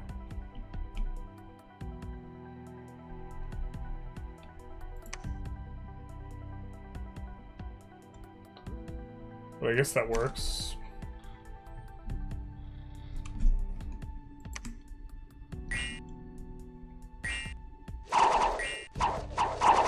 He just buffs and then runs at him.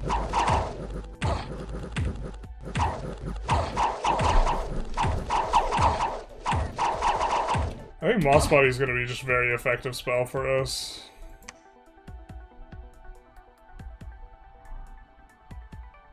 If we get wounded, it creates this poison cloud. He doesn't have poison resistance on his bless. I don't think there's innate poison resistance for Lanka. Not that, like, it not being on the bless is, yeah. Do we at least do damage? No, not really.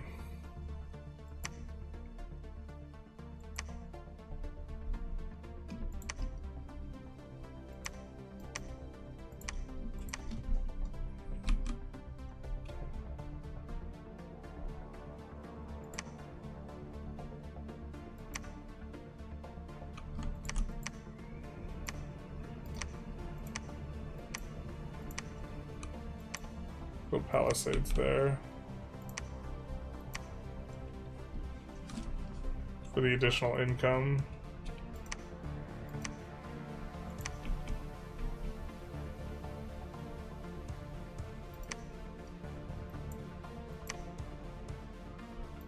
This guy's risking him with solo bolos. Increased attack and defense is so nice too.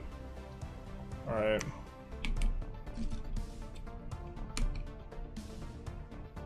That's not the buff we want. Maybe just want him attacking.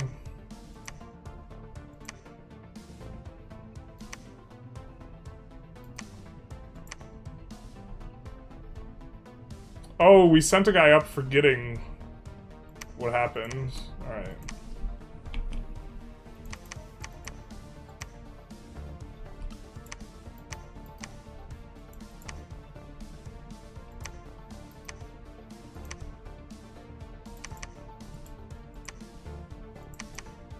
Sure, let's just put the trogs in with them, because we want...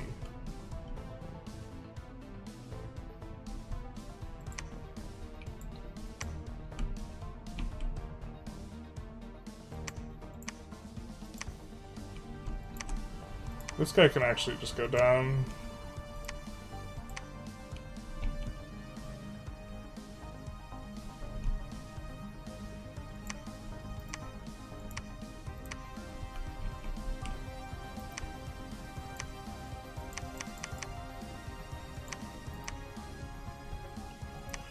Oh, I don't know if this is like really punty. This might be really punty to try and contest here.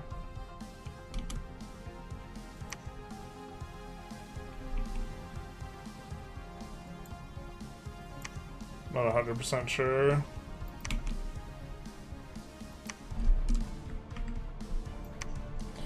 $180 guys.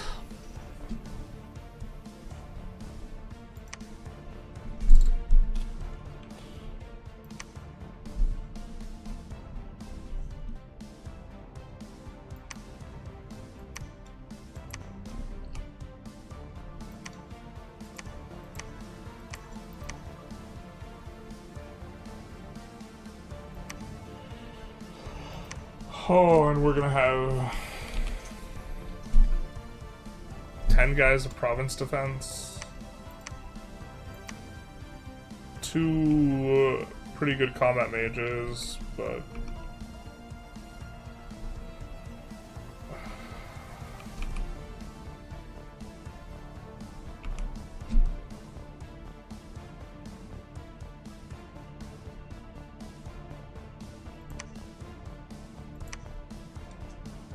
Can't enlarge. I guess we could try and cast enlarge.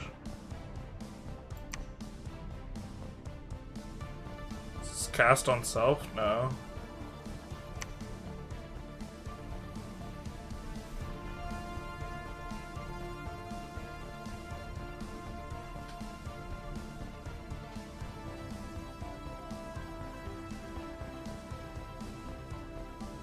We don't have a gem to give her. If we did, we could do regeneration.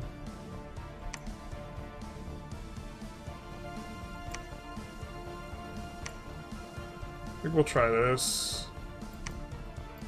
It's too bad we don't have a lab hero here.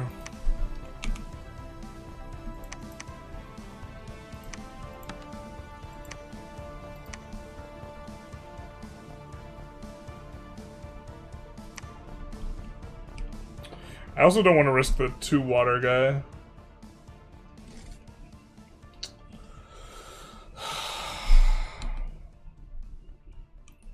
Grim.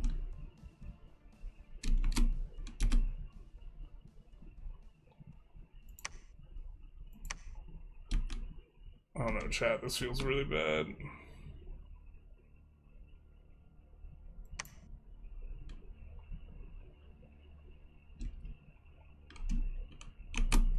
Nice, we roll air on him too. I think there's a few locations where we haven't scouted anything, so him scouting air is gonna be nice. Oh, Unga Bunga is here. Just kidding, chat. We're fine. We're a-okay. Unga Bunga has arrived.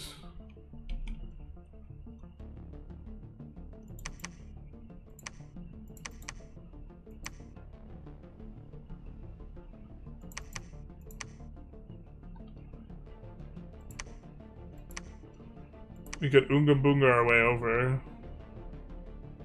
Oh, we don't have enough astral gems. Well, actually, no. We could convert gems to astral.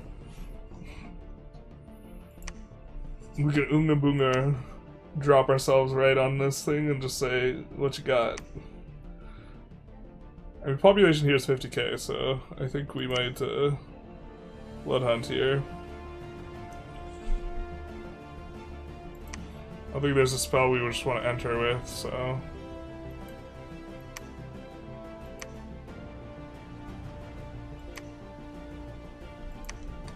Let's kick things off. Alright.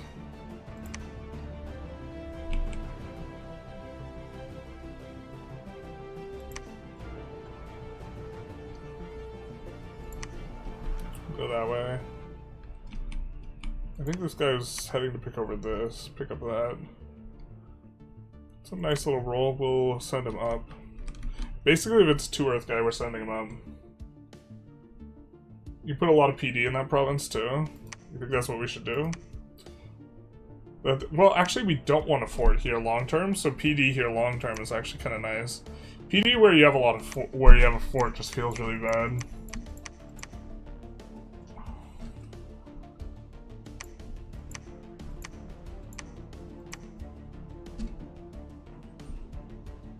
Maybe that's gonna be enough. I don't know how a lot is gonna be. I don't know if the Astral. Oh, we should probably have.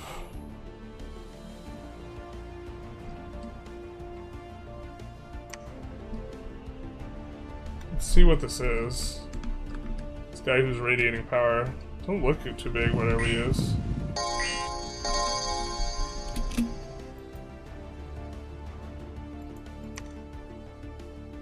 Him? That's a shrub. That I know. Yeah, but this. There's just nothing for us to do here.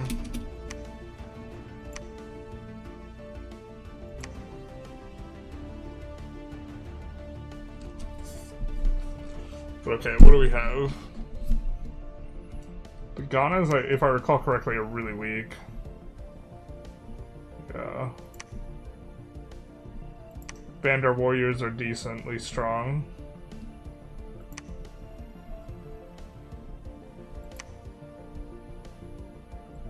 Those guys are strong. There's not a lot of them, though. These guys are strong. There's not a lot of them, though. Well, try and keep in mind that they have a bunch of demons. So Demon Slayer is going to be good. In terms of the equipment.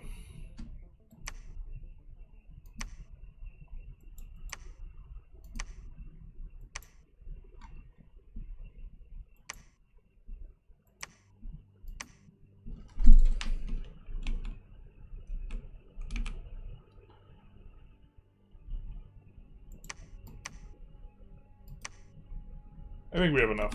I think we can live this.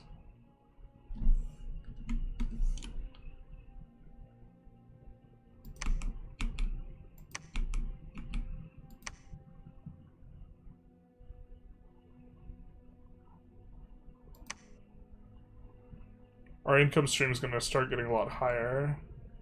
We have some expenditures we want to make. Forts and such.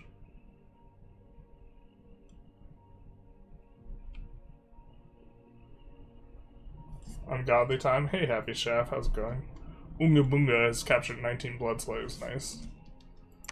I think we could do another. Oh, that's a lot of unrest. So let's see if we could do something else.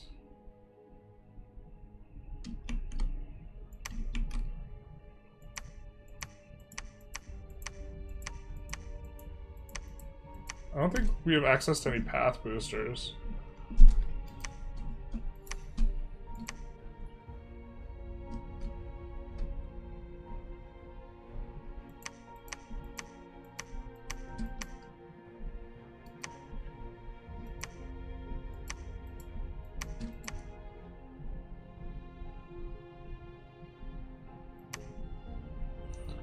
We have a ton of earth gems. Really, our gem income's not very good right now, though. I think we do another round of blood hunting, but then we gotta figure something out.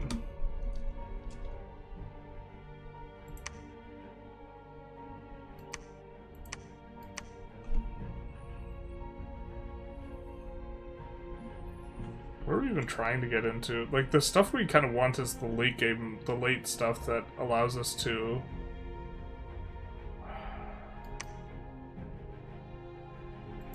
Trying to think which guys...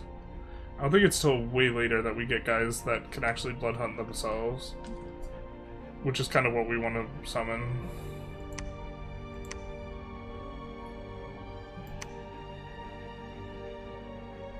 Unga Bunga was maybe a mistake.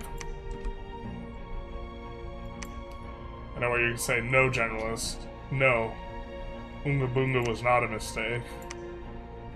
And maybe you're right, but maybe you're wrong, and what if you're wrong? And that Unga should have never been Bungad. You guys ever stop to consider not if you could Unga, but if you should even Bunga? Bet you hadn't. I bet you hadn't.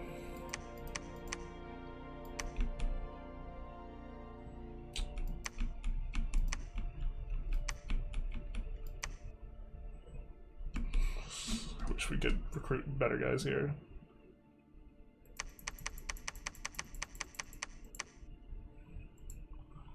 I'm gonna take a turn to search with the guys who aren't very good. Preach, because I don't want to attack a 20 stack of trogs.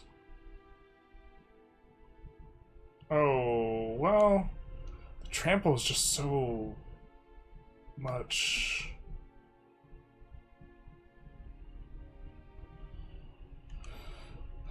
Yeah, I think we just take one turn. We take a beat here.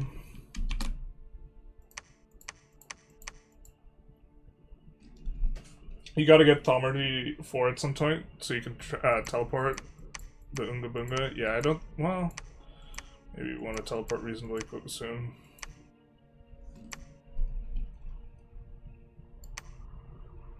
Oh, no shot. We lost that. Wait, what?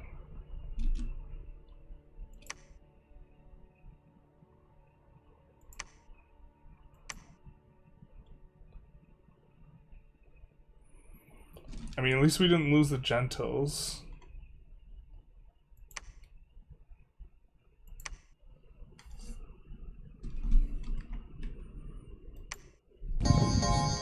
guess we ungood when we should have been good. Try to attack rear.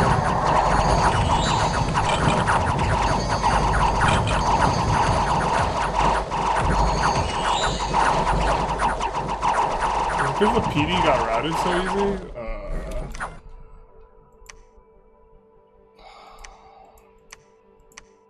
That's rough, actually.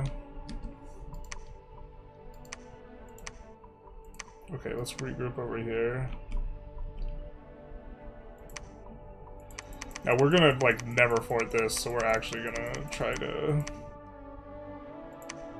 bring that way up.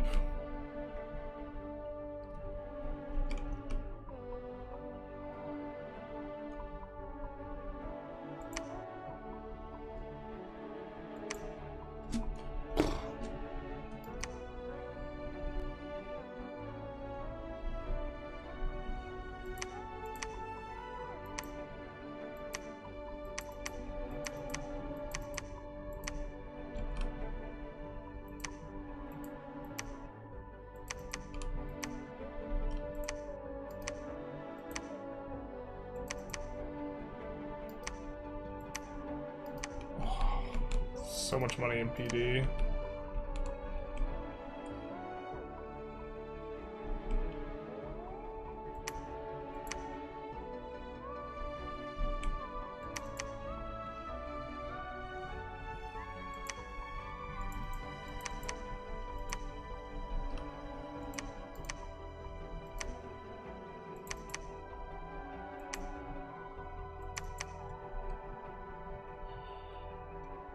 Ugh.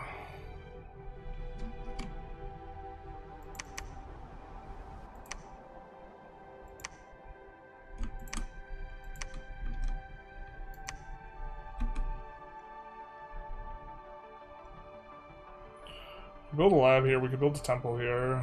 Eventually we want a fort here. We could start on a fort here.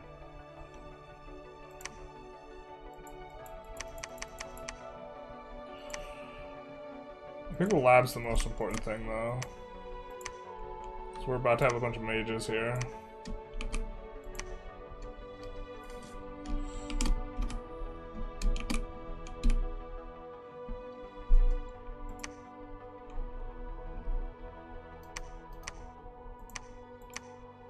What the hell is going on?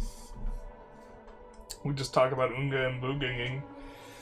Man wants to know what's going on. It's like a complex high fantasy version of Risk? Yes. That's like exactly what this is.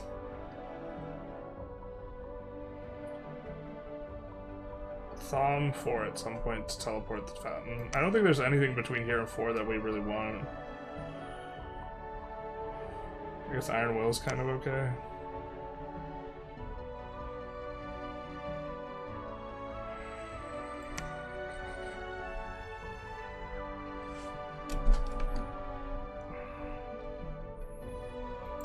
I think we're going to be going in on Conjuration soon, though. Right. We could sneak here.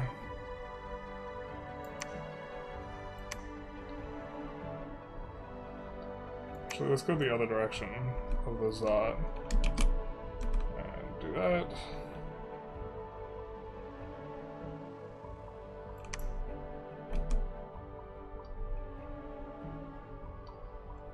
This guy could get Trogs picked up.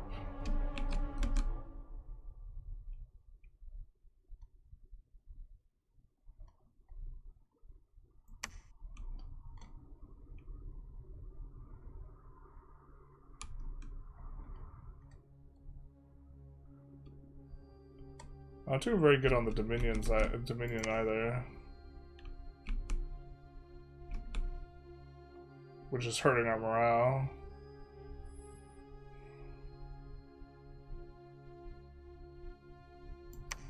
I mean, he's overextended, right?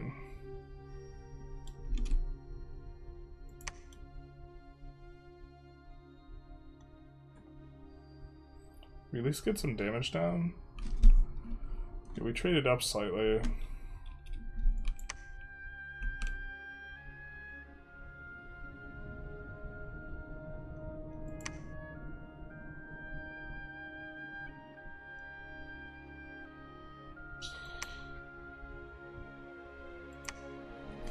This is the place where we didn't want to lose it. God, we bought so much PD here.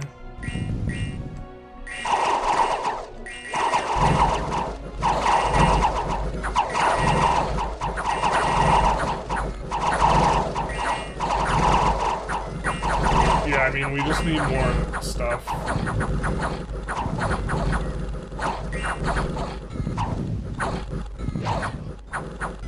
I mean, our idea's kind of working here. The thing is, they just routed. I guess that's kind of fine. You didn't lose like 1k worth of dudes to the route.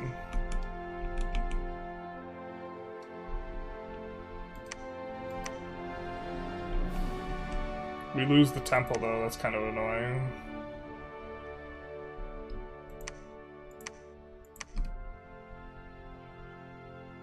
I guess at this point we might as well just wait for the leader.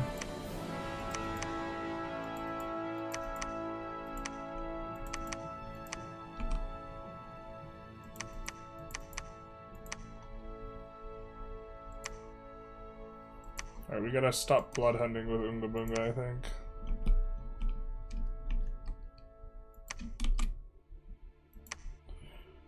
Actually,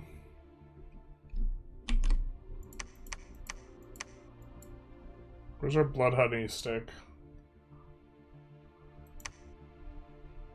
Is that locked behind blood hunting tech instead of...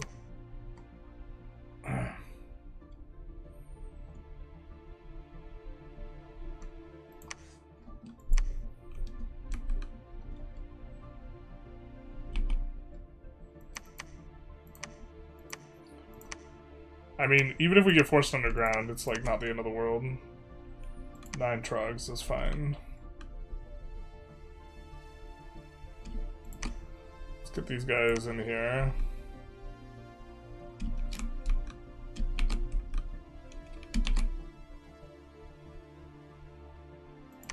I don't think we have the snake bladder stick yet. No, we don't.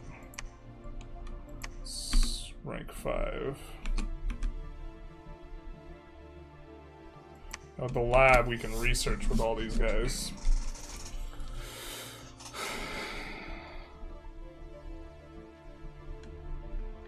This is looking a little on the rough side. Get to search with all these dudes. I think we'll send this guy upstairs.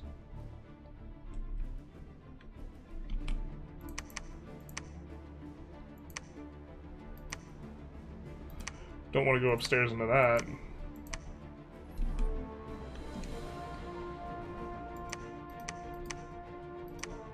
Guess we'll send her to the left. There's more stuff to search that way.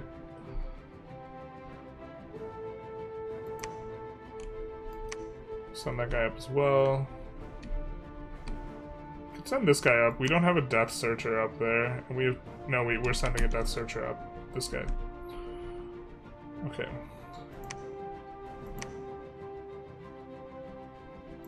Maybe we just go for a temple.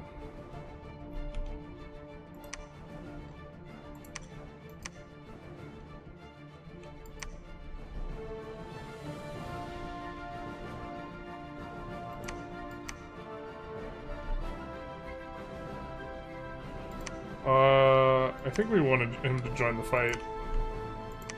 If there is one. Pick up the trogs. More over here, but those are going to take forever to marinate. It's an Autobattler, kind of similar McBellum, but with provincial strategy kind of map game. It's provincial strategy map of the really old Total War games. Yeah, your big giants want personal regeneration. I don't know if you were casting that. I think I can't on these guys.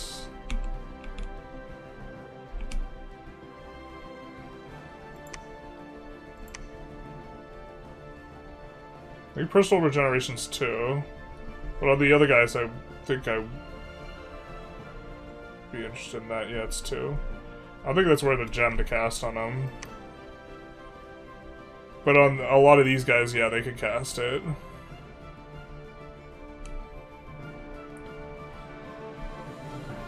Once we get Construction 5, we'll be able to pass group regeneration with the fluffers.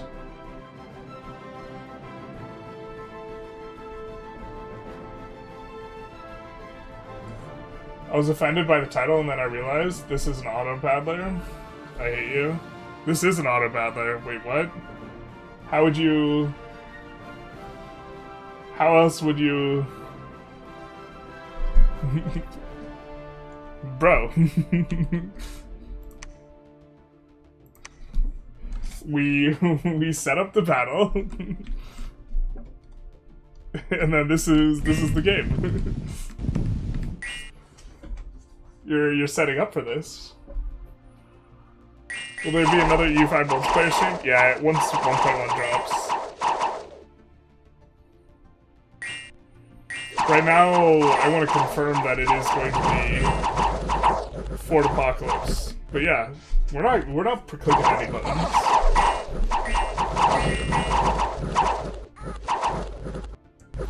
Hard to beat the hive of winning a big multiplayer battle in game. Yeah, I bet. Well, like, cause like people spend like a day to take their turn, right? So it's like, you know, yeah. I mean, we have so much income here. I think we're fine. We're just getting pushed. And it feels bad, but... Okay. Lanka takes an unoccupied province.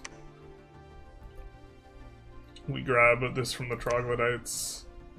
This might be the spooky one. Okay, they run into the blunder with not enough dudes. And some battles going on there. Not really our concern. But I think that we maybe want the scout to come back this way. So yeah, we lost the cloud breakers. But now we got the boy. The boy wonder himself. We have a guy with actual stats. Or actual leadership. Stern Northern leadership.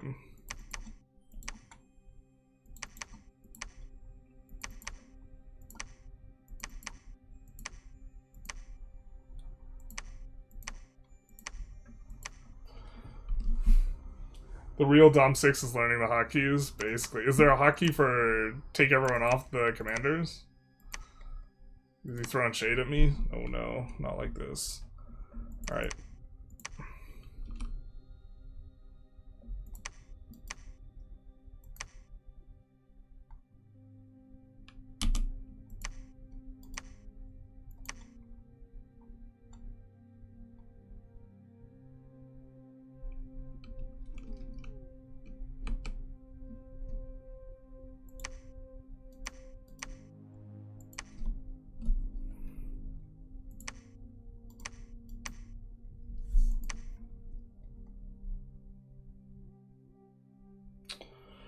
Don't actually need blessing because we have our prophet with us, but we're not going to necessarily always have the prophet with us.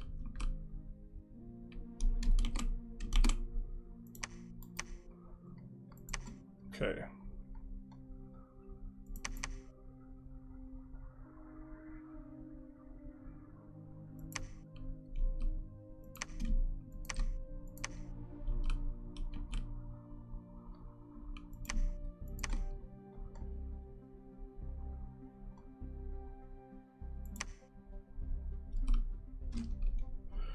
My God.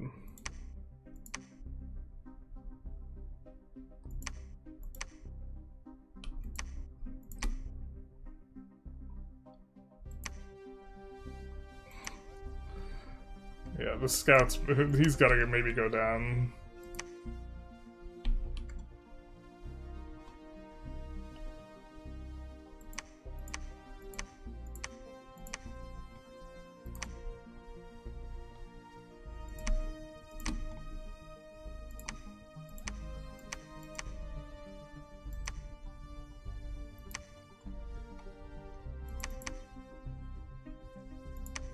This guy might have better... Chances of living.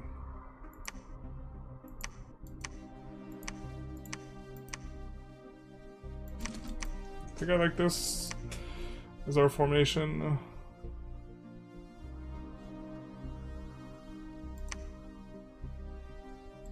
Let's get some gear on these two. By gear, I mean the only thing we have.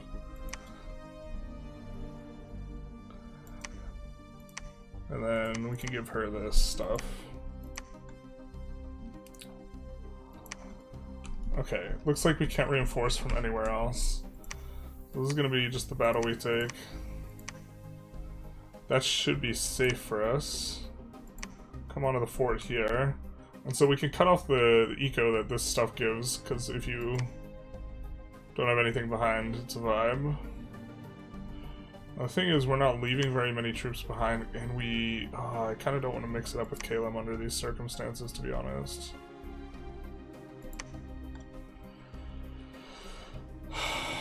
Okay.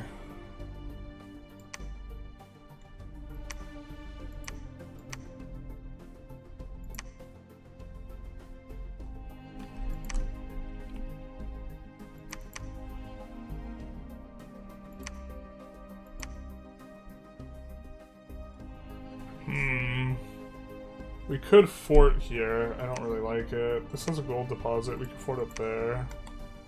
But this has the gem deposit. So I don't hate forting there. And this guy can go underwater too. So that might be kind of okay. We'll search the sites though. I guess slow roll bringing the troops back. Actually, we don't need to do that, especially if Kalem's all loose. We can actually make this work because they don't actually impede us.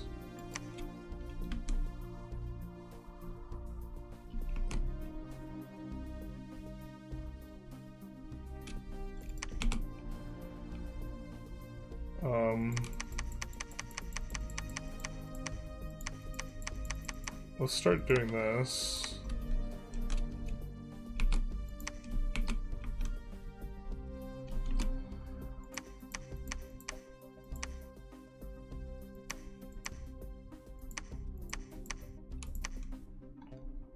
Do we have one of those right now?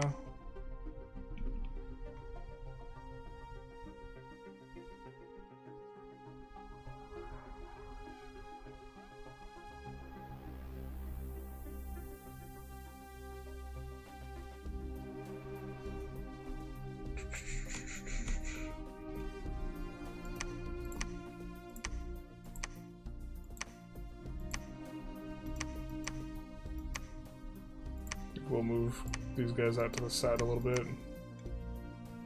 A little more space. I mean, this should be really difficult for them to deal with. As we just try and re-establish the foothold. We could actually even... We could maybe push for this. Although if we lose, there's no place for us to retreat into, so we just get wiped. I think I'm a fan of the not stack wiping plan.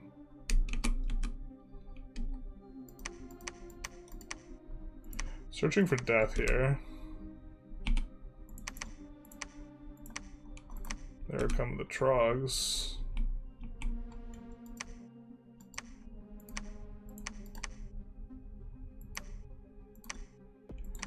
We're starting to get our spending going. Feels like. I'm gonna alternate between these two. Let's bring this back a little bit. Actually, let's double check that we have enough. Yeah.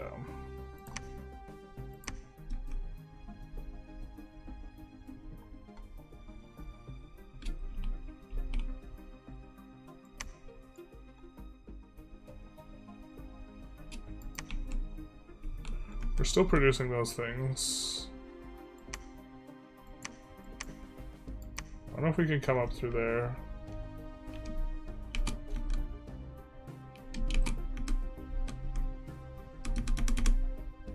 I think that's everything.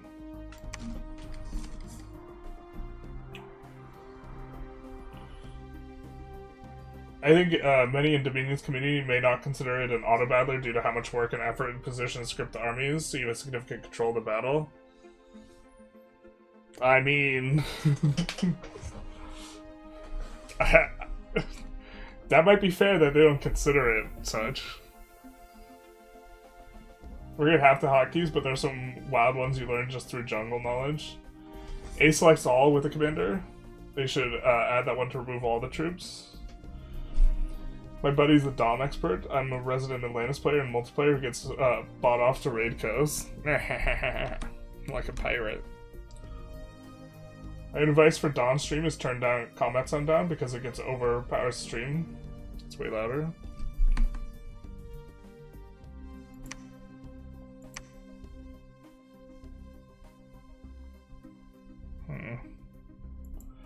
I don't think it's necessarily super loud.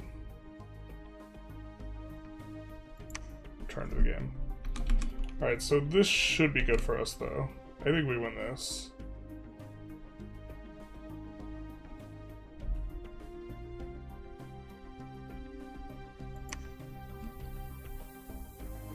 Enchanted well. Oh, she found it. I was like, how did he find it enchanted well? That doesn't make sense.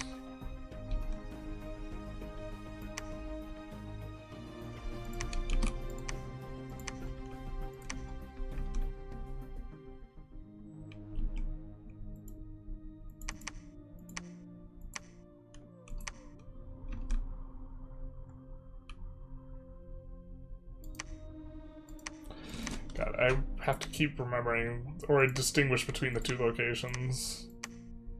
So we don't accidentally... Actually, we could research with this guy too. He's sacred.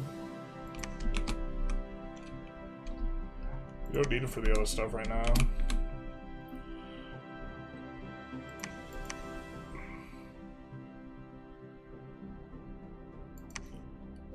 Okay, I think we just clean up this stuff.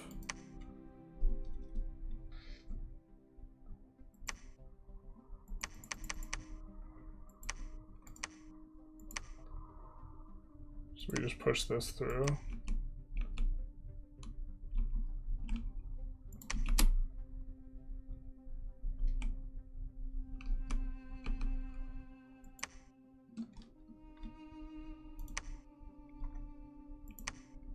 And then this guy.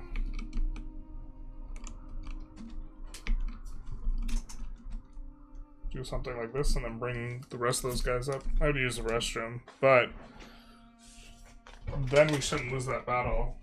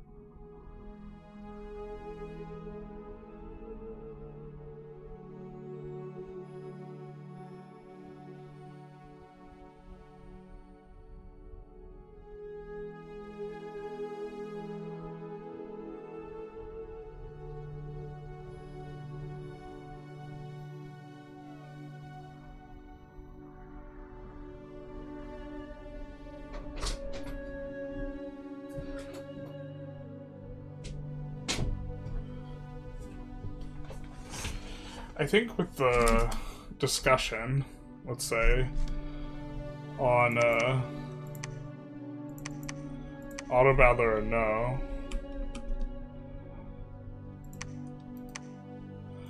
like, a lot of, like, Paradox gamers will object to, like, their games being called, like, just regular strategy games, or, like, they really like having the grand in the grand strategy game, you know?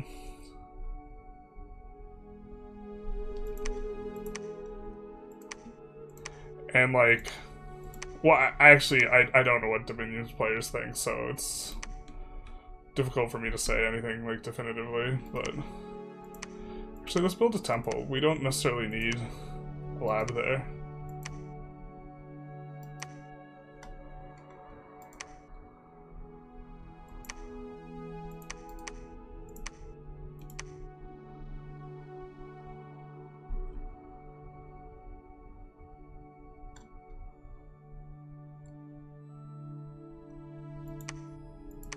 I think we wanted to get this guy more towards Lanka.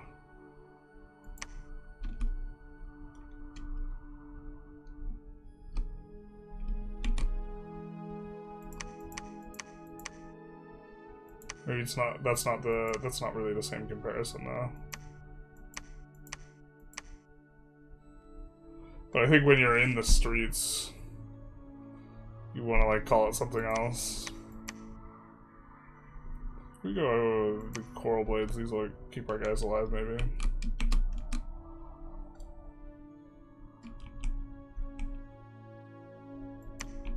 I think we will put that down, knowing that there's a chance we have a fight or something.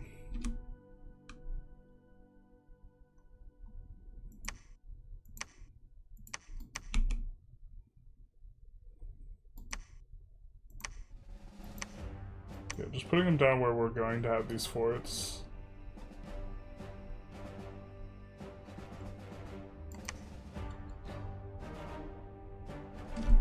We're not really spreading Dominion anywhere far out, though.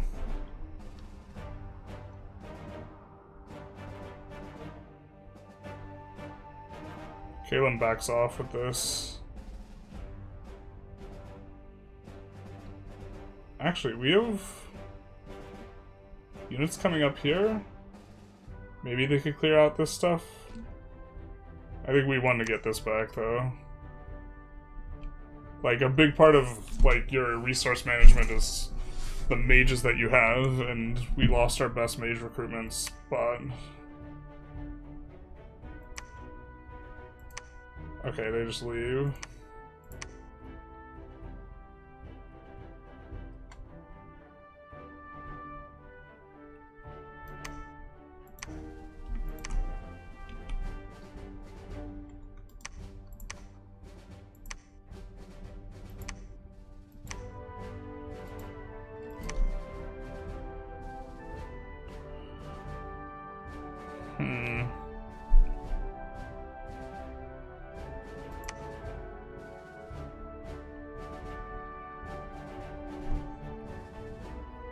What I would want is these two stacks to wipe out this stuff.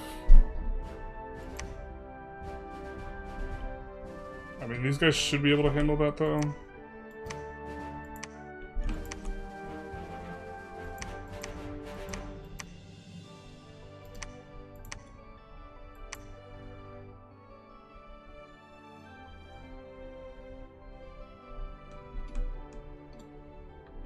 I think that should work.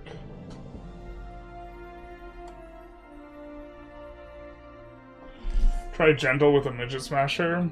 I looked for the midget smasher, I didn't see it. Are you sure it's not tier 5? I mean, if it's tier 3, then... A midget smasher is construction 5. Which we're researching right now.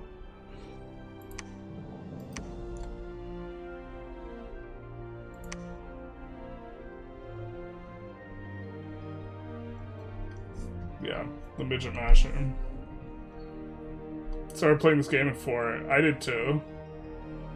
came out, and to me this is an Autobattler before those really became a thing. Yeah. I mean, it's not like, the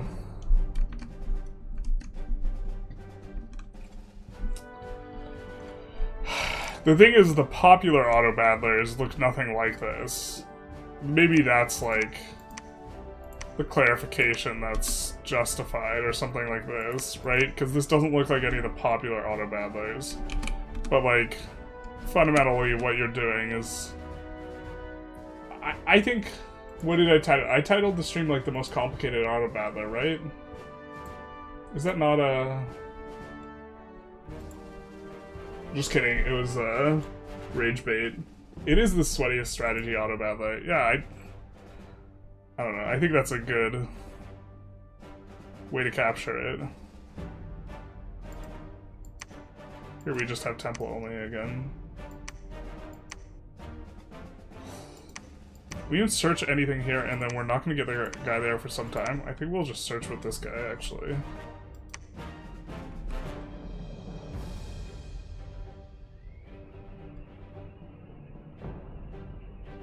What are we doing here?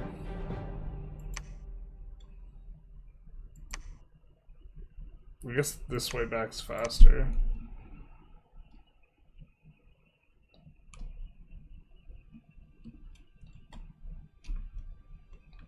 I want to start the rumble with Caleb yet.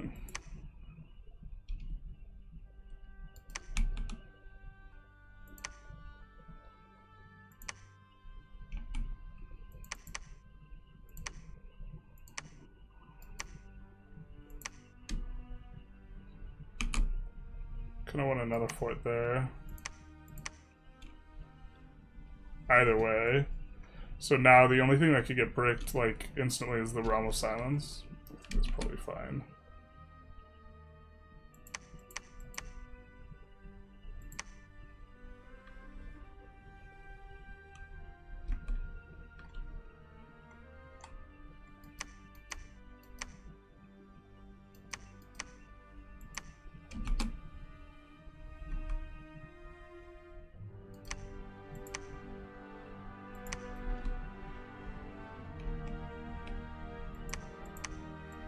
Send him this way.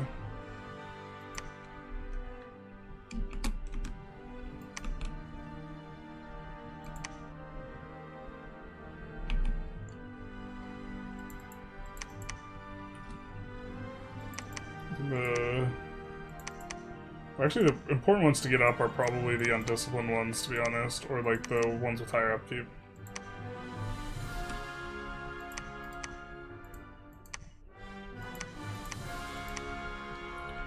Trog busy transporting troops.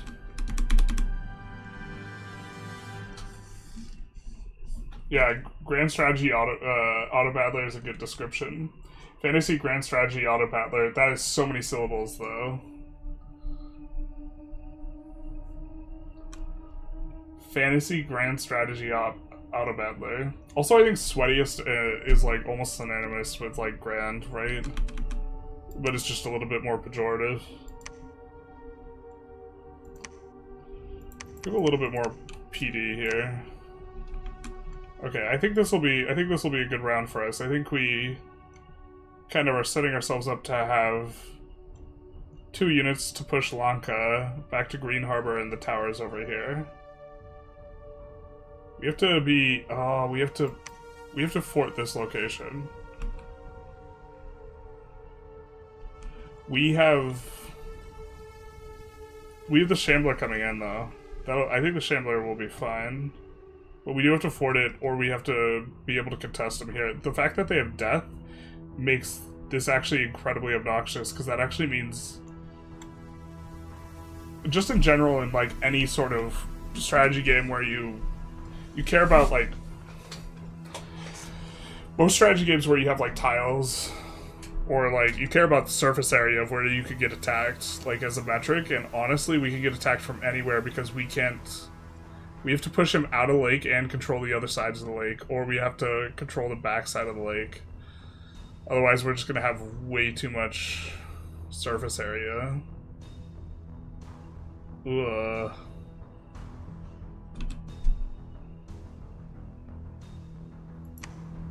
Oh, too much unrest. Not like this. Okay.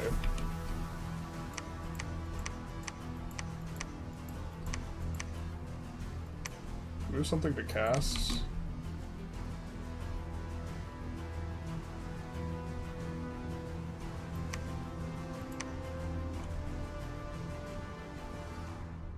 Let's make some gold, I guess. Actually, let's research. This guy is decent at researching.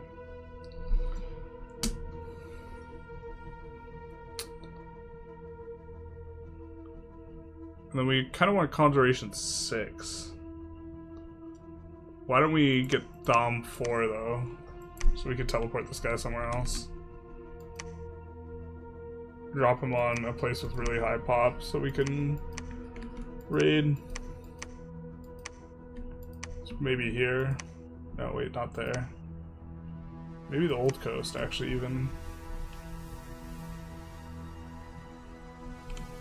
Alright. Combat focused 4x is preferred term.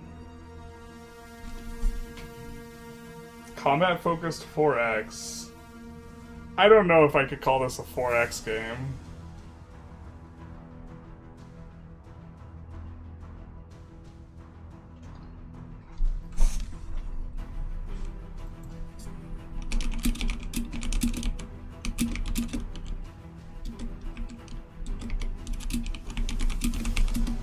I think the battling is the most important thing.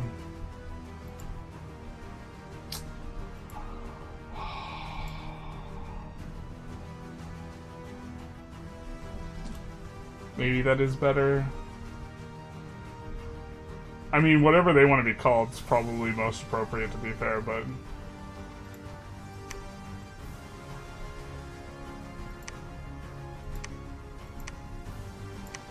Battle on the Old Coast.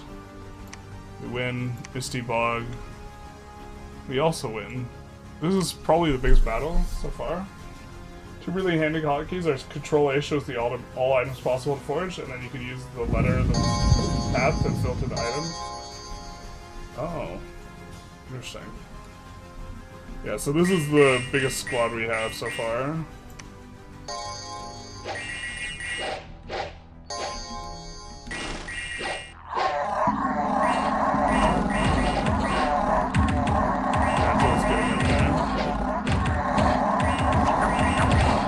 They get to squeeze through to the front. Unfortunately, the Gentles can't squeeze through our clubmen here. Even though we have them set to attack, so... But okay, we win it.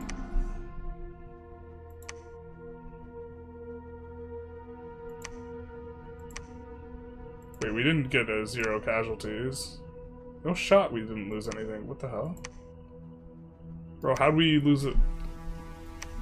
Guess maybe they brought a bunch of their guys back.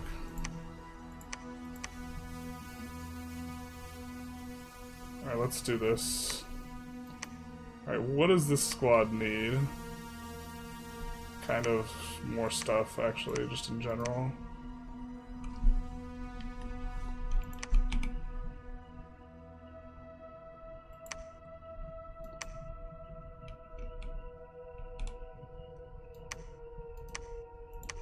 This guy can research up there. These two both can research up there.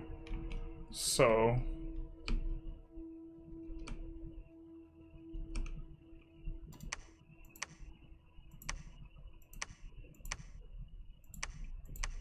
let's move them both up.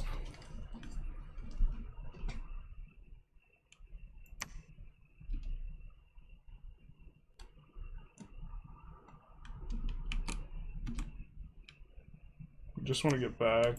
That's going to take a while.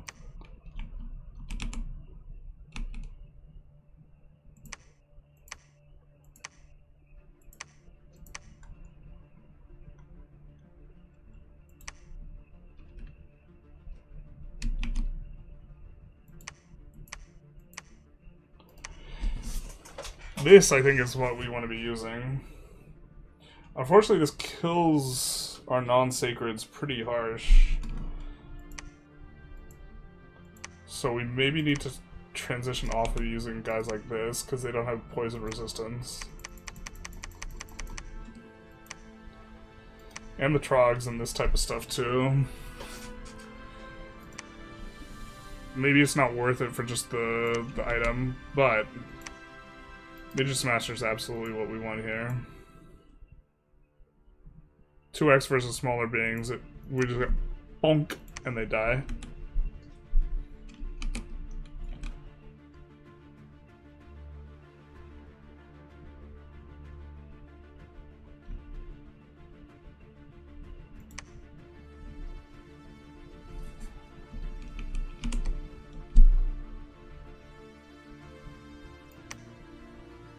$130 enemy units. Yikes.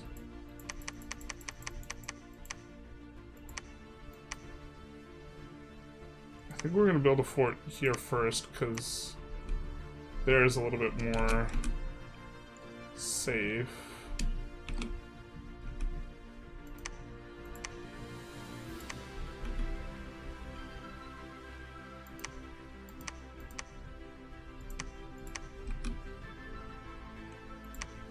Gonna send up those guys. Anyone that rolls double Earth, we're sending up, basically.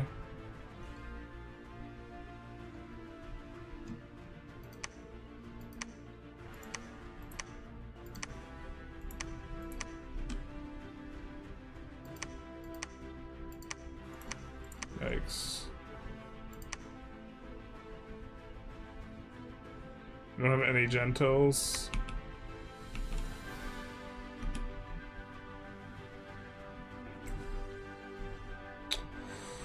Oh, this is looking pretty bad for us, because we want to get our eco in here up and going again. Bring this guy to rebuild the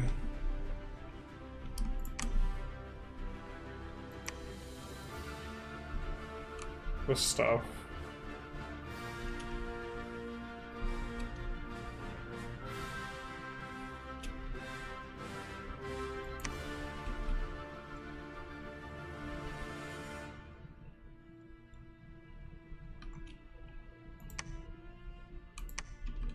And wait.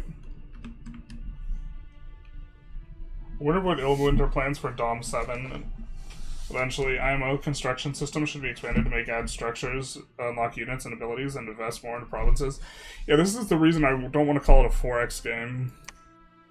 Really. Because there's... Or, to me, there's 3 pieces of infrastructure, right? There's the temple, the lab, and the fort. And that's it.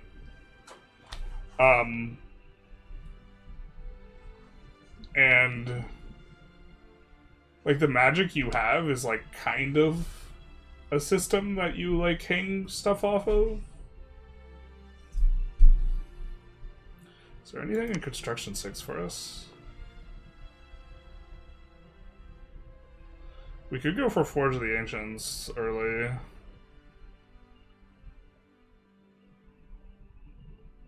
I don't hate that.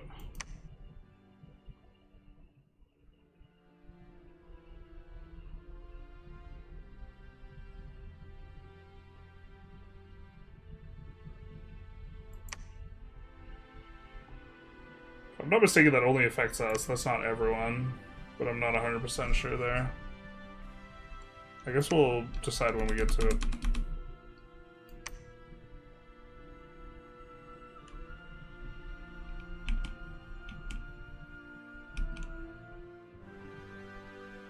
It matches all 4 X's. In MP, the most common condition is tech victory by controlling globals and wish/blood farming.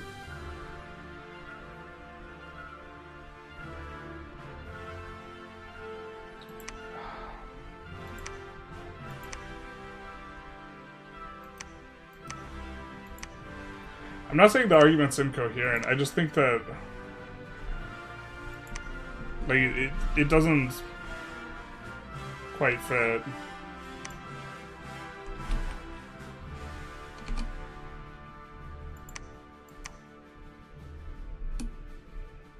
You know? Ooh, they attack in big and they get clobbered.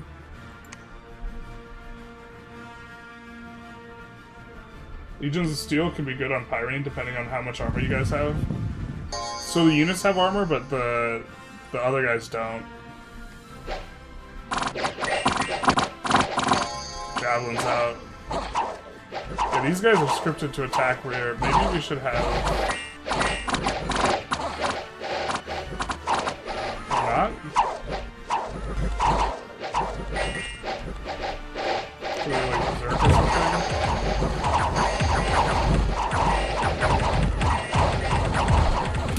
I'm not sure if we should script this guy different to actually attack.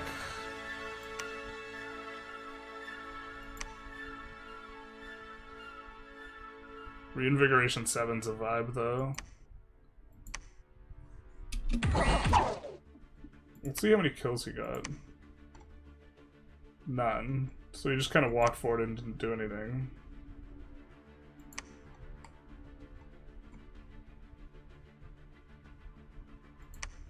These warriors that we were thinking of stopping recruiting did actually all the damage.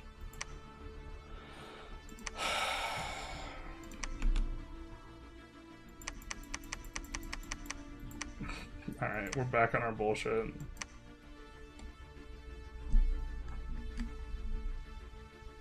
They're just so strong early on.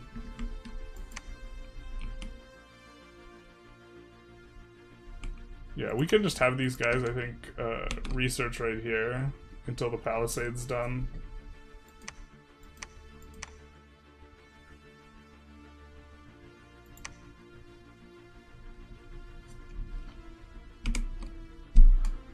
Do we want a lab here or no?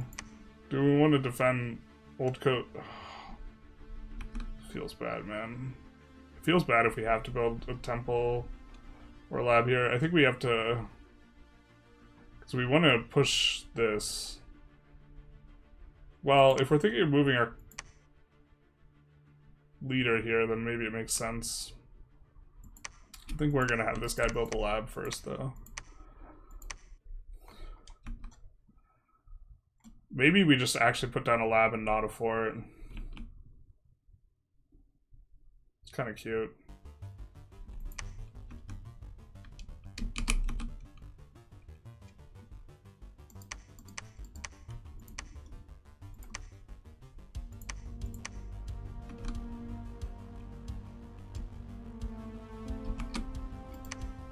These guys are sacred. They're poison resistant too? But their troops aren't, right?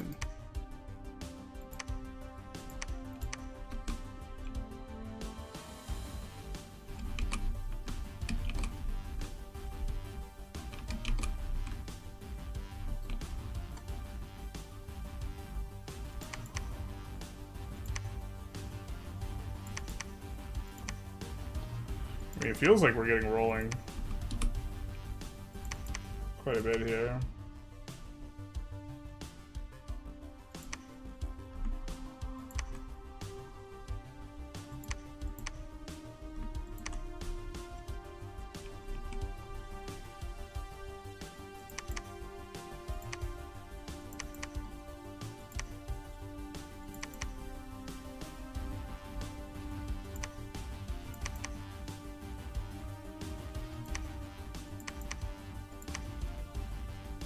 Massive.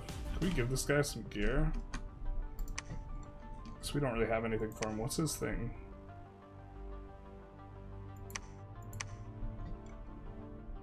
We can give him more life. Like plus 50% of hit points is probably okay on him.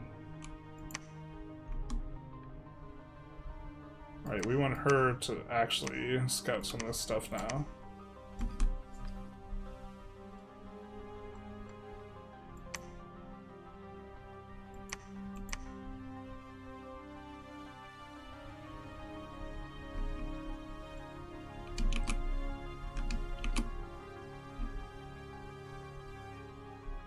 And then I think we could temple this.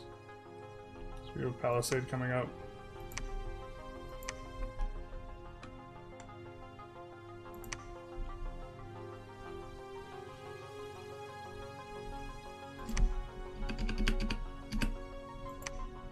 We'll do that. Now, to be fair, this maybe we're actually supposed to push up the right and just defend here. Because on the right, we don't have the surface area issue because they haven't grabbed this from the Ichitids, or whatever they're called.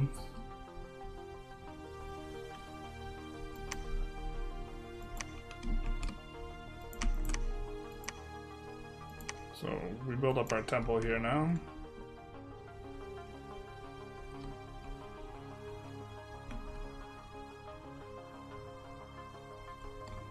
And then we send John back to grab more dudes. We really need to get another Jotun here though.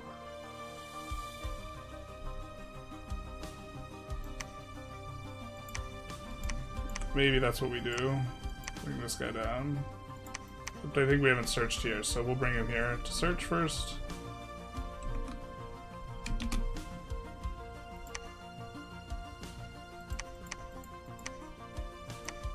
Is there a Demon's Bane item?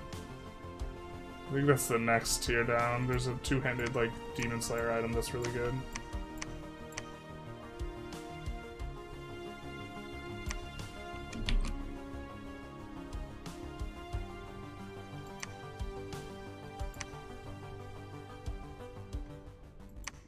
I think the highest impact item for us is the Horned Helmets.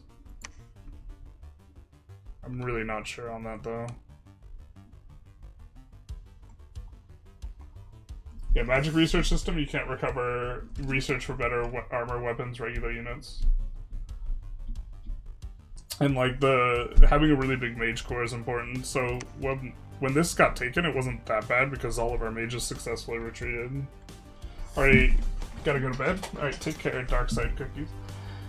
Mages are infrastructure / military asset convertibles. They are the resource of research. Think of old civs military units providing happiness via policing.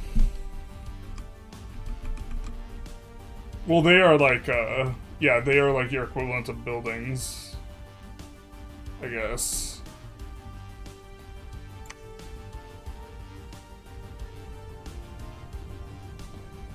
Maybe 4x is fair.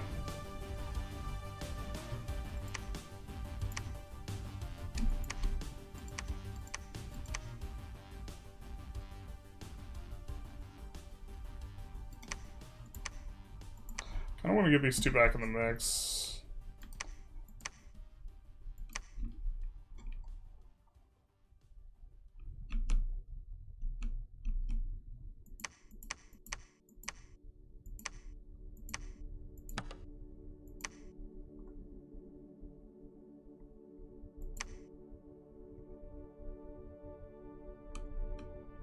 I think this kind of works.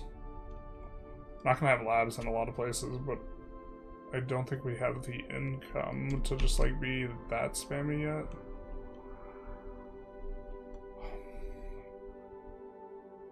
Yeah, I think we're gonna go construction next. Construction 6. Because then we will be able to forge stuff for even cheaper. We can get our forge economy going. Alright, so we grab this without too much resistance. Now we have a little bit of a question to ask ourselves, though, is how much do we want to secure the back end here? We really would like to be able to grab the Lake of God. Okay, how do we do that best?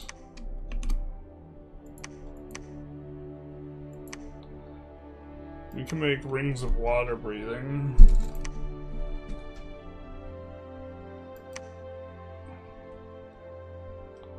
The manual might be a little bit better, eh? To that end, this guy's still alive. I thought he was going to be dead by now. Let's give him that. Oh, let's also give this guy the midget masher.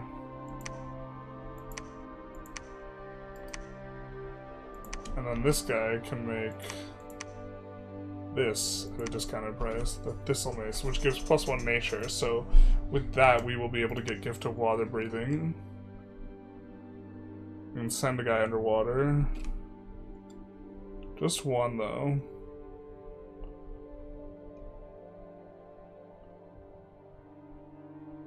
So we probably send a Gentil that has some experience under. That maybe makes the most sense.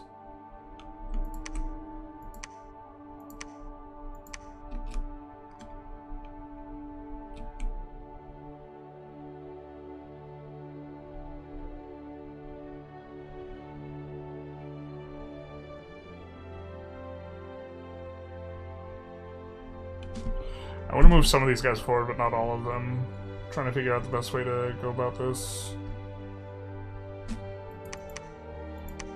I guess the guys we want most, we care least badly about surviving are the undisciplined guys.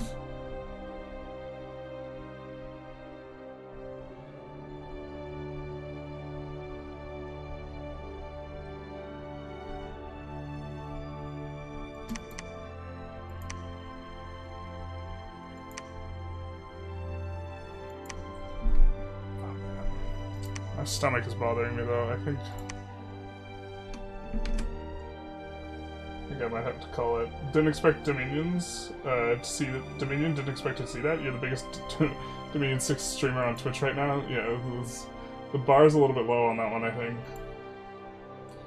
I think I might be the only Dominion's Twitch streamer on Twitch right now.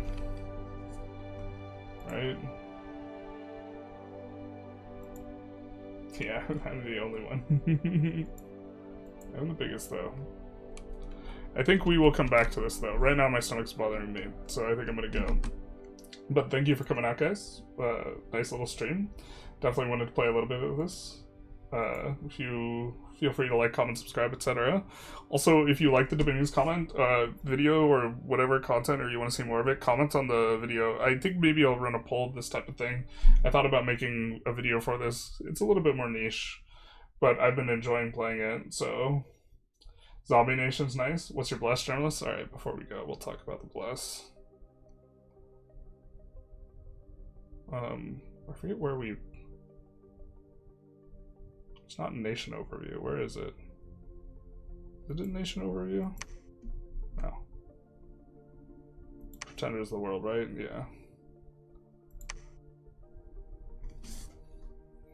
Poison Resistance, Blur, Reinvigoration 3. So a lot in the Reinvigoration, and then Blood Surge and Heroism. So a very greedy bless late game for mages. Yeah. Was kind of our idea here. Where like our mages... I don't have enough knowledge to know whether or not it's like overkill, right? But... we get like Summon Earth Power, Reinvigoration +4, plus the Reinvigoration, plus we'll probably give them Reinvigoration belts, and then they'll have like 10 Reinvig, and then... I don't know if them being able to spam high-level spells, I don't know how valuable that is. But they can really spam them for a while, without generating fatigue. And they can kind of get in there and fight too. So this guy... our idea is he gets to be both like a caster and get in there. He's got a ton of life. And the Reinvigoration's also good when you're melee, because when you're melee, every time you attack, I think you take an amount of... take an amount of fatigue equal to your encumbrance. So if your encumbrance is less than your Reinvigoration, you just like don't get tired. And as you get more and more tired, you lose attack and defense skills, so... if we just kind of... the idea is taking our opponents into deep water where the battles go long, they generate fatigue, we don't. I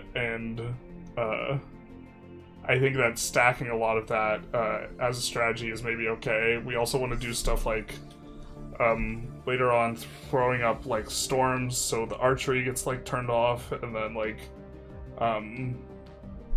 we picked a glamour guy as our hero so that eventually we could send up Twilight. All of our guys have dark vision, low light vision.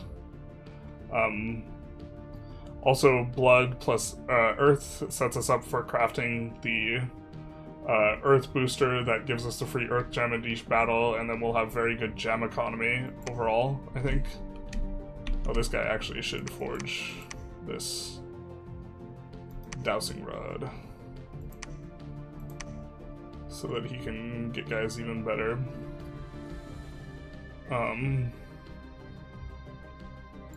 So this is kind of what we had in mind. Fills a lot of gaps, I think. Including like path boosting, we can boost this to 6 astral.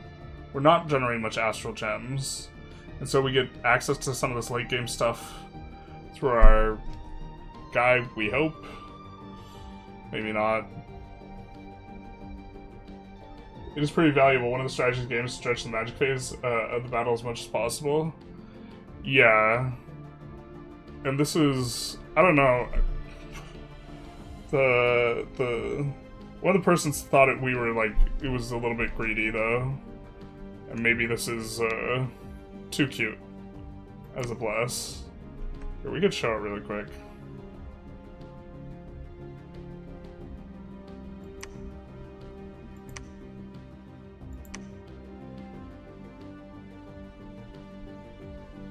I forgot which.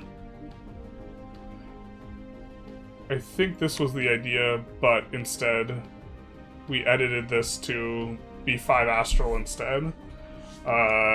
Took away glamour, gave a blood, and took out blood vengeance. Here. Yeah. Took out blood vengeance. I think other than that we have like the same scales. This is the same scales. But instead of blood vengeance we have the 4 cost the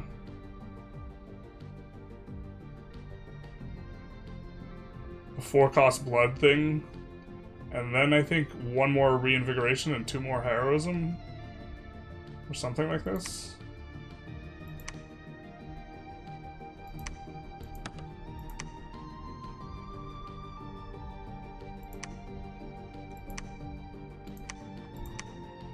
We did 7, and then I think we had 9 blood and 4 of the other things.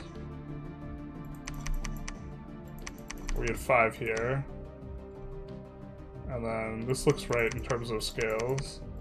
And we maxed out luck and growth and this stuff, and then we threw this scale, and we full through this. So I kind of like pairing this with luck. This makes events happen more often, turmoil, and then luck makes the events better, and then something like this. I think we thought about doing magic weapons, but we just went blood surge, strong blood, blur, and then triple reinvig, and double heroism. Heroism was 50% on release. I think heroism's pretty good. But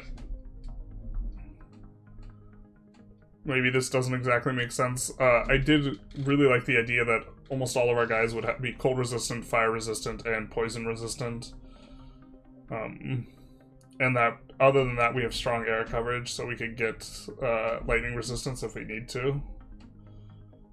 To be fair, we can get poison resistance if we need to, so maybe it's a little bit cute, but strong blood, having the full uptime always on it, and disease resistance, especially when we're trying to mage out. Blood surge may be a bit greedy.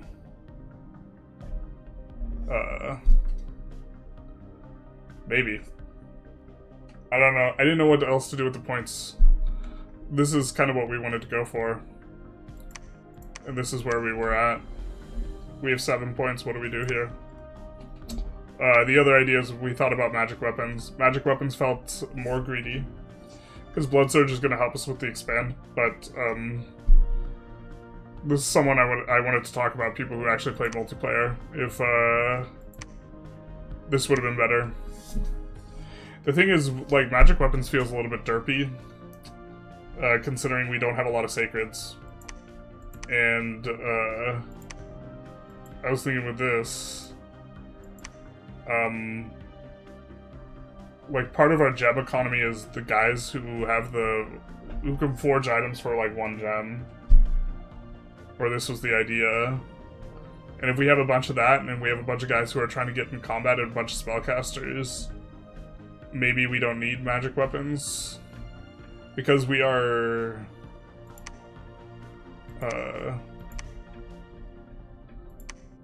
if this is our paths, you know, I think Blur is helping us a lot with the expand. We don't have to go glamour. I kind of like the idea of being able to summon the gnomes later and start, but we don't have any magic sites. It's actually a little bit rough. We did a practice run as these guys, but these guys get the magic site at the start, and them breaking in and making gnomes and doing this thing is much more straightforward. But I think we'll just transmute for enough to make gnomes and then start searching for sites. Because their dominions spread disease. Disease resistance kind of specific counter to Death Nations and Citus. Yeah, but I just don't want to go nature for the poison resistance. It's one more point, and it's always up. You don't necessarily have to have a bless.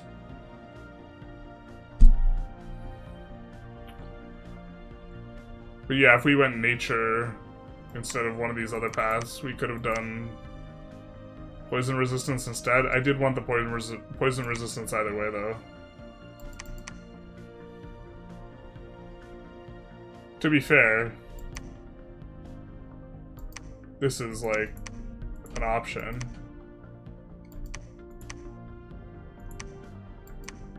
Something like this. Feels a little derpy.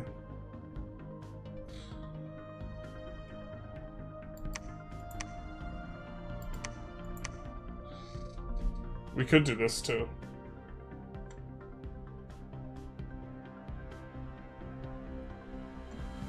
And then notice we have one less overall path, but then we could do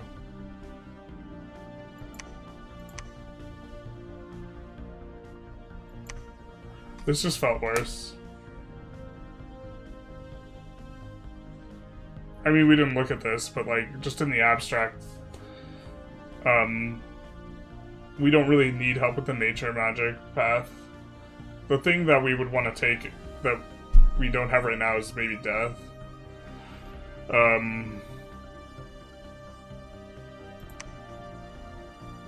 Actually, let's...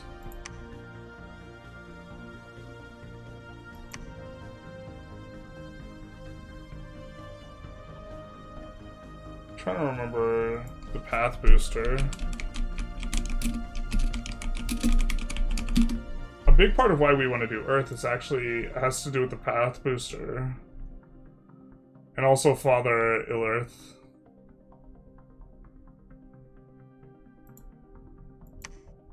So we can summon Father Illirth. But that's kind of not that big a deal. But I suppose we could go Death instead of Earth and get access to other stuff we don't get, and then maybe with Death there's a better bless. I don't know, taking anything dormant felt greedier than going for the Blood Surge. And Blood Surge we can trigger for more Reinvig. Like, we can get up to +4 Reinvig. Trying to remember, okay. The Earth Pass booster requires... It only requires... Oh no wait, Pebble Skin Suit. Where's the...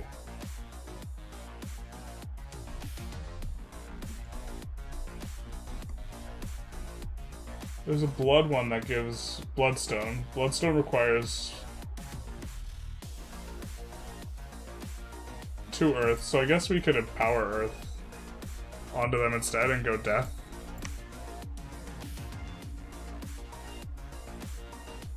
They're a great nation with body ethereal. I think one annoying buff some glamour nations have built on their sacreds. Yeah. Magic weapons is about turning a few sacreds you have into counter-specific strategies, which is valid for EI Pyrene.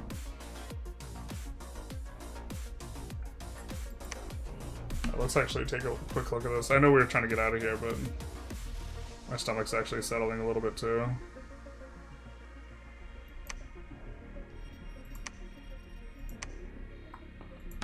And for the people who play this game maybe and know it a bit better than me, it's useful to hear from them. So we went 954. And then 7 on the scales. And then we had another 4. We could do this instead.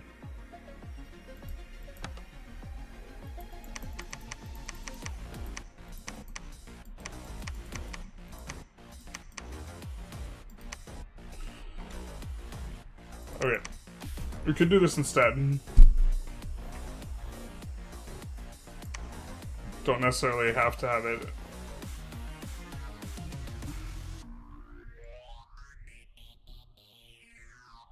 Does Stygian Flesh, how does that stack with Iron Skin?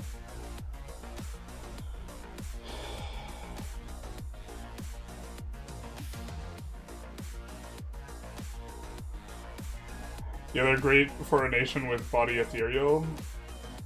Yeah. I mean, so... But... Okay, once we have Strong Blood... Oh, but now we don't have Reinvig. Yeah. Wait, hold on. We ain't trying to leave. We want more generals. Yeah, no, but now we don't have the Reinvig.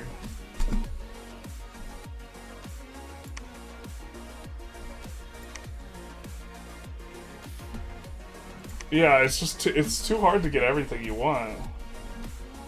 Stygian Flesh does not scats with Iron Skin? Okay. That's what I thought.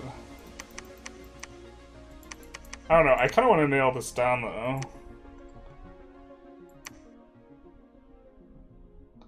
But, like, this, for me, is, like, kind of the semi-starting point.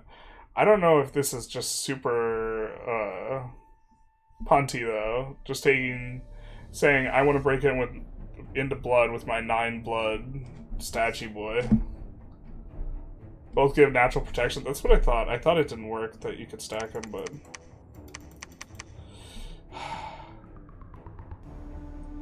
And I just feel like we get more out of Glamour than... Okay, so... We don't have to take Blur. But the other idea is we could take, like, Attack Skill. That seems not as good as Blur. Basically, if this is the entry point where we're saying we want poison resistance, we're going blood, we don't want to touch nature, we can go for glamour, death, or fire because we don't have access to that. What do we do? It's okay to take extra heat or cold when you're underground, even more than just the one.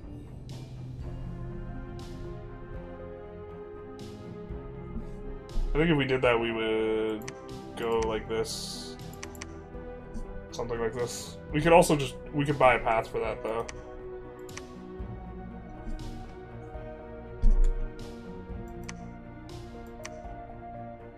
What did I do? What have I done? I think this is where we were at, yeah. We just haven't bought a path yet, yeah.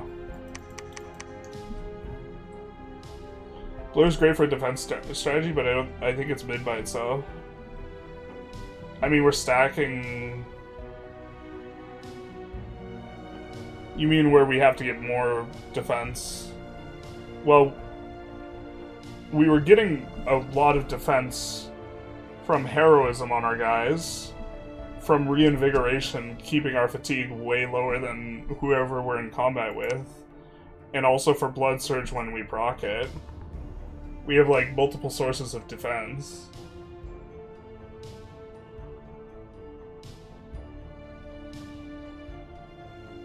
Heroism's decent from Glamour as well. Yeah, well, we had 2 Heroism. The man said he didn't like our Bless.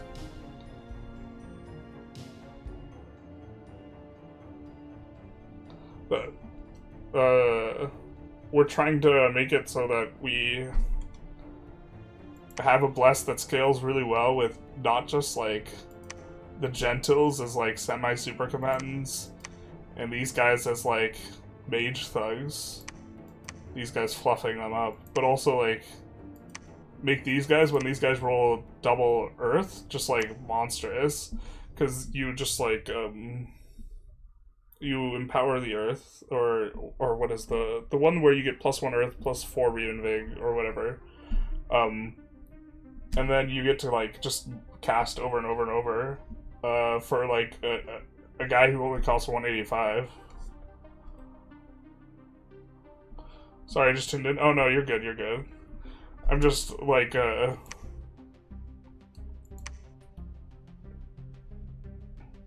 the most changeable thing, I guess, is, like, just saying, okay, we're not gonna do blood. Earth power, yeah. Blur is amazing its own. It's the best carnate bless to have for expansion. That's another thing, is, like, our expansion was weak. So, like, that's kind of, like... For me, this was, like, the starting point where I'm, like... This is kind of what I want. I want poison resistance. Because I want to be able to...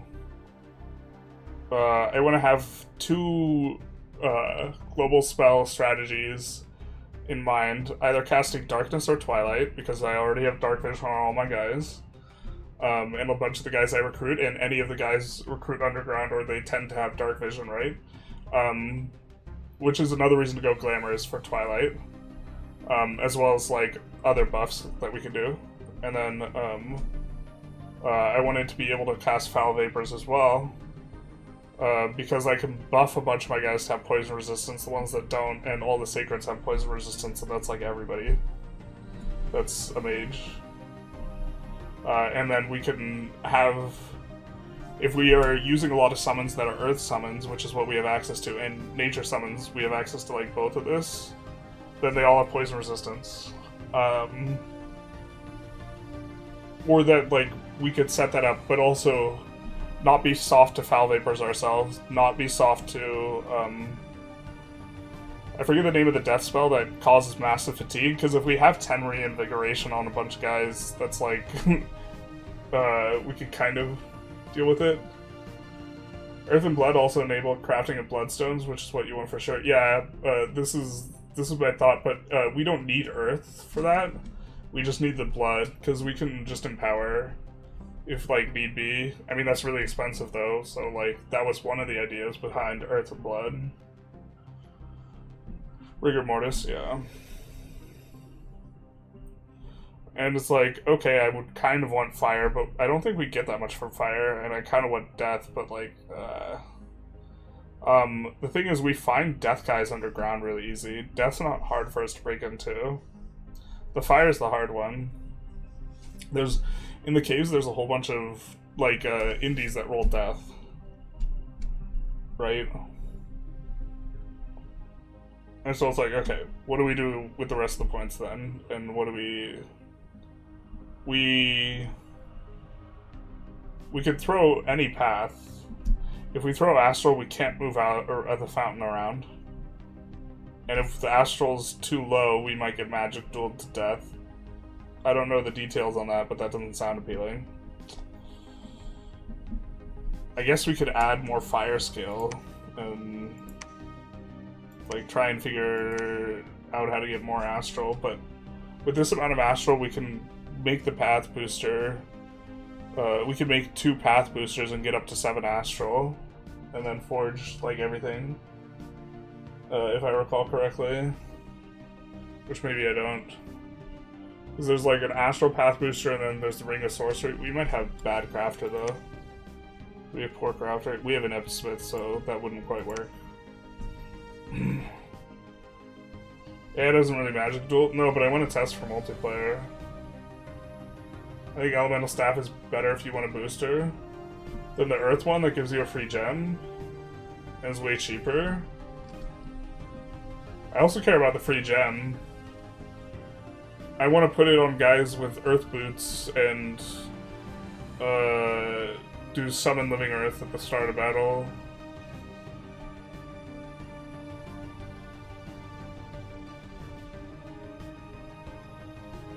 Magic Duel rolls a dice for both mages and then adds that number to the level of the Astral Mage. If it's a draw both die, isn't it exploding dice though? If it's not exploding, then I mean I guess we could try and push Astral up more. We don't necessarily need 9 blood, right? We could do 6 blood, 8. But I don't think I've ever been. Yeah, but I'm not trying to fade the AI. The AI is easy anyways, it's not a big deal. Magic Duel's not exploding dice? Okay.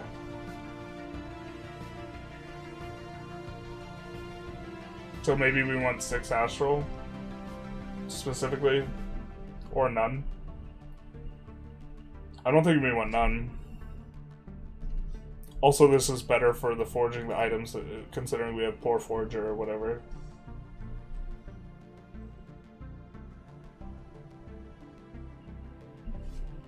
And then, okay, if we're doing this, what's the bless then?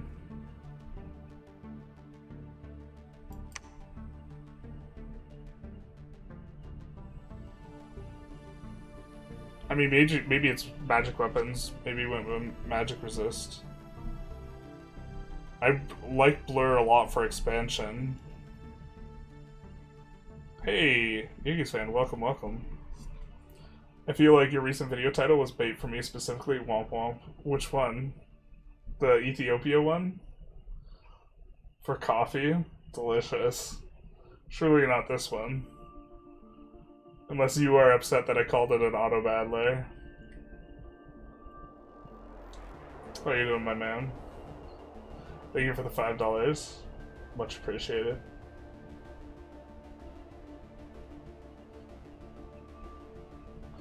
Yeah, also hi. Yeah, I think I've seen less of you. It's probably because I'm not playing as much Vic 3, though. I assume you're watching Vic 3. I assume you're watching other creators.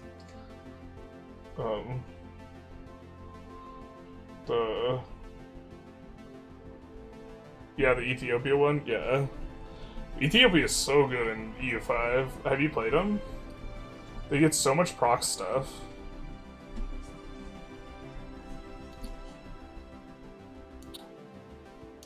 Like, we took a look at a Blood Vengeance thing, but people thought that that was too cute.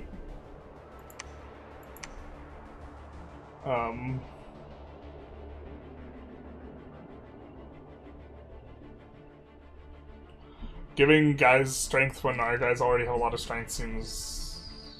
yeah. Theorized it a bit for Pyrene, but not sure how good it is. It's an Autobattler kick. Can't stay today, unfortunately. I'm on an Ethiopian train Wi-Fi. It's rough. Womp womp. Traveling for work. You might already know, but the item boosters do not help in magic duels. I did not know that, but that's good to know. If we... I don't want to get machine gunned down by a bunch of Astral 1 guys, so... we could even go... but now we're talking... oh, that feels bad.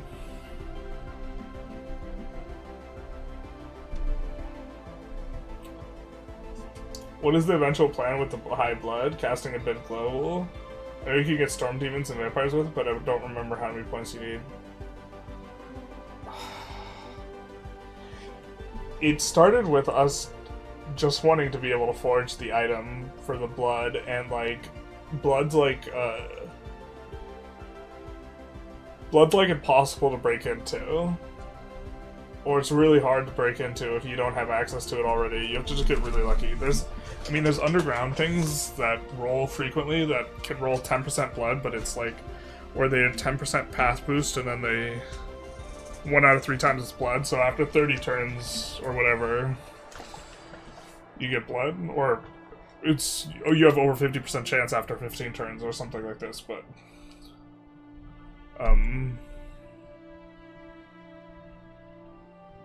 There isn't a big global I have in mind.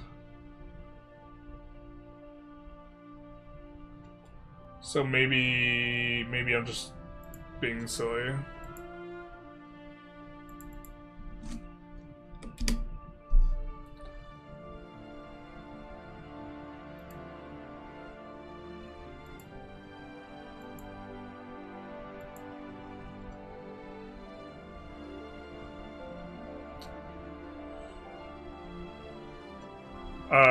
Summon Illith was kind of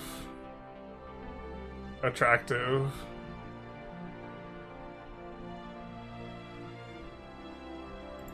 But that's maybe just a meme and not important. Blood is only worth breaking into for the boosters, but Pyrene does appreciate the blood boosters. Yeah. That's the main thing. Yeah, that's... But, like, this is also a hella investment. If we don't... Or also I wanted Strong Blood. I wanted Strong Blood anyways. But we could just do Blood 3 and not try and go super hard with the Blood and just harvest a little and just do the Path Boosters and just say, okay. In which case, obviously, we wouldn't want the Fountain. But okay, then what are we doing then? Like, this to me is like the absolute, like, core of like the idea, which is Blur helps enough with early expansion, and we just want to stack Reinvigoration and Heroism because I think it's really good on mages.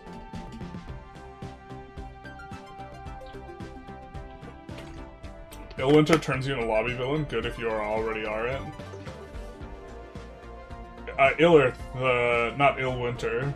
Illith, the blood earth summon. If you don't have a big global you care about, you could always do Rainbow. Yeah, so Rainbow was the other kind of idea we were thinking of.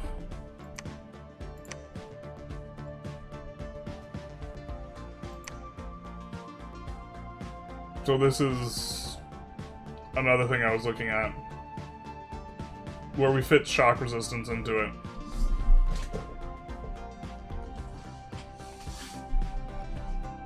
And Spirit Sight.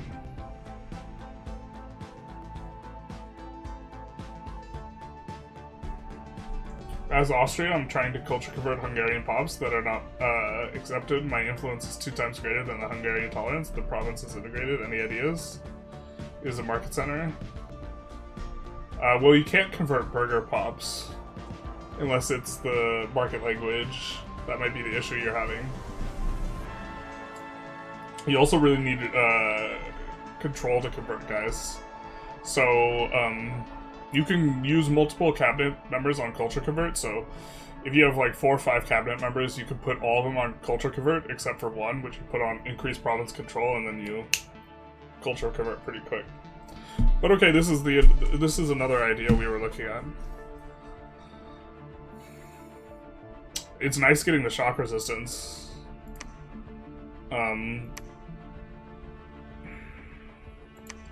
Yeah, I mean, I guess we could take another look at this. If we continue to stream, I think we'll continue with the guy that we have, but...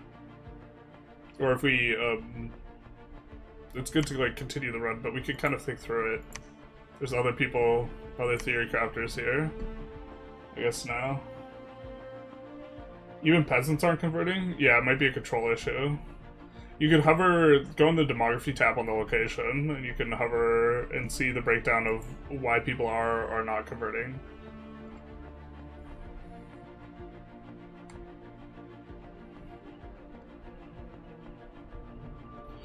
The thing is, I kind of like the statue because I felt a little bit safe with the statue, but...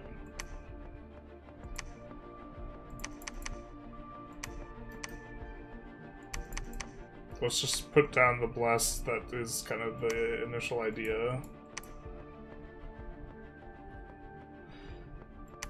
I also like the disease resistance, but...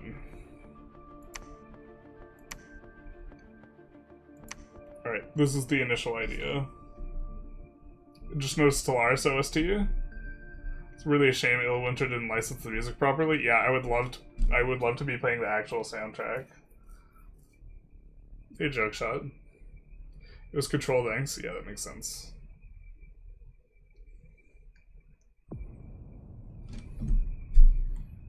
We're not necessarily trying to go the Naga. I don't like how squishy these guys are, though. And then I kind of don't want to be pushed towards death, but it's either one of these squishy dudes or like one of these death dudes.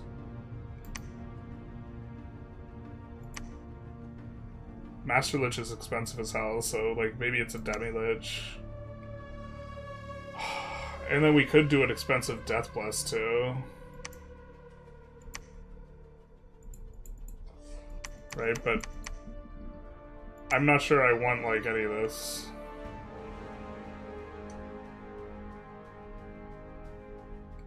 Other than Fear would be kind of neat, but that seems so greedy. Right, that seems like now we have a different idea of what we're doing.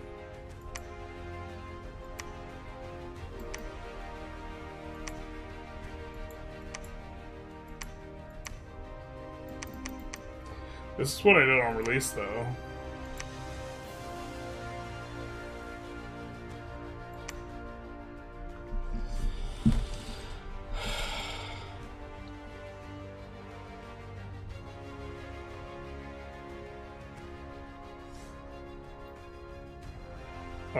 No Blur.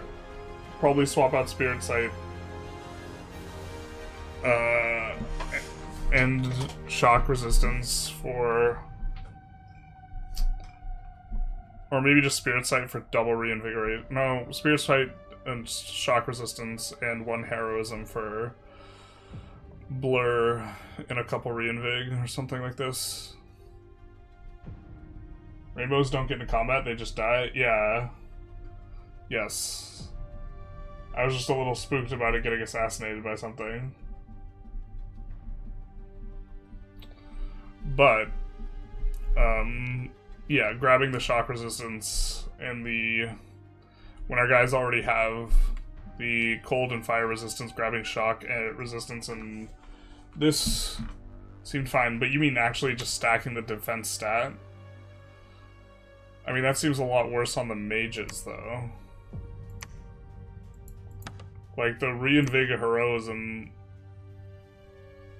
is good if you're getting into combat and also good if you're standing back, right?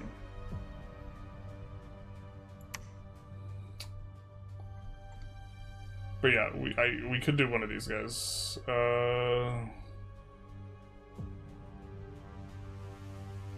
Maybe the Astral guy's the best.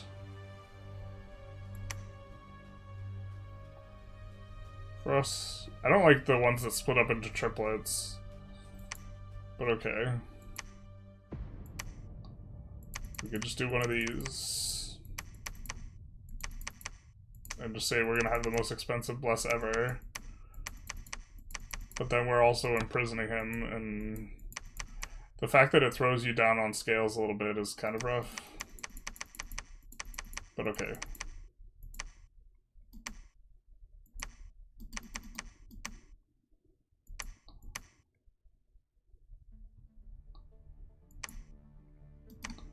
We could get similar looking scales, and then we have 19 bless points. And we could do something like this. Double Fear Aura ponies was so silly.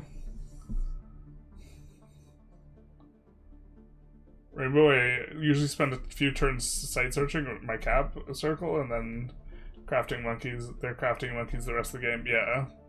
I mean, this is how I've played it. I just, like, I got sniped by the AI when I was just trying to sight search, and I was like, It's like, and it's just apocalyptically bad to lose the guy, and he's, like, really squishy. I don't think I don't think I had him set to retreat, though, and that's probably the crux of the issue. I don't think we pay for this many candles, either. I think we, like, boost paths a little bit more or something. There's, like, something there, right? In terms of the numbers, but this is the idea. And then we go But you want to just stack defense skill?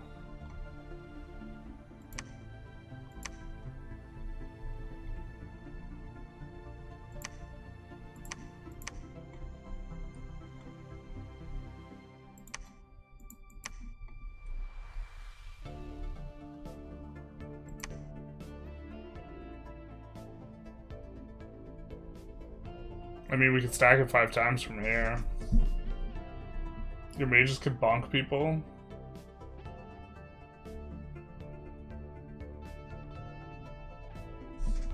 Yeah, I mean, we don't mind bringing our mages in there. Throwing them in.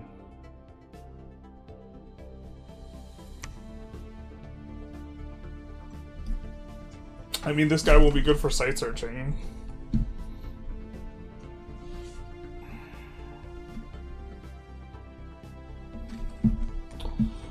Oh, we might be able to take this instead. And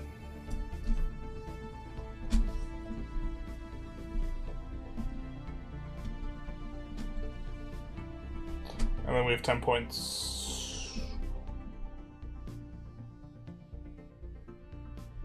Or this is the way to generate the most points possible. I don't think I like just YOLOing defense, 5 defense though. It's not like I don't know, that just seems hella derpy.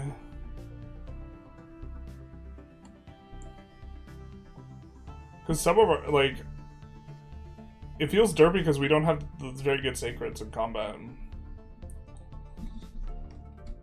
Like, or our cap sacreds suck balls. Like, this seems way better if you have good troop sacreds.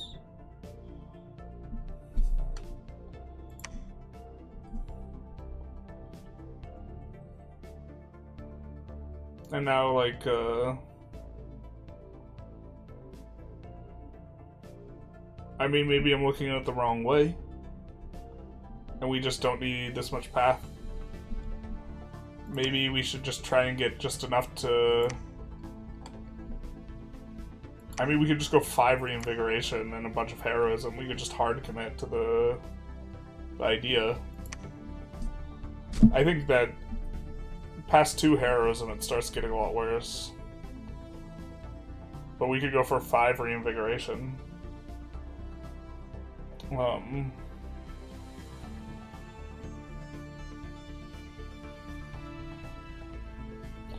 I mean, what are we losing relative to the Blood Fountain? Well, the Blood Fountain had 3 less points, and then we spent 4 on Blood Surge. And that's a lot of stats in combat. But you have to kill something.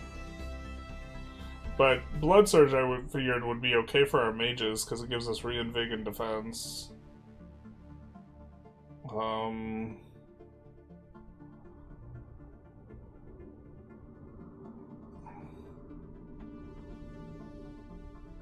You do have a Recruit Anywhere Sacred. We do not, sir. You mean a Recruit Anywhere Mage? Sacred Mage? We do have that. We have a few.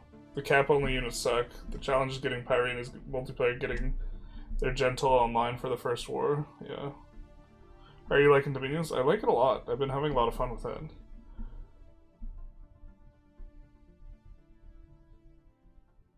That is a big deal, but its weapon is not good. I'm not sure what you're talking about. I've only ever played in MP, and that was brutal. MP is a little bit brutal. I'm trying to think about what Pretender I want to try and run. And my idea here is that we have this guy, Forge bonus, really nice for crafting a bunch of gear. We are strong in Earth. We have a decent amount of nature, water, and air. All of our mages are sacred. And our cheap mage that is our research monkey type mage can roll double Earth, and then we can do Empower Earth, and then be buffing a whole lot, and they're sacred. And they come with fire and cold resistance.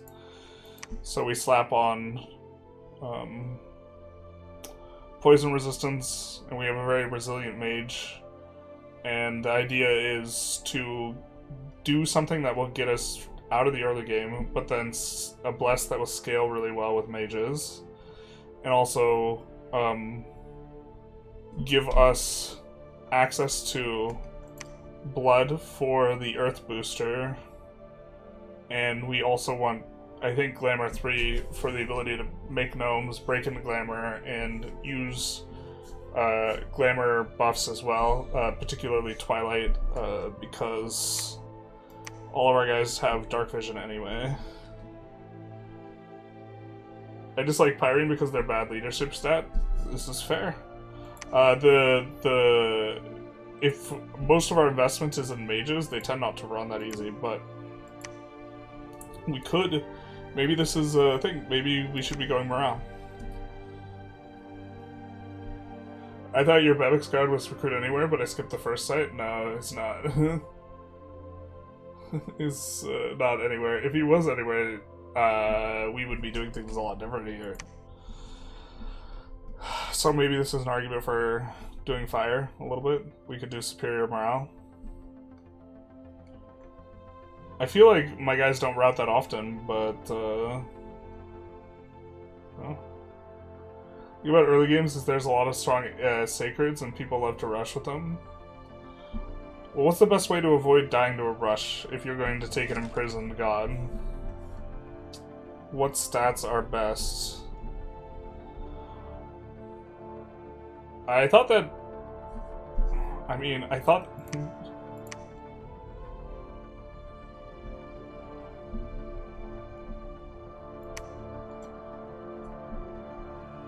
I mean, the thing is we could also go...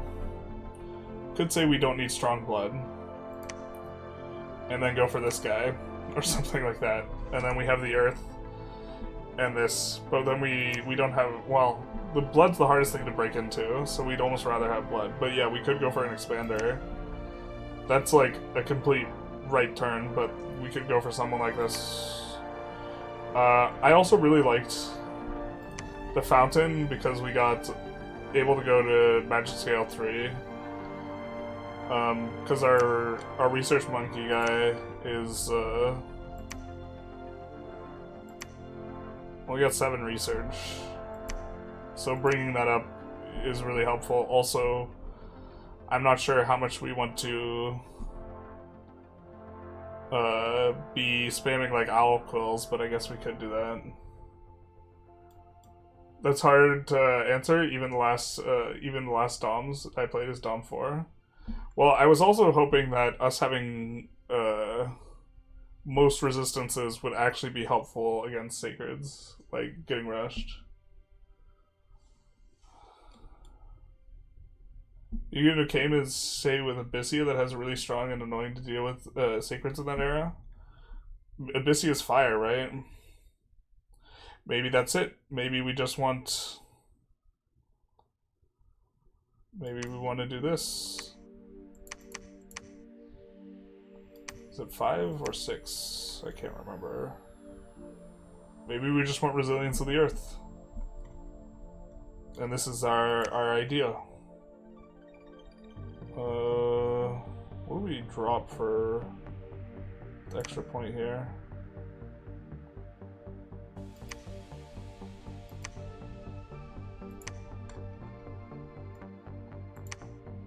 And if we roll Abyssia, we have 15 fire resistance.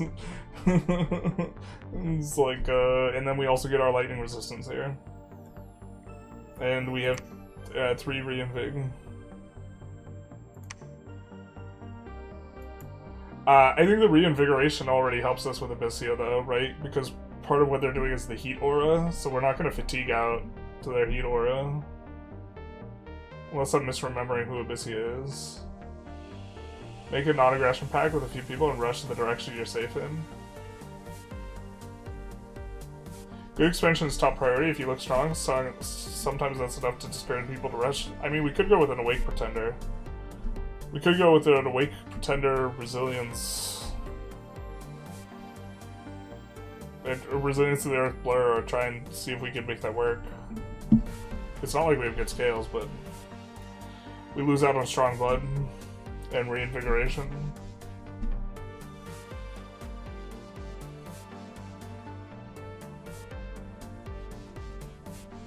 Most Sacred Rushes kill you by throwing 50 units with 40 HP, 16 attack, 26 damage or something.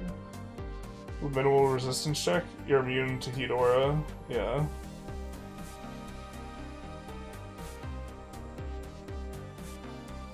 We already have some resistance to Heat Aura, but Resilience to the Earth is only online if we're awake, so we could also try and go for Dormant Protector and go for a Titan, because Titan would be a little bit easier to defend with. And then now we need a Titan that has Glamour. We want a Titan that has Glamour and Blood. None of these Titans have Glamour Blood.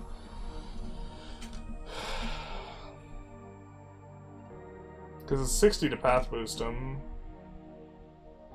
And we also kind of want Earth.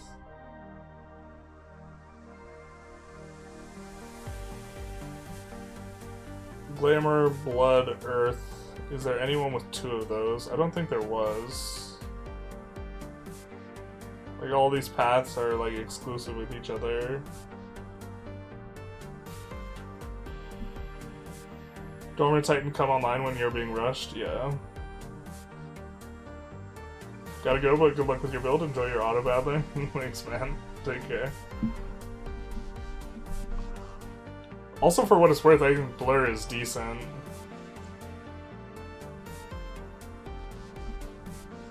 For defending, because they're not gonna have like Spirit Sight or anything like this, probably. Early on, and then Blur like falls off, right? But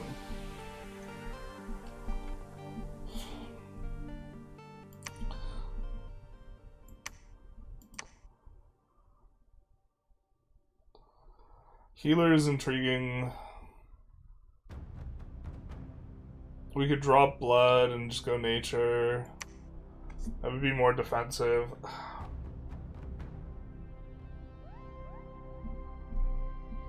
I mean, this guy's got the paths that we want, but we really don't like the drain scale. You already have a Titan, it's called a Gentle. Well, people be saying the build's too rushable.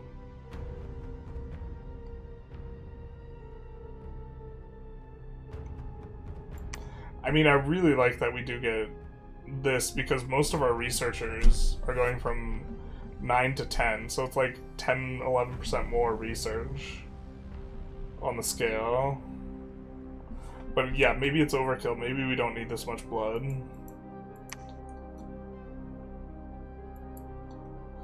Which brings us back to the hymn.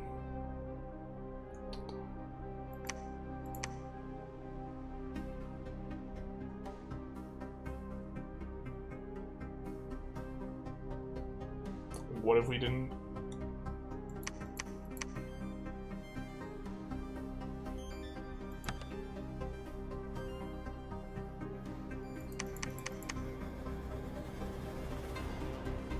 How much do we need here? 6?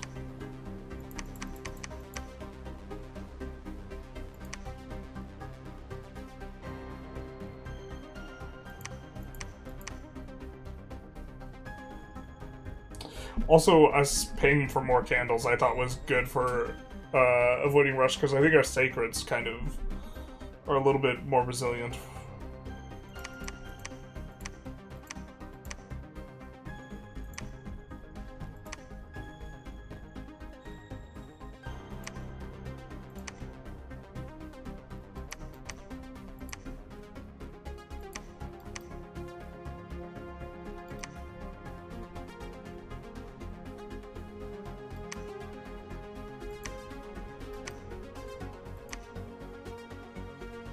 God, the points are like so close to what we want. We have to throw another scale.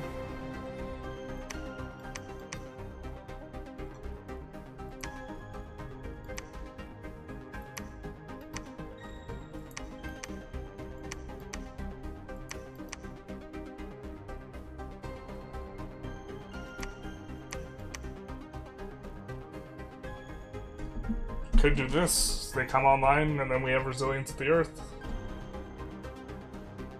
It's a new player lobby, and they Google bless for burning ones. It's gonna be fate weaving Bark's Quinn.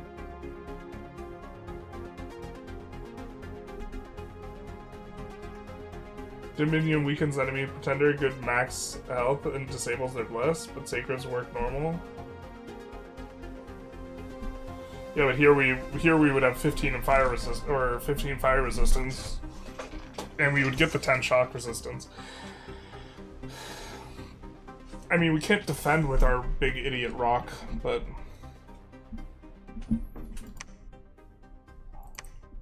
and then we'd still we wouldn't get to have that. We wouldn't get to have it all. Just kidding. Could do this.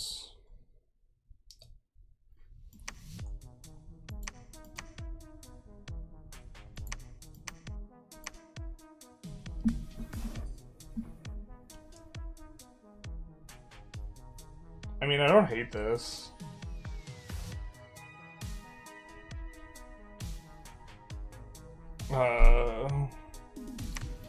Also, with us having that much fire resistance, it's kind of lulzy.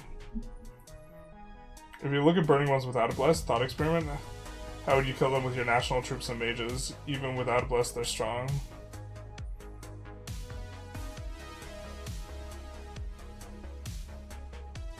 To be fair, us just having more reinvig is also good against Hiora, too.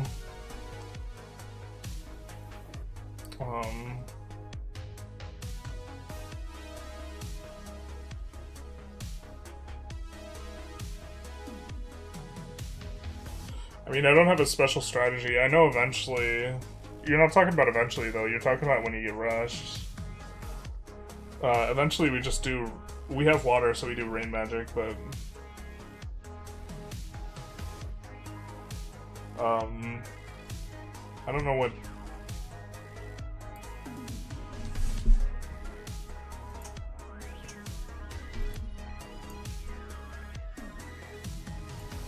I don't know when we get that.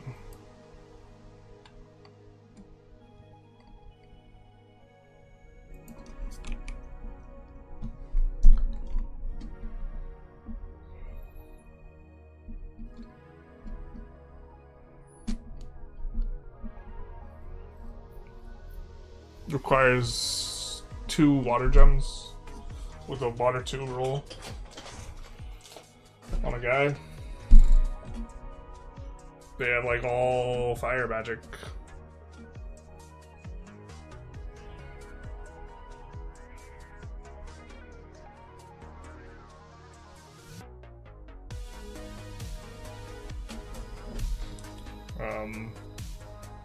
But that wasn't your question. Your question was how do we kill the sacred? Alright, I have to look up the sacred then.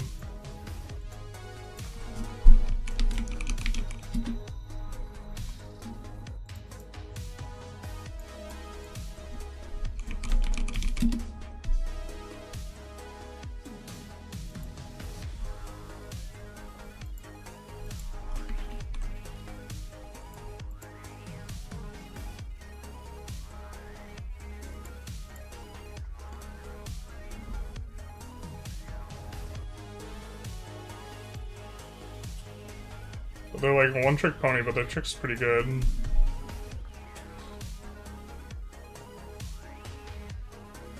What makes the game so sweaty? Well, we've spent about half the time theory crafting and half the time playing.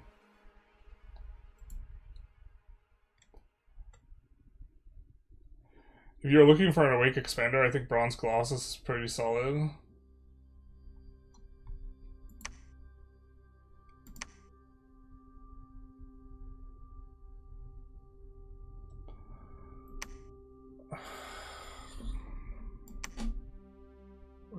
He's so expensive. I mean, I kind of want to expand without an Awake Pretender. I want to... I don't think that's what there's good at. I tried getting the previous entries in the beginning. It just seems like such an insane knowledge check. It is. Getting to the point of experience gains knowledge where you feel competitive takes a lot of effort.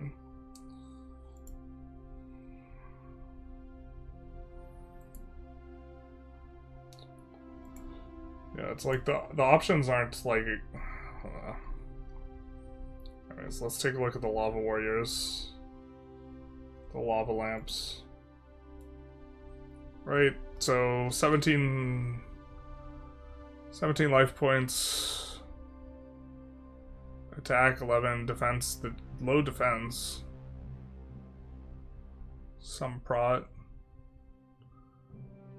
They resist fire, heat aura, firepower, ambidextrous, berserker.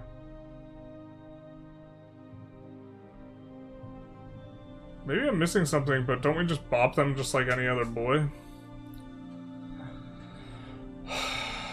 I mean, they require... That's a lot of materials, no? 30 and 28.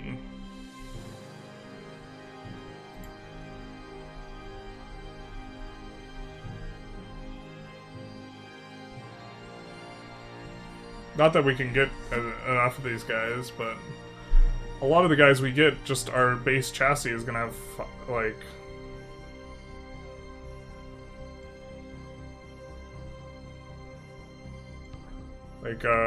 our base guys have fire resistance.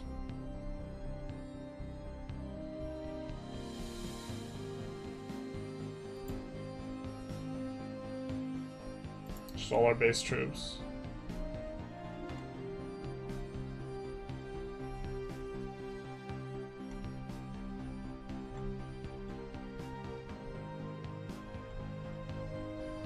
I think you can kill them somehow fairly early. I think you're in such much better spot than most players in said lobby. If you think you can kill them somehow fairly early.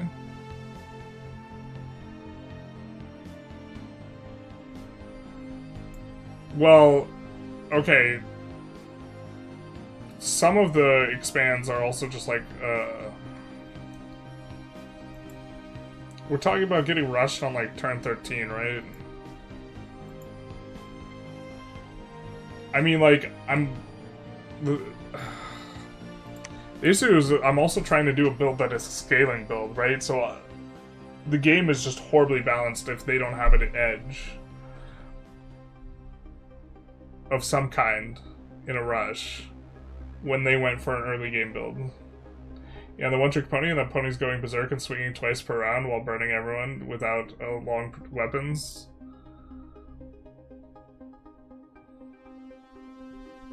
I mean, we could add fire resistance. This is also just the if there's an Abyssia player. Most early game units struggle with armor, piercing, high protection. Yeah, I mean, they're kind of squishy.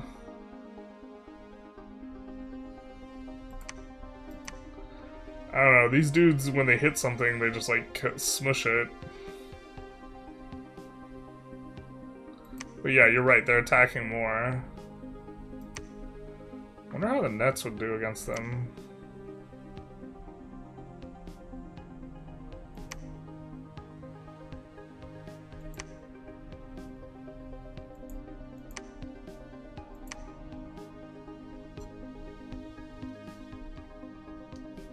Burning one is the early age sacred? Well, yeah, but...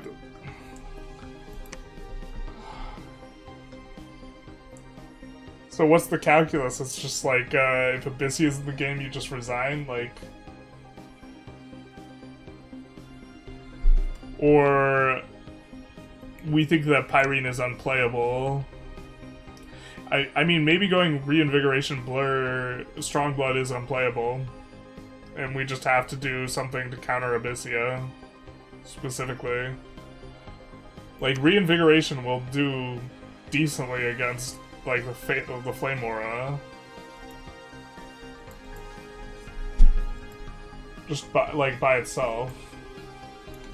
The thing is, we don't have a bunch of Sacred Troops.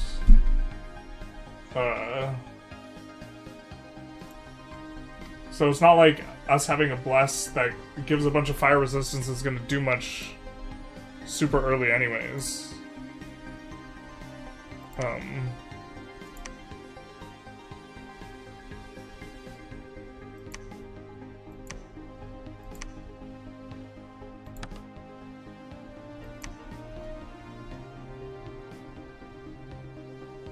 Normally I'd recommend Earth Meld that nations can do easily, but the high strength means they break out of it easy. Alright, let's take a look at our current pretender. This is what we have currently. Okay, and then let's take a look at our current plus. Or, well, no, we should have looked at this a different way.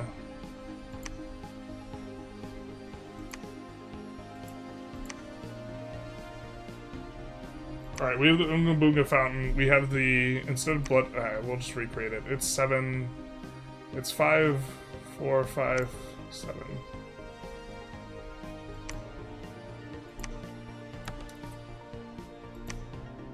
Alright, and this is...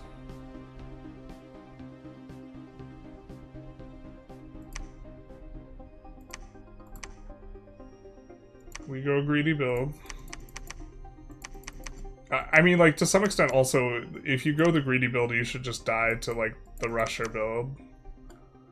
Like, it's like rock, paper, scissors to some degree, right?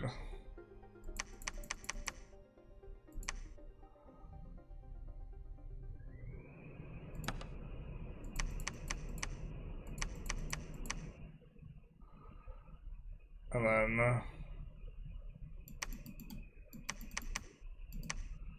this is the build, right? And then we have for our bless, blood surge, which we're not necessarily committed to, blur, which I think is kind of we're more or less committed to, reinvigoration, strong blood. So strong blood we could lose, I guess. I think building this to specifically beat Abyssia is like a weird exercise, though.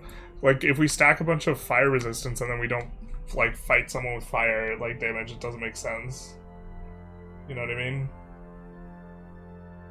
Look at early evocation to assist high bonus, high damage bonk units. Yeah, so, I mean, I think that our best tool is, like, our best tool in the early game is just this guy. So I guess the question is how do we best utilize this guy? We could go scales that give us more money. So right now we're kind of throwing the income scaling a little bit here, right? We could just say we want better scales.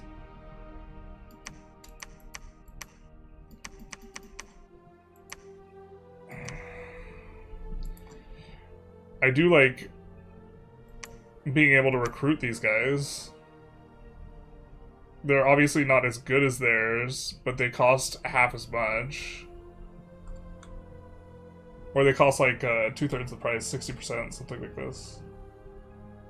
But like the best, if we tailor a build specifically to counter the best rushing thing, then like, I mean, we could go fire instead of something here, and then give fire resistance.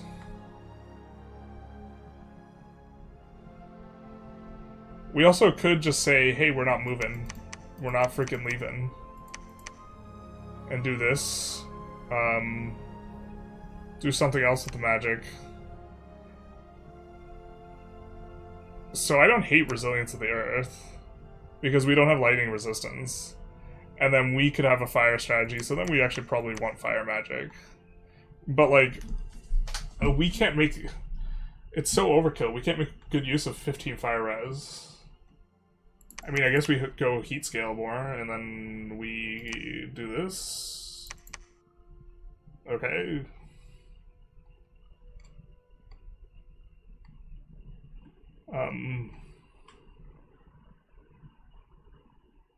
And then we need to... We get rid of Blood Surge and a Reinvig, I think. Okay. So this is probably better against Abyssia specifically. Oh no, wait. We won't have him until the 3rd year, so that we would have to be dormant instead. Okay. like...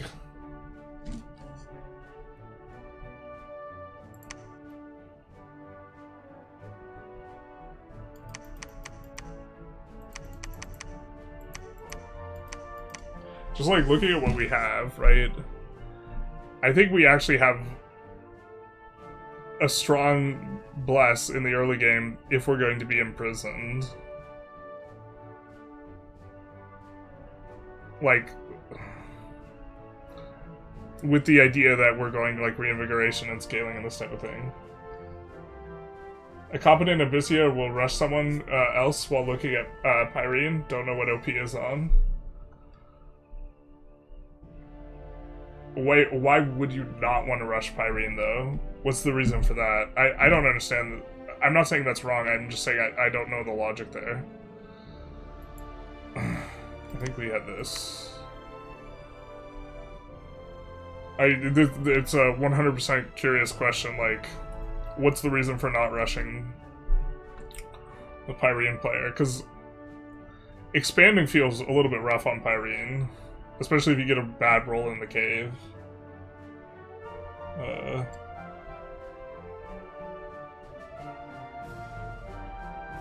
Also, a random thing that players think about when fighting your nation is the fact that I think that you get the rock throwers as your wall archers.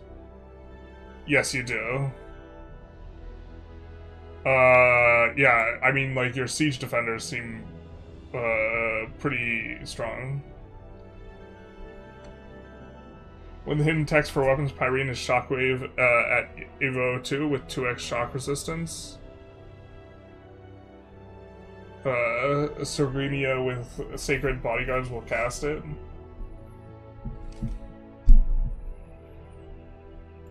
And then eventually getting Rain. Both start underground unless the game dictates otherwise. If we're both in game, I'm not sharing it. Yeah. Pyrene is immune to heat clouds. Are they? I think they're just affected less. Because they have heat aura. I think, they have heat aura 6. Units with a heat aura radiate heat to your square surrounding. This ability denotes the base size of the aura, which increases by 1 for each level of fire magic, etc. Rain reduces heat aura by 3. This is one of the reasons we talked about Rain.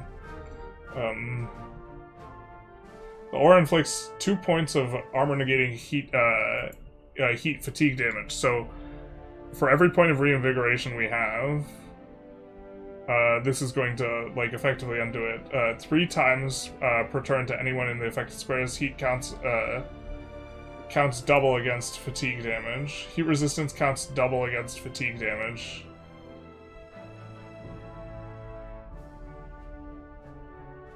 Heat resistance counts double against fatigue damage? Yeah, sorry, I'm gonna pull this up. I'm just, like, for whatever reason, having a little bit of difficulty parsing this. My brain.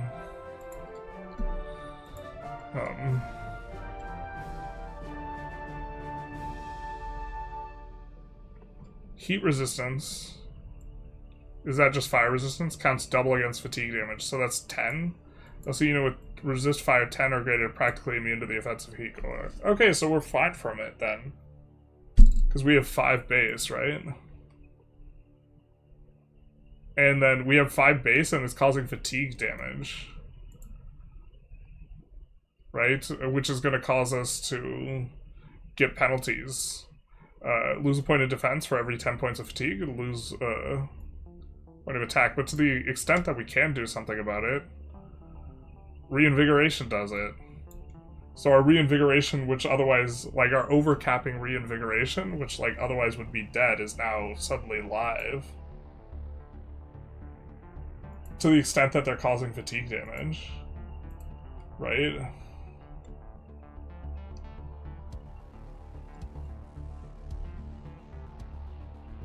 Has 22 damage foreign recruit and 34 damage giants. Because the 22 damage guys, they're the mini bonkers, and you're talking mini bonkers and big bonkers, right?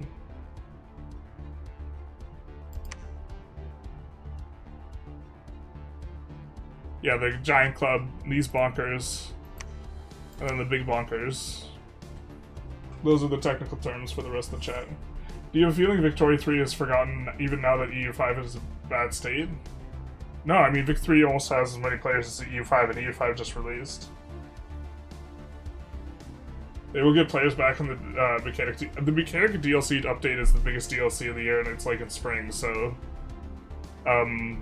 there's a decent chance I'm going to be more into playing Victoria 3 when that drops than EU5 when the flavor for Biz drops. Your small guys have fire resistance? Oh, that's right. All these dudes have fire resistance. 5 resistance means you're generally immune, or a Clouds winner. Look at the national units, I think the Myru warriors could kill them, but they need to be screened with something else or they will just lose the fight. Yeah, so you put these guys and these guys in front, and then these guys, since they have 3 more size than the little guys, they can just walk right through. And so the other guys absorb the combat first, and then they just come in and go bonk, bonk, bonk.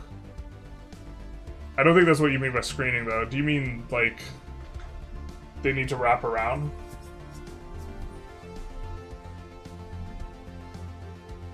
Any change of Vic 3 content soon? I like the EU5 stuff, but I was originally here for Vic 3 stuff. Yeah. I mean, I just played so much Vic 3, I just, like, got burnt out. It's, like... I still like it from a design perspective. I think it's doing interesting stuff with the economy and stuff. I like thinking through Vic 3, I think, almost like more than playing it. No, you had it right? Okay.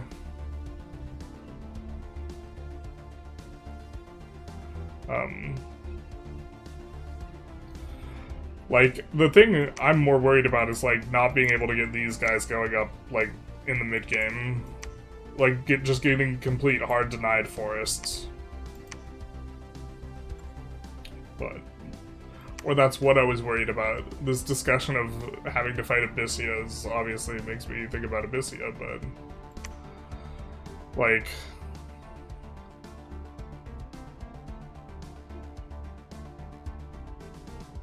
oh, we went wrong somewhere.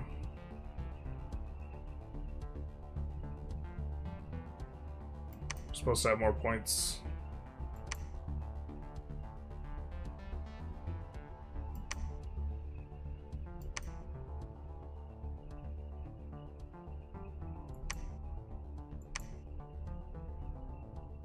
Wait, where did...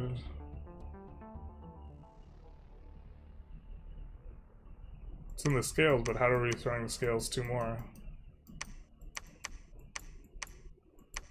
I don't think we had this. Oh, we threw it the wrong direction. Yeah, this is what we had.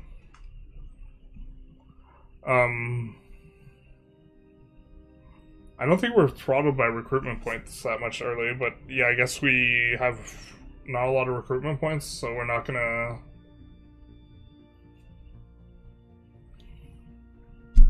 eventually you reach a point where you squeeze every possible drop of joy from a game. Well, the thing is, I would have played a lot less of the game if I wasn't making content for the game. It's kind of like a weird thing.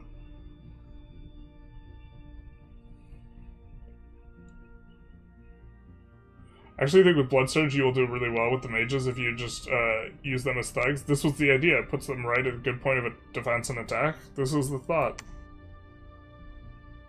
My thought was, man, this is a whole bunch of stats if they get in there.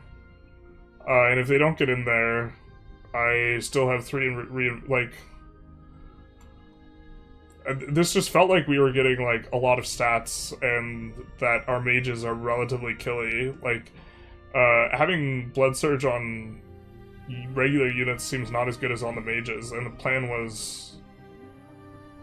I still have to figure out how to script them a little bit better, but these guys and these guys are just walking in. But also getting defense on some of the other guys is not bad, but that's the plan.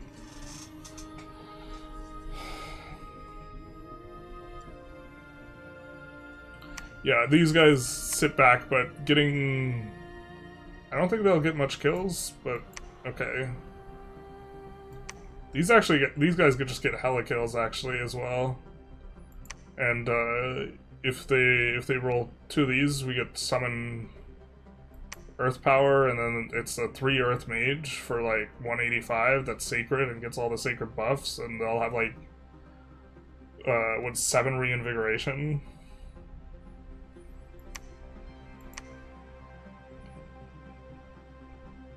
Like, I think Abyssia is not necessarily what scares me as much. Talking through this a little bit more. Well, especially if we're just immune to the heat aura. I mean, it's just rushes in general. But like,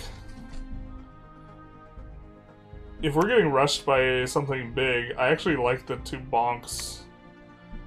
Like, this is really big damage, so... and this guy is huge, so... I don't think you can trample him that easily, so... An Awake Expander Pretender into a rush? Like... Do you want to rush the bonkers?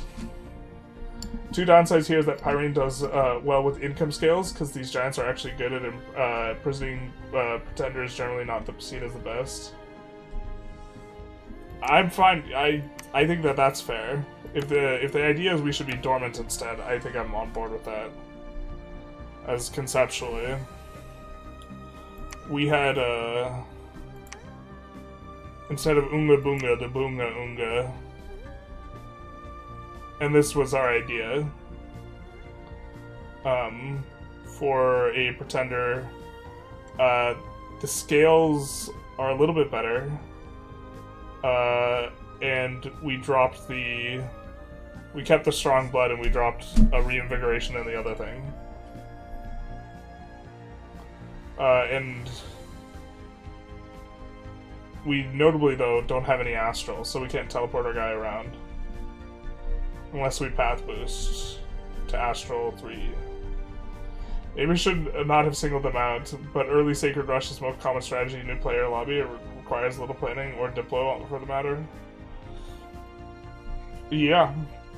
I think in general, the plan where we are trying to have more powerful mages will be soft to a rush. If it's not soft to a rush, then it's, like, overpowered, right?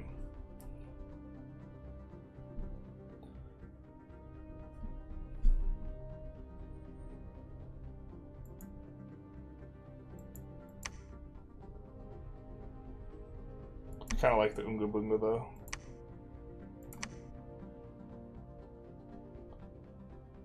You think it should dump production and not order? Okay, let's take a look at that. Why am I dumping production and not order?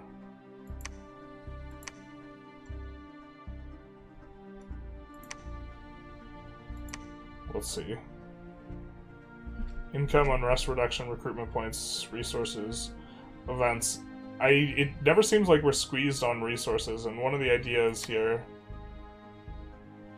So we could just not push luck scales and not dump this. But this is income and resources. Yeah. We like recruitment points more than resources. We don't need to push luck.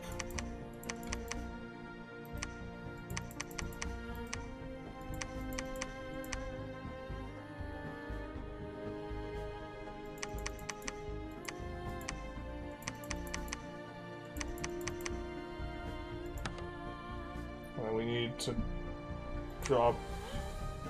We could also just not throw this at all and throw this twice.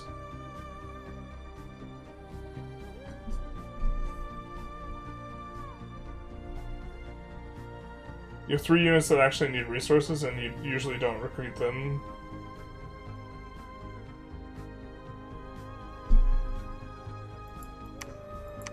So you're saying even something like this?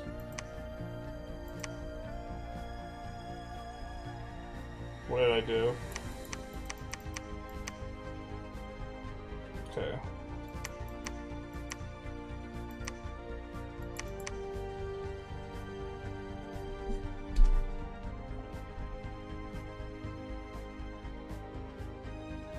you should go to -2 on prod.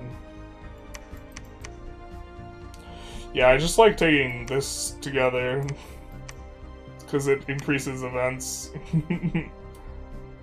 So we run the luck plus the increased events. But okay.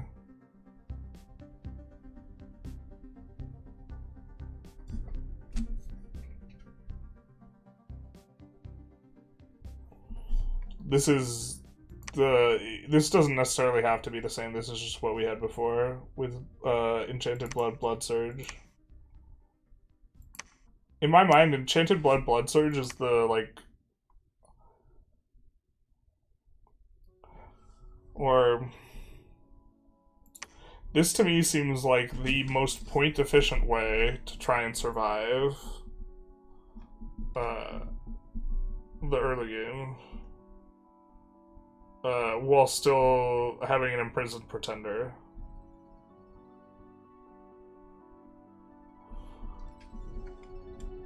But, I mean, if we're getting rushed turn 13, then it's really rough. But like, if we're getting our guys in there and we're like semi-thugging it up, like, it's effectively, if they kill anything, it's 3 attack, 3 strength, 3 defense, and 1 reinvig. Yeah, luck misfortune is one of the things that we that are talked about a lot. Yeah, you just do it or you don't. Could even do this actually, and go for more bless. We would have to find another 120 points somewhere if we wanted to make them dormant, but that's also maybe a thing.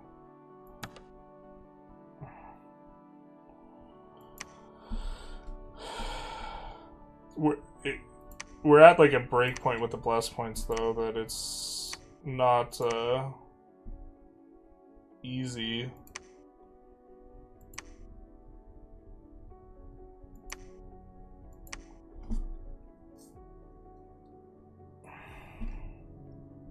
Or we're at like it's very expensive for us to add more points on here. But we could do like this. I forgot that's how they change this. The first point doesn't count. So we could add 2 bless points this way, we could add 2 bless points like this.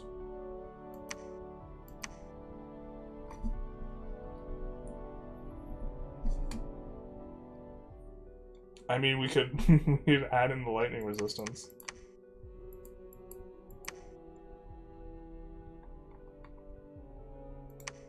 We actually wouldn't want this. We would want like...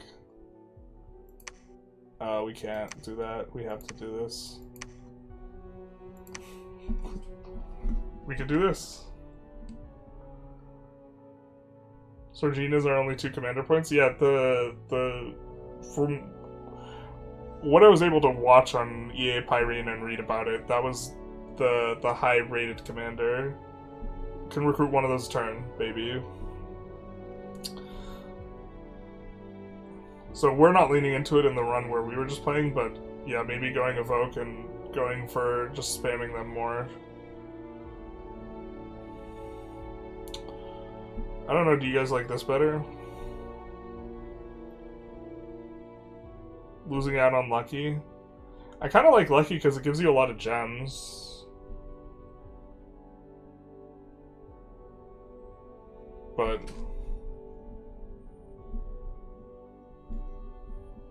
seems a little bit greedy.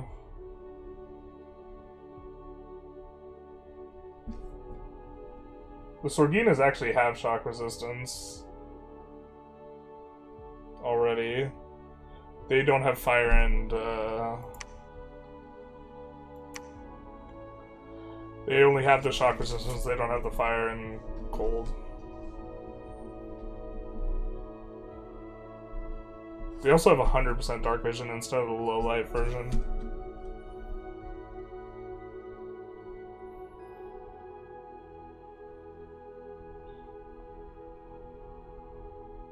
That's a really good mage, yep.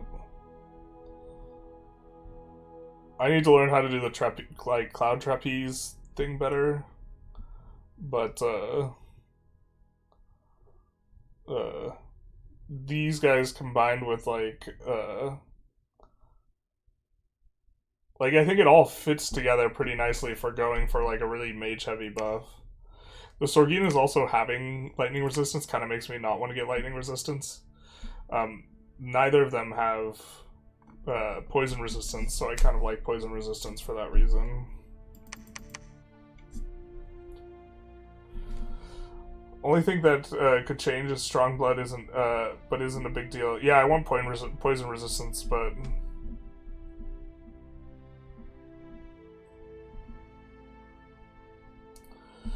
your average lobby will have that annoying nation, and disease resistance will be a godsend to them.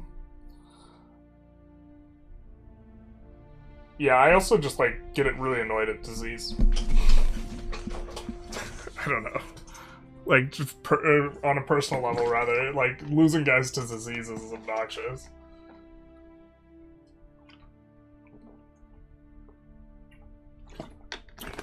For me, like, the biggest potential issue is, like, not being able to get these guys.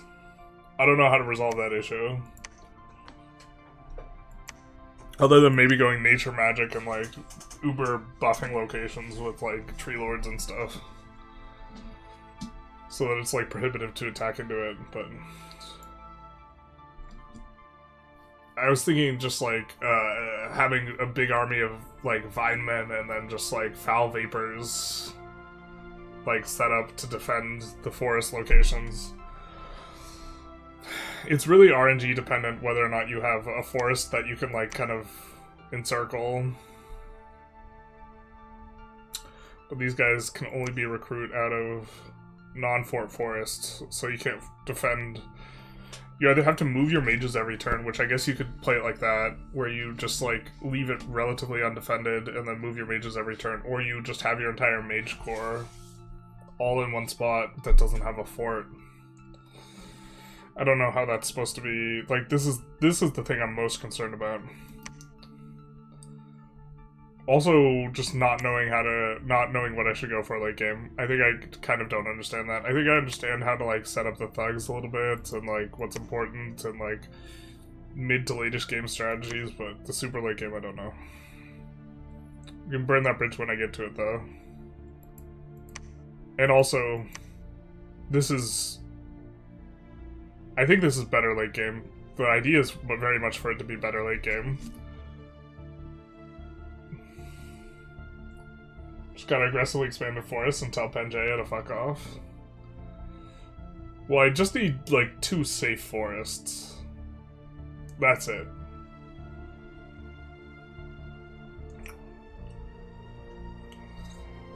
And then... probably in good shape. I don't know, I really like this. This is what we're playing, though. Not quite. I'm gonna take a... I think that... yeah, it doesn't like it when we try and screenshot it. Oh, it's okay. We're gonna screenshot this. But I think that, I don't hate going gems just for the gem, or going luck just for the gem economy. It's either luck or 2 more... we can get 2 more... we could either do this, or we could do this. To be fair, we could do this and this. We have 40 points to spend. Have you tried Conquest of Elysium? I have. This is like, I feel the more in-depth, complicated version of the game. It's like the same game. But...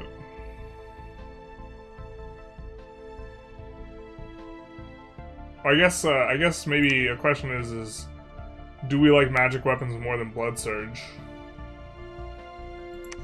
I kinda don't, because we're imprisoned. But that, and actually no, because we don't have a bunch of troops. We can forge weapons for our thugs that will ignore the stuff. I don't think Twist Fate's worth getting Could make an argument for obfuscate, but again, it's not good early on because we don't have access to it early on. I don't know. This just seems like kind of it, unless we're using a different chassis, which we could do. The problem is that none of the chassis, we have 3 paths we're in, right? That we like have to be in Earth, Glamour, Blood. None of the chassis have 3, unless we go for a Rainbow Mage. Or none of them even have 2 out of 3.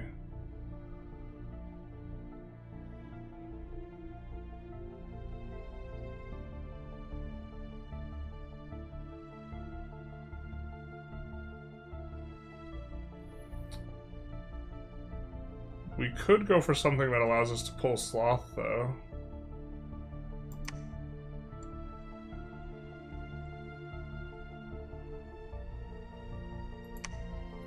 If we just think that Sloth is real good for us.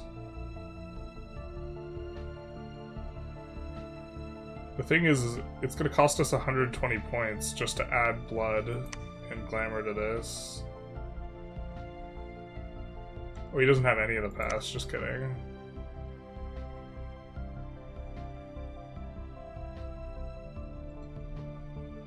And I still really like us getting 10% more research from having the additional magic scale, which we could get from this.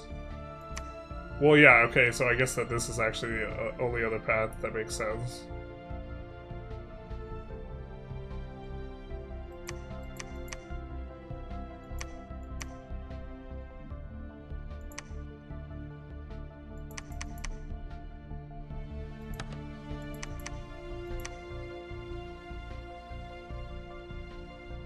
How many more bless points? Need quite a bit.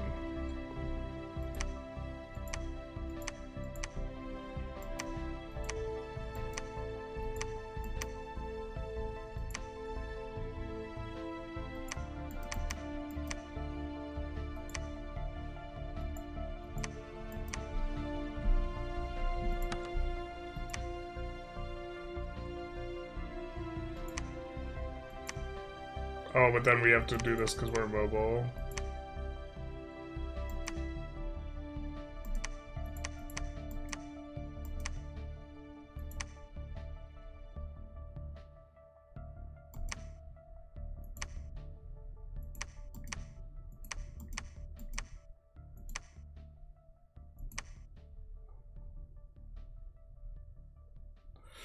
We could do this in like... We're paying for the bless points though. This is like the exact same build. What's the price differential on these guys? 190 versus... The Fountain of Blood will let us do a little bit more.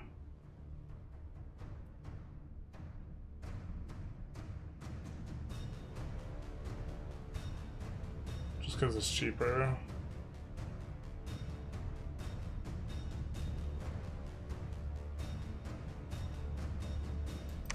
But this gives us a magic site. I kind of do like the magic site.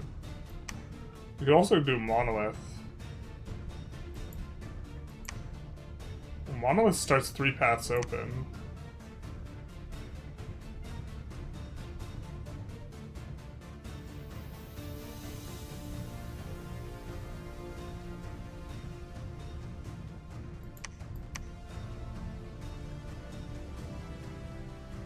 And we add path, add path.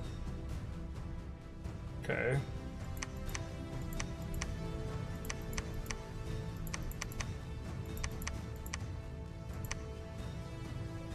And then...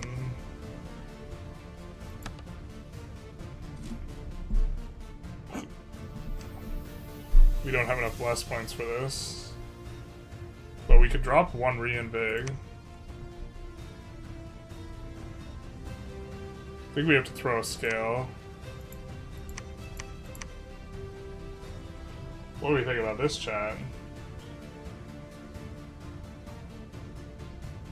My issue is neither, with both is neither is Grand Strategy game enough. I wish there was a 4x Grand Strategy game. I do too. I do too. Randomly generated, like, from the start of time on the Clausewitz engine would be so freaking sick. What do we think about this chat, though? It's dormant instead.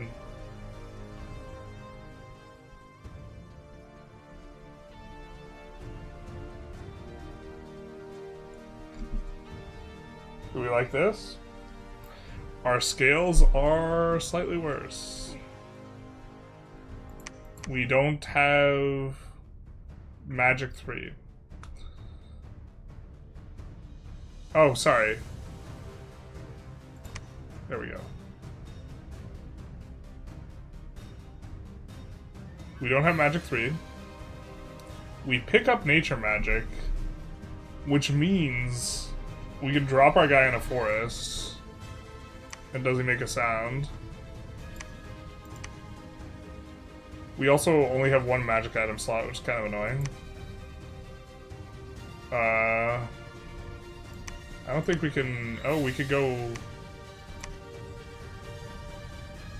I think we need Earth 4 for the craft of the item anyways, that we want to be able to craft. So actually we'll need to boost Earth. We would suck at gathering blood mages, so the blade of the blood... Oh wait, we need this for the blood surge, so we need to do this. Oh, I don't want to give up any of it. Glamour, I guess, is the one we can give up the most. Okay.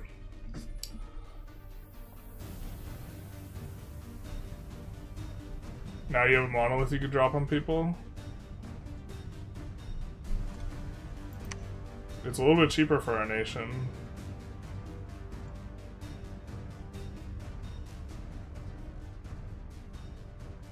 But us having the 3 paths for start makes it easier for us to grab points. I kind of do like having nature too. Nature as well. Is there anything we would want?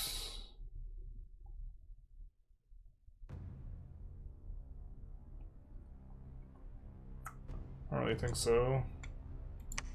Unless we went for poison resistance too, and then really committed to foul vaporizing people.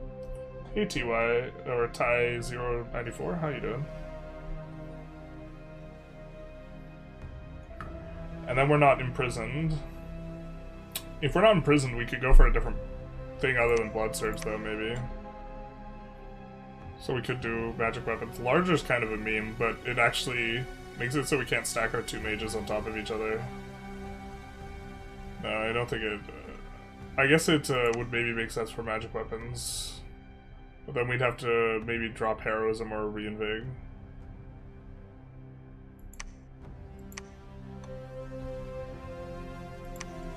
I kind of like Blood Surge. I think Blood Surge is also solving a problem for us with the expansion. I think it makes our expo way easier. What's your opinion on CK3? Too simple?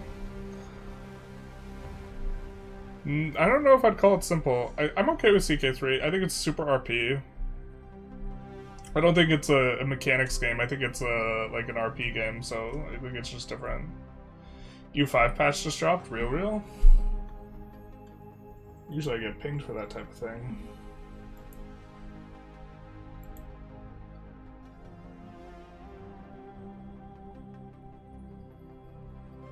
Oh, looks like it's just a bug fix patch. Alright, I don't think we'll read it on stream. That would be kind of too disruptive, maybe. Or maybe that's what the people really want. I think we already screenshot this, but...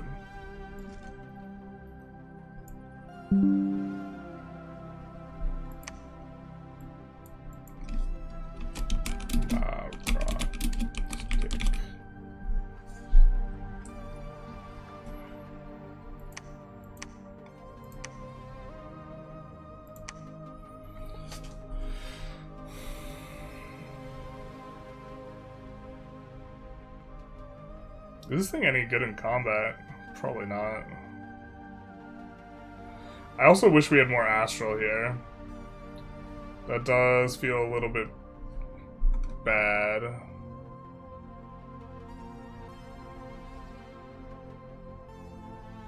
Because we can get Mage hunted down. Oh, I didn't think that through.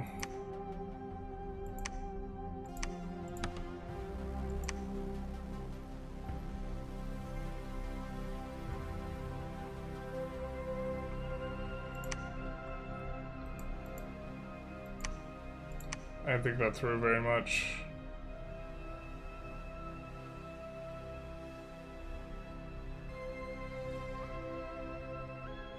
Yeah, this is the only statue that gives you 3 paths. We could maybe try a pretender that would give us 3 paths, but the problem is the pretenders, the titans are generally really expensive. And we would need a titan that's 3 paths, cheap. And at least some of the paths are ones we want.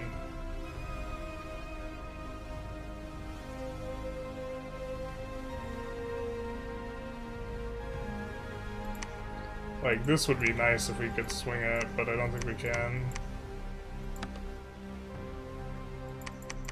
There's just no points to work with.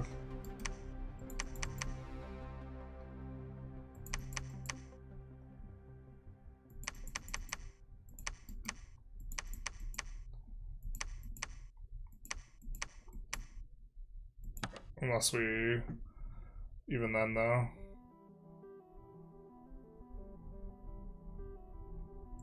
Okay. We want the rock.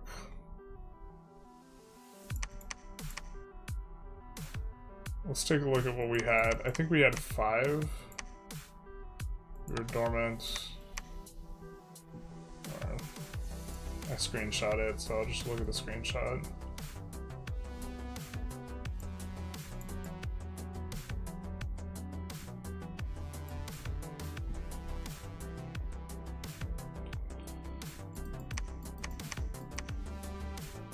Oh, we keep doing the thing where we move it in the wrong direction.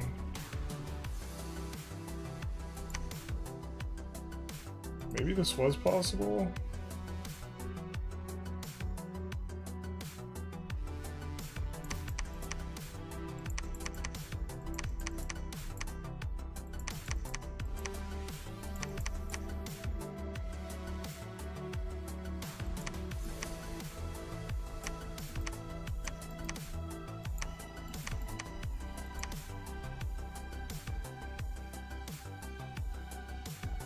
We'd have to like throw our scales even more or something.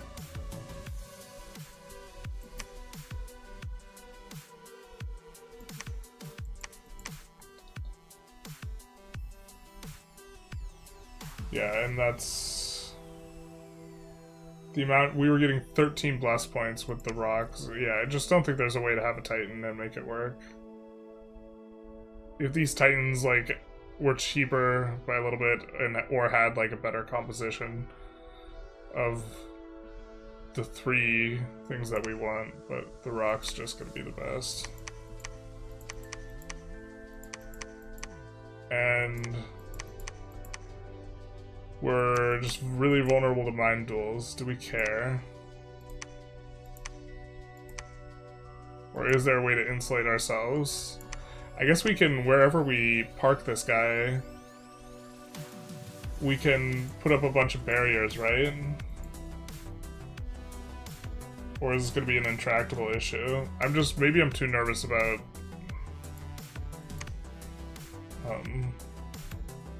some of this stuff.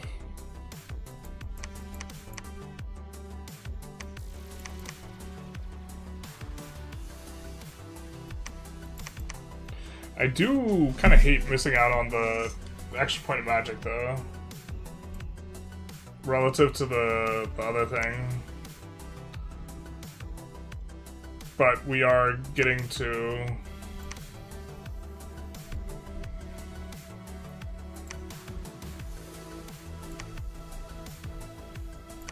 we're getting to be dormant instead of imprisoned. It's actually pretty decent because of the protection.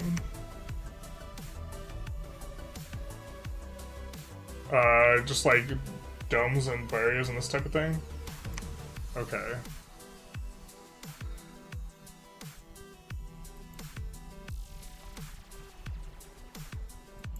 If we had 200 more points, though, what would we do with it to make this better? Hey, John, how's it going?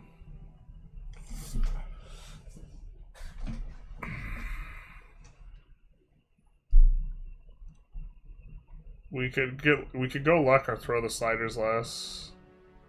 The thing is, we don't really get to add that much bless points, because we'd have to start adding another path. Oh, I mean, I guess we could.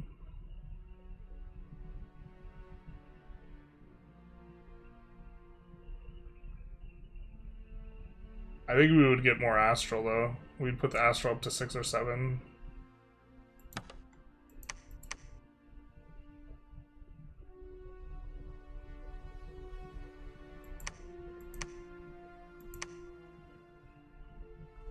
We can get like 5 more bless points. So we could get magic weapons.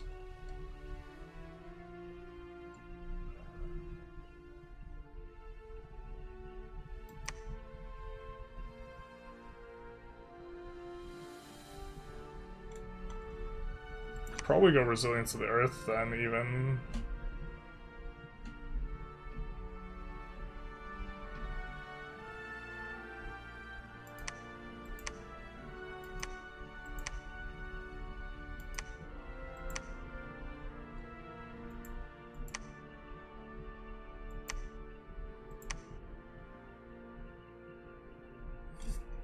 Get a second point of heroism. I don't really think that there's a big enough payoff for resilience of the earth, though, for that to really be what we're interested in.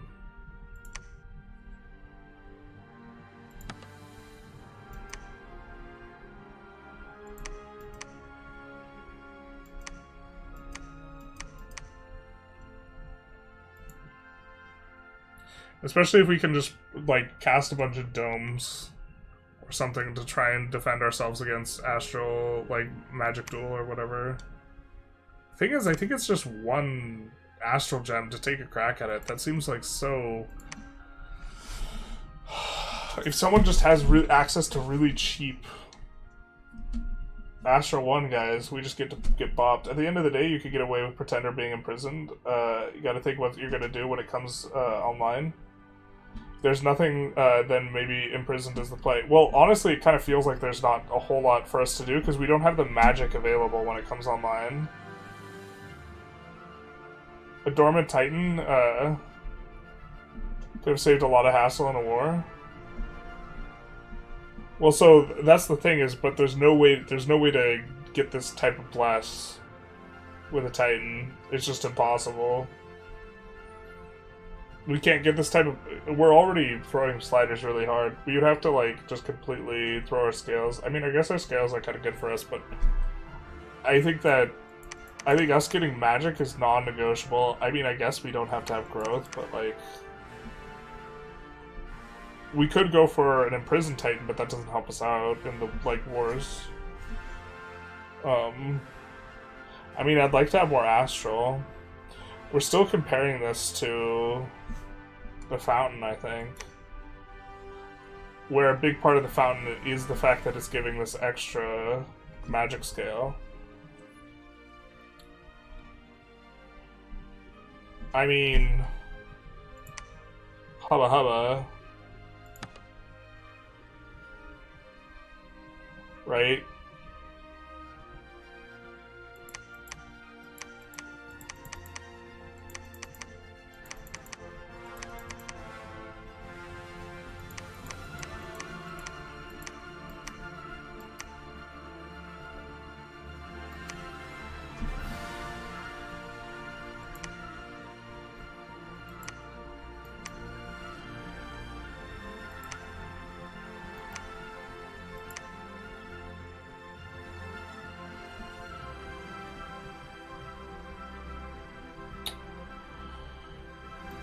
What can we give up?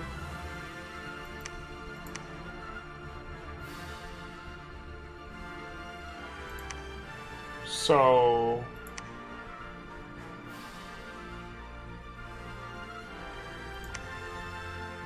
I mean... Actually, gotta figure out where that extra bit comes from. Maybe it is the heroism. No, it isn't.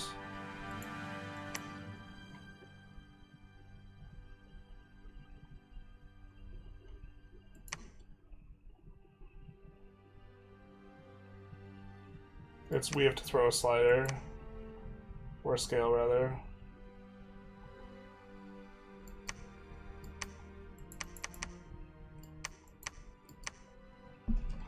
This is also maybe an idea. You have a specific spell in mind for extra magic research? No, but I don't have like a super late game spell. I mean, there's a lot of spells early on that are just like valuable. Like us hitting Earth Power is a big power spike. Regeneration.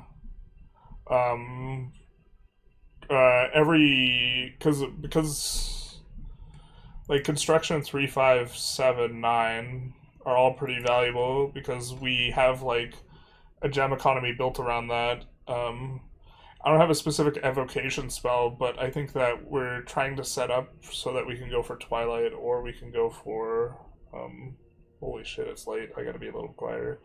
We can go for Twilight or we can go for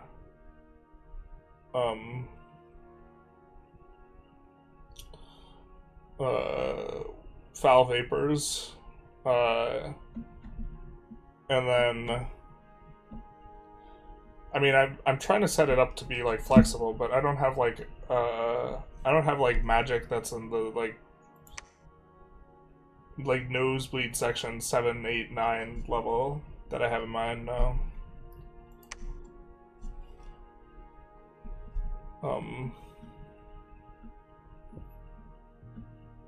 I guess picking up superior morale is kind of nice. I don't have a reason for want to play this guy. Oh, you mean for Inspiring Researcher? Inspiring Research is actually kind of nice, considering... That's not why we picked him. I picked him because he had the ability to go +3 on the magic scale. But it's just our research monkey only has 7 research, so there's a bonus of being able to cast more spells in your dominion too. Well, we're trying to like dump as much eco as possible into the mages and then have scaling through mages, right? Because we're reinvigorating them. Only 2 reinvigoration here though, instead of the 3. The other imprisoned thing we had 3 reinvigoration. Right, so we're paying a pretty big cost to have this Titan. I don't know if we make use out of the Titan, like chassis, in a substantive way here. Which like brings us back to Unga Bunga, where we have things a little bit different, but I think we settled on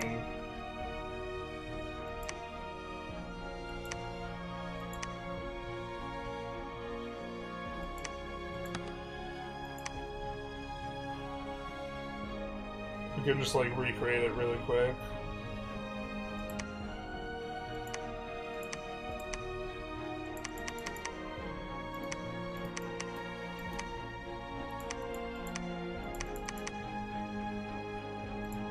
We had 7.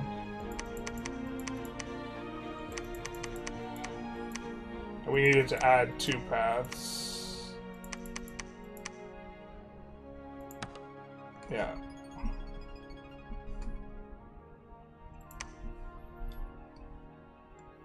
But here we had Reinvig 3, Blood Surge, Enchanted Blood, or Strong Blood. I just remember being Reinvig 3. And I think we had Heroism... Maybe... Oh, yeah, we just had double Heroism because we had no fire, so we couldn't do the other route. I like the Fountain and the Monolith. Yeah.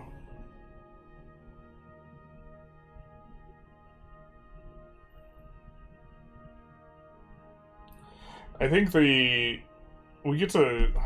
Yeah, I like the fact that dominions... mages can cast spells without becoming exhausted, and research is an easy task. Like, this makes our mages... Well, it makes all mages really strong. But, they just get to machine gun spells. Maybe it's overkill, though, and it just doesn't make sense. I felt like we were, like... The guys who were getting the absolute most kills in, like, some of our fights towards the end of our other run...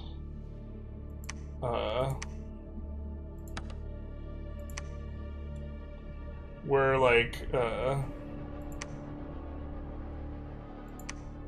shamans, rather than the actual big boys.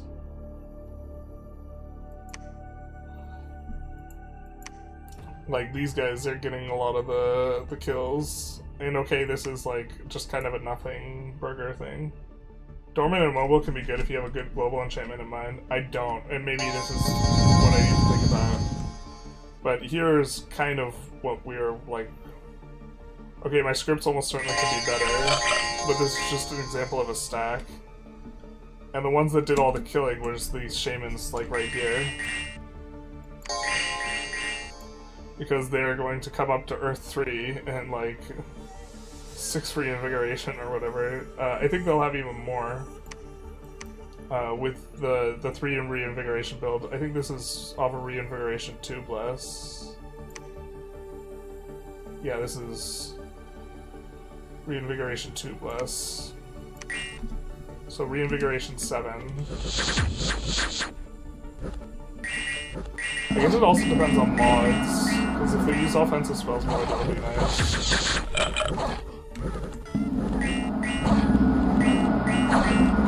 But they also throw the book in terms of buffs on these gentles. Right, so these gentles will just get everything on them. Reinvigoration 9. So fatigue is 24.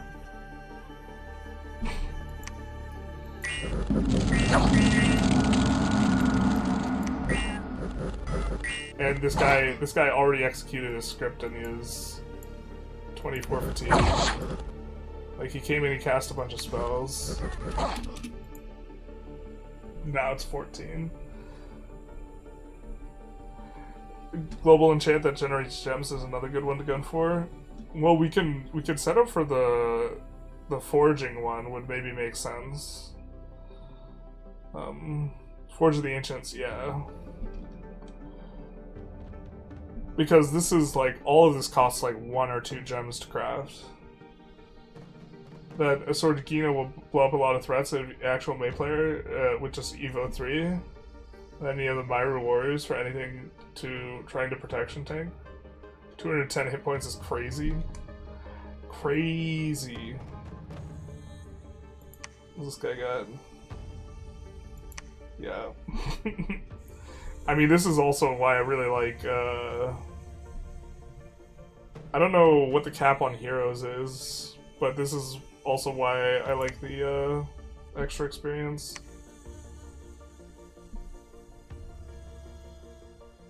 In spots. We meant to select the gentle. What did someone say the hotkey was C? Alright.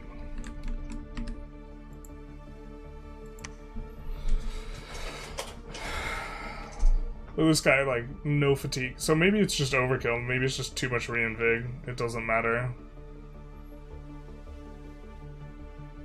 Reinvigoration 9. Dude's never getting tired.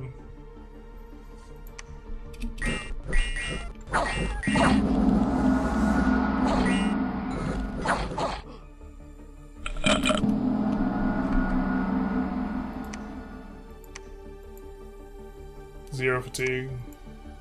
6 fatigue. 15 fatigue. 15 is an amount. I think on a lot of these, I was planning on scripting almost all these guys to like summon earth elementals at the start of the fight.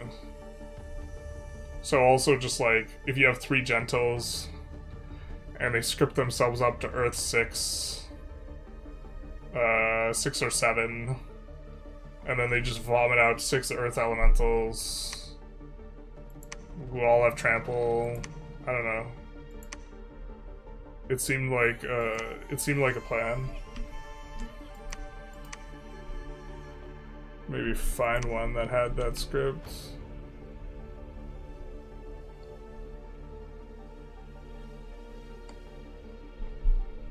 Because it did require more items. This game's basically won. I'm 1 away from. But I think this run I didn't get the blood like going the way I wanted to. Which is another reason wanting to do the blood fountain. The blood fountain gives us like moves it from like non-existent blood economy to like okay something. But yeah. This is one of the main ideas here, right? Is we get the temp earth gems. This costs almost nothing to forge with all the discounts, and then right, our script for this guy, I think. Summoner's Power, Living Earth. Which I think Living Earth is pretty fatiguing, if I recall correctly. Yeah. But when he does this, it's just like 6 Earth Elementals. And then he regenerates, the fatigue comes down very, very quickly because he's at like 10 reinvigoration. Hey, the Reluctant One. How's it going? It's going pretty good for us. We're mainly just trying to like theory craft out a build here for Pyrene.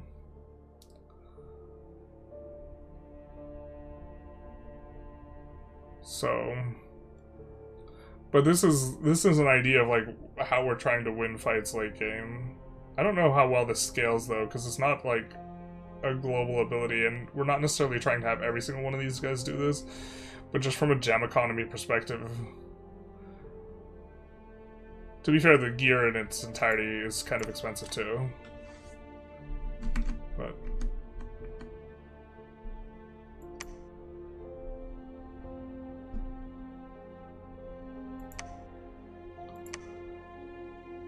so I'm kind of still gravitating towards the fountain, because the fountain in terms of turn and economy was pulling way more slaves than anything else. The thing is, the monolith did allow us to do a dormant instead of imprisoned, but we found that like when we woke up with our dormant builds, when we were using this, it like didn't feel that great because we didn't have the spells and the research we wanted to actually be able to make use of the glamour. And so if we do this imprisoned build, I think we had 8, 6, 4, 7 was what we had here, and then we get the 3rd on this, so that's gonna make all of our spells cheaper. I don't know exactly how does it do it, or what is the exact amount that it makes it cheaper. If it makes it cheaper by 1, that's a big difference than making it cheaper by like a percentage or something.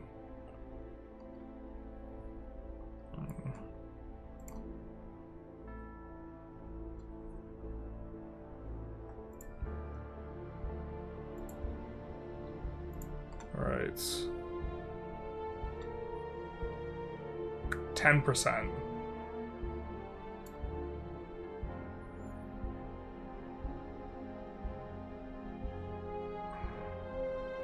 Oh, we start with extra research, I guess is kind of cool too.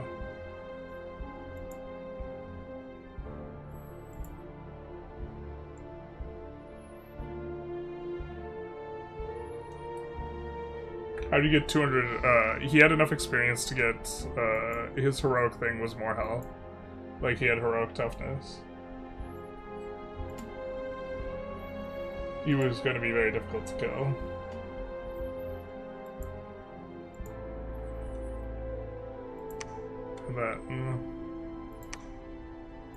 But for the gentles that are just getting in there, Like, this is who we had in mind with, like, Blood Surge. Like, when they touch something, it's gonna die, and then they're gonna have, like, a high attack score, high defense. The strength's a little bit less important. But the idea was that Blur and Blood Surge help out a lot for expansion to make Imprisoned easier. And that, Heroism lets us get more of those hero guys, because I think there's a finite amount per, like, on the map at one time. And then we go triple reinvig. And then we throw scales a little bit more. I think we...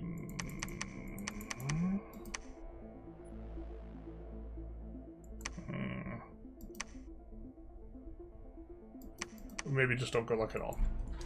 Something like this. I kind of like luck giving us, actually.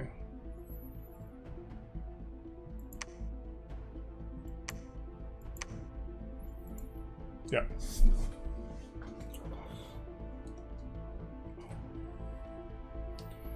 I don't know. I'll have to think about this. Obviously, you guys are giving a lot of feedback, but...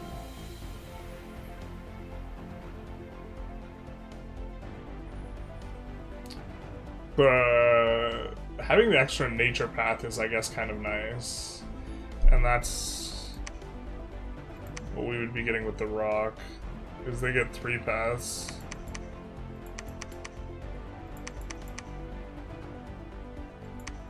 We could look at an imprisoned version of the rock, but they're not going to be able to blood hunt anywhere near as well.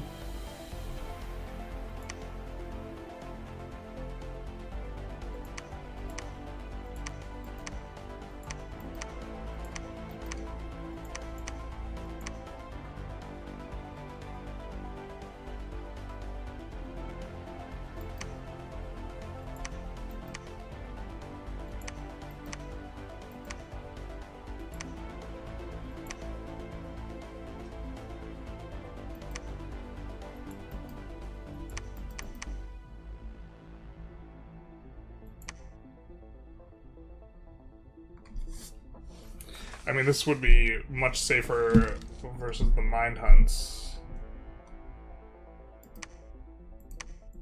It's hard for us to squeeze out another point. Without ditching... I guess we could ditch blood. And then we get slightly better scales. Here's another idea. Could also just another magic path. Gift of health, army regen, and combat relief, all from nature path, enchantment path, benefit high HP. Yeah, we get a little bit of nature and can boost it kind of easy. Off this and this. But okay, getting it on the pretender too is nice. The thing is our blood hunts, we'll get half as many blood slaves, and so we're spending a third of our turns blood hunting, right? From a blood economy perspective, it's no good. But maybe we just want just enough blood stuff to be able to make those free gem items. In which case... having the high nature 5 is actually really nice. Ooh, I think we're supposed to have Earth 5 too, though. We could also always just boost it, though.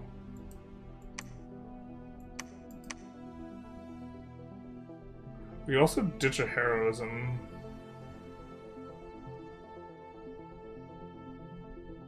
I'm not sure we want to lose any of these. Really do want the glamour, or we need the glamour 3 for Blur.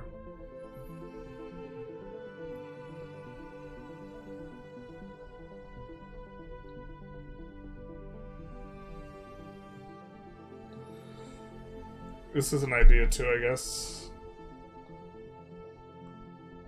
I know Pyrene being light in here. Yeah, so one of the main ideas is like all of our mages are sacred. And this guy has good enough health, attack, defense, we'll just iron skin him up so his prop doesn't matter, and he can get in there. Also cold resistant, fire resistant, and then we're adding poison resistance. And then this guy, good at self-buffing. 73 health. You know, decent attack defense, he could get in there. And the key idea here is that we have Forge bonus 2 on this guy, and Forge bonus 1 on this guy. And so we're in really good shape for crafting a bunch of gear. And then on top of that, I actually think that these guys are pretty... I've been impressed by the ones that roll 2 Earth. You could summon Earth power, get to 3 Earth. You're sacred, so you benefit from the Bless. These have felt really, really good in terms of like research monkeys that like actually get to be thrown into combat. Blur is really good to have early on, yeah. I think the blur is like what makes the expansion so much more comfortable. So blur and blood surge and having just 7 dom to start, like I think that's our early game. I feel like.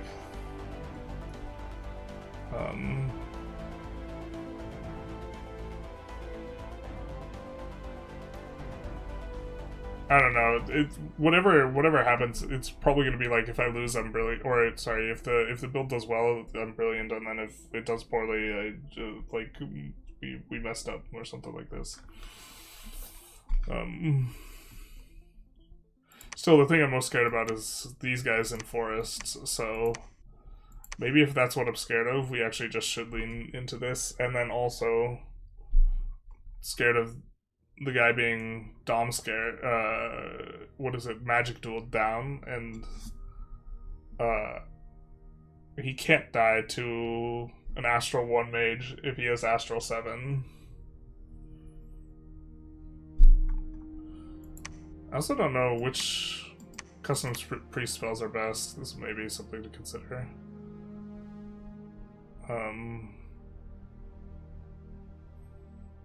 And I think that the like jump up to from nature 2 to getting up to nature 5 is kind of a pain in the ass, and so this is actually kind of nice from that perspective.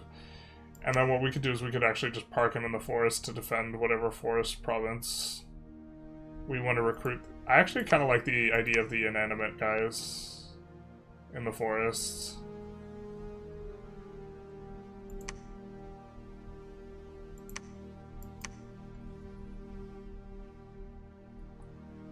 But the biggest thing is, like,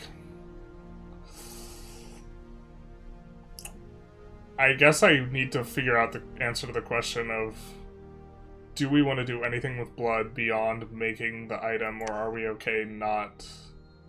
And how much do we value the magic scale? Because I guess that's one of the biggest things we're losing, is we're losing the magic. So that means our spells are going to cost, instead of 70% cost, they're going to cost 80% cost in terms of fatigue. That's for us and the opponents.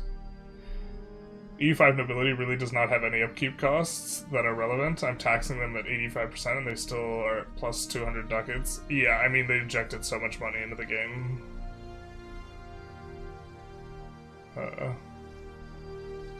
The wealth threshold to buy stuff is too high most of the time. They're not even... How are they not breaking the threshold if they're getting the low control income? That's crazy. They should be just like crushing it.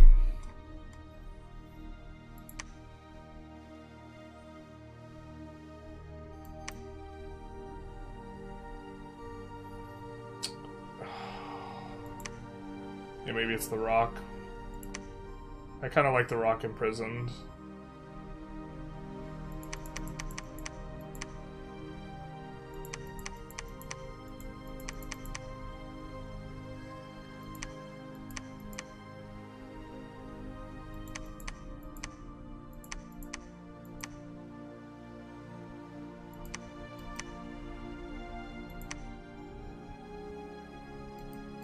If we throw this down 1, can we do something with that? I don't think we can. No. It's actually just like this. The scales are a little bit better. Well, yeah, it's losing out on the magic and the blood searching. And in exchange, we're getting better astral plus nature. Nature blood actually has some interesting cross paths, right? Isn't it 85% times your control, so it's effectively much lower?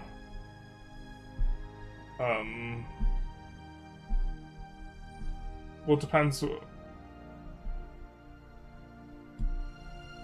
It's 85% of what they are getting from the tax base, which does not include the money that they are getting from the non-tax base income, like from the inverse control. So the 15% they just get.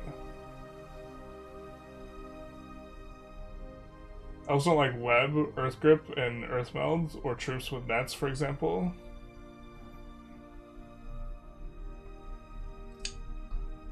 Alex, bless you, have tools outside your sacreds for dealing with berserk sacreds, dodge tanking elves, and other typical BS people try.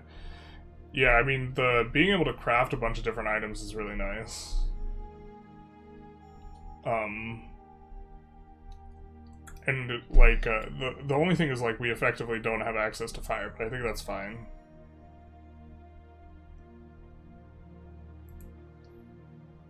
I think we already... Maybe we save this one up, too.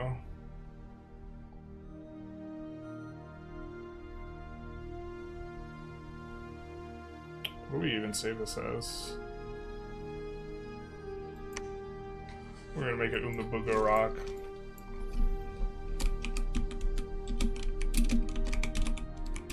We're actually just gonna make it Umnabunga Rush. Because we don't have a rush build. Okay. Instead of my rock stick, Umnabunga Rush. So this was the more vulnerable, comes online faster build.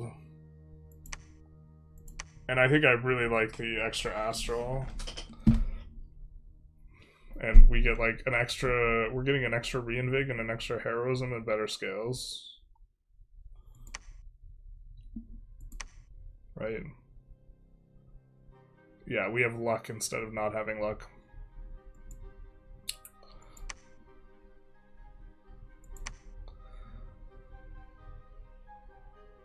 I still do like getting 10% more research, though. I guess, yeah, I mean, you guys are asking the right questions, I just don't have the answers. It's like, what are you trying to do late game? We have to just look at global enchantments. Are you sweaty enough? We're just, like, sweating out of our ears, to be honest. Trying to figure out how to build this idea. One of the, I mean, there's perhaps an enormous issue in that 3 reinvigoration just may be, or like the reinvigoration just may be overkill, but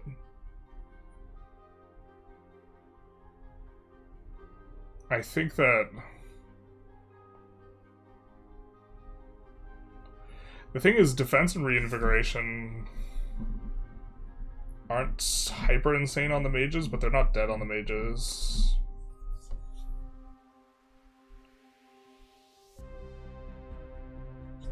I think this guy's poison resistant, right? Oh, we can also drop this guy on water provinces too, right? And he could conquer him himself. So he's an amphibian.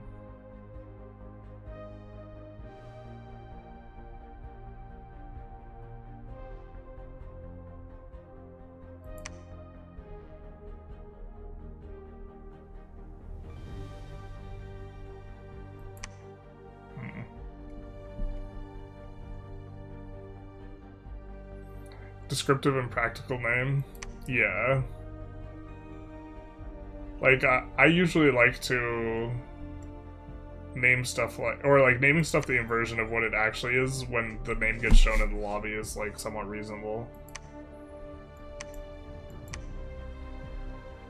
Unless people know you. If people know you, then they know what you're up to, and then you just don't do that, you just name it something neutral.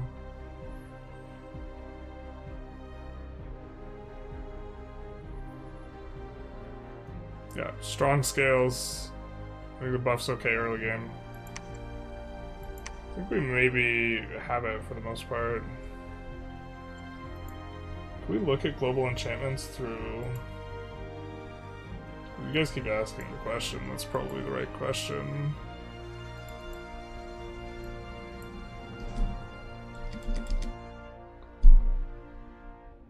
We type in enchantment. Global.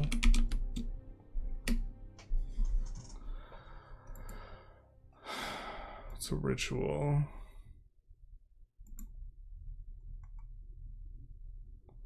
I know it's in multiple schools. I kind of don't know how to use this thing, to be honest. But we look at enchantment, and we look at some of the lower ones.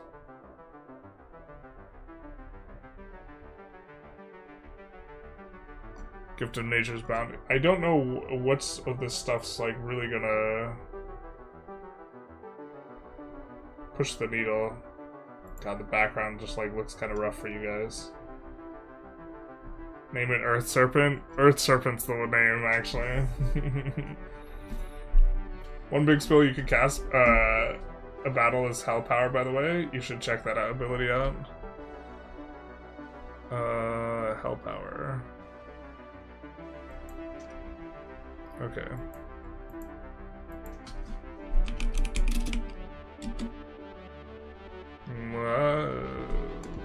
I don't see it. Oh, it's not a ritual.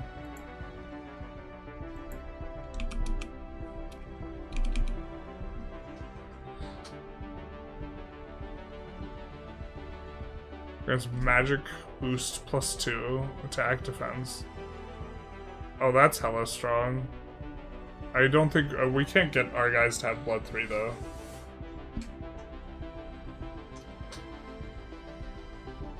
But you mean on our guy themselves? Yeah, definitely.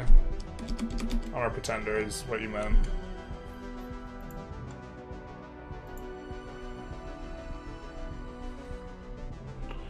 I think the Forge is something we're trying to cast, though, considering what our gem economy looks like. So I think this is... idea. That's kind of neat. When we click it, it stays up there.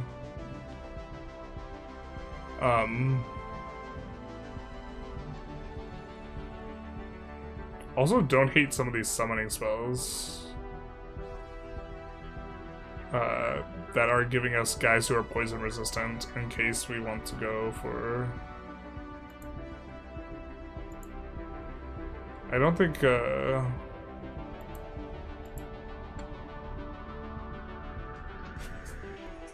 trying to think what else we wanted, maybe. I just don't know what's strong. I guess we would have to lean into stuff that's like Astral. Nexus Gate.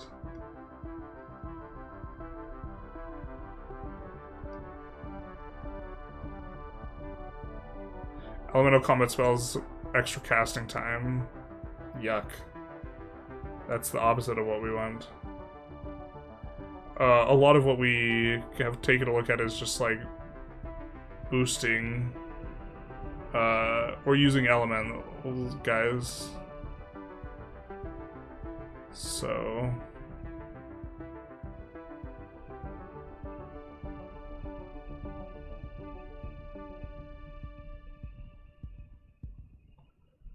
summon Worm Mage.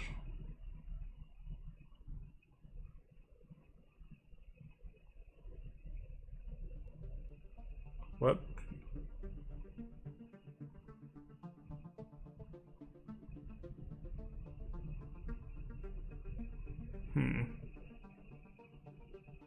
I mean, I guess we could summon that. It's not what we're looking for, though.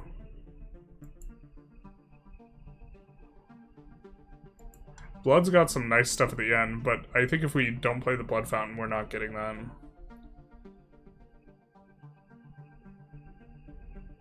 So...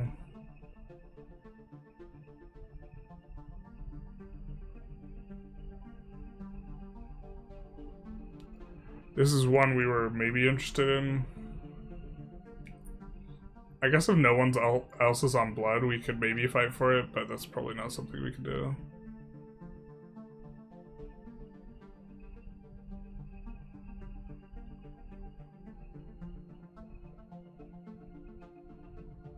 Okay. Let's take a look at enchantment. What we could maybe do. I think there was one that made everything Twilight.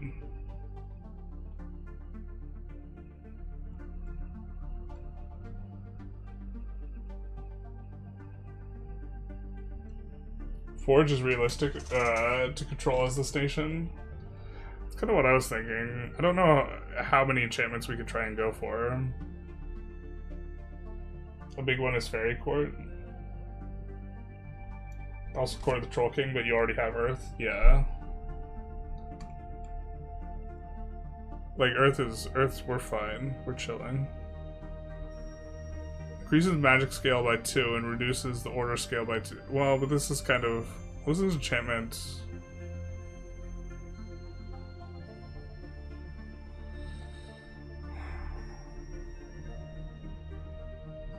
Well, this isn't global, this is local.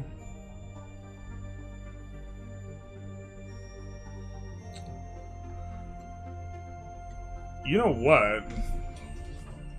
We could do this where we have all of our research monkeys. I don't think it, does this affect the max?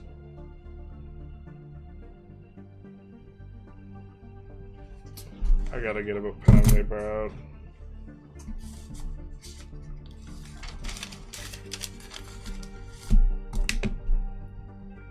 I think this is something that we kind of want to pay attention to.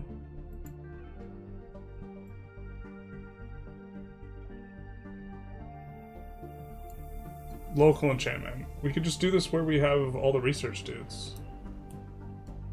The thing is, we need to know if it increases the max scale. Twilight and Darkness, yeah. Our plan was to use Twilight pretty, because we had the Dark Vision guys on everyone. I thought that was reasonable.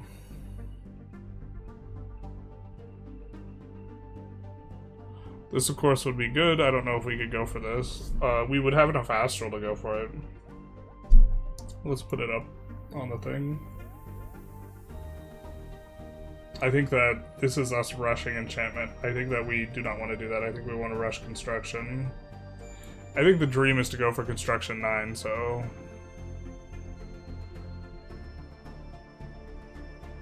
And I think other people will fight for something like that.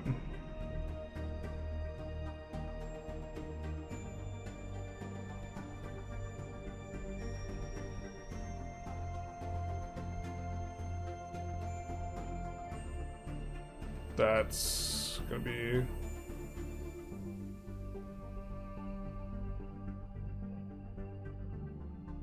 Enchant World. Province Defense goes... Super caked up, guys. Alright.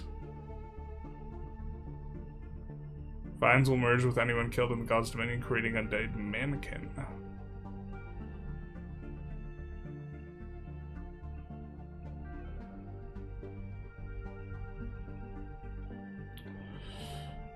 Let's see. Perpetual Mists. So... We can fight for... I know there's one that gives Nature Gem income. And if it looks like no one else has Nature Gem, or like a Nature God, then maybe we could go for this. But I don't think we're pushing Enchantment as a path, like, super early.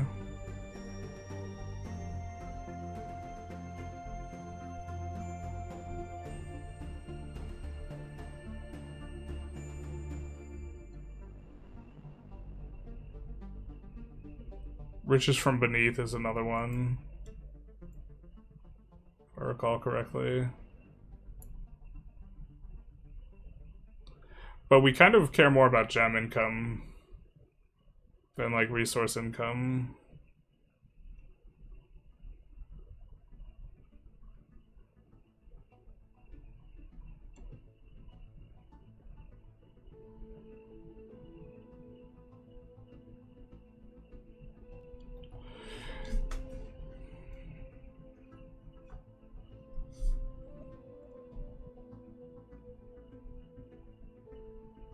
Yeah, I mean, I think the schools that we're looking to push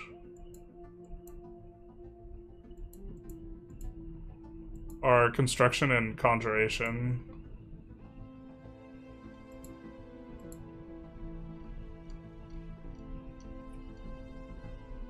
To some extent.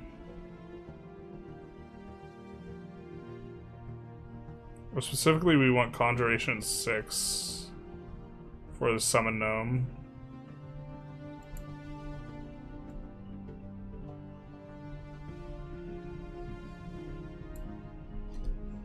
And this is... the construction we have to push for, because the whole thing is we're making equipment. And so then we get stuff like Legions of Steel for units we're using, Forge of the Ancients. We get summons.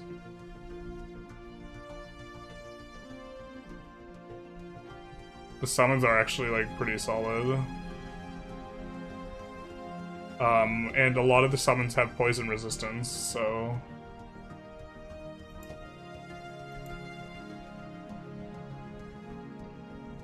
I wonder if there's a way to filter battlefield wide.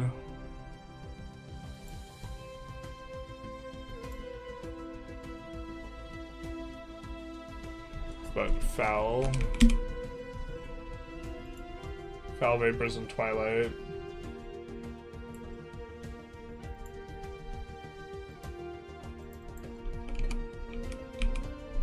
Also anything that just extends fights. And we are maybe vulnerable to shooting in general. But Storm,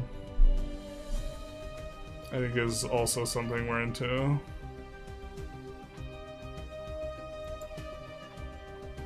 Especially because we don't have fire magic. It's like the only thing we don't have at all. So Storm and Rain are options.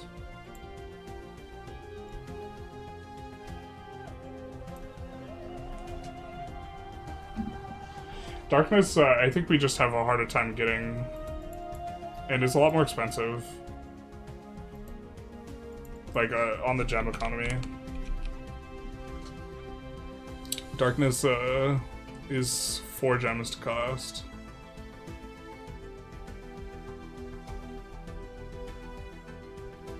But Utter Dark,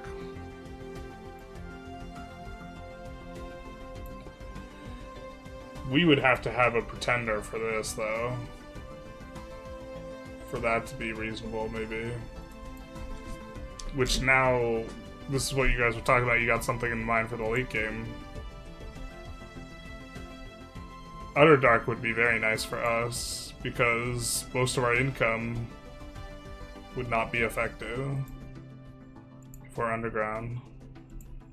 So let's take a look at Alteration. I think also has a lot of our good stuff that we care about. Like a lot of these self-buffeting, personal misform, the misform, the Barca skin, all this stuff. Enlarge, we get to use on our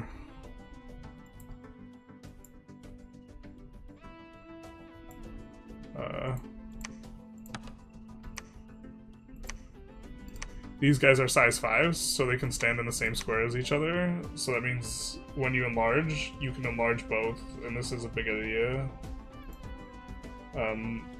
So they get to have like a lot more life and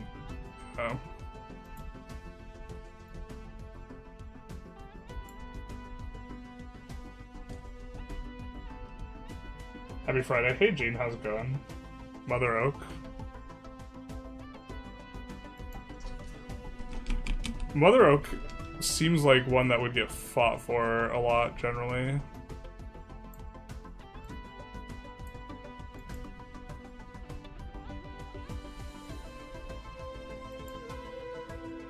Why can't we click it? Oh, we can click it. But that's also Alteration.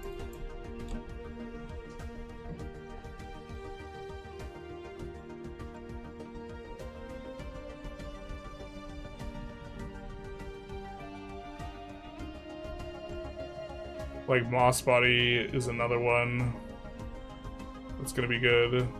We're gonna already have Blur on our guys. It's not gonna benefit as much from that. Quickness. Not gonna highlight all these, but alteration's like really kind of where a lot of our buffs are, but I think that they're not necessarily super late. Group Stone Skin, Group Steel Skin.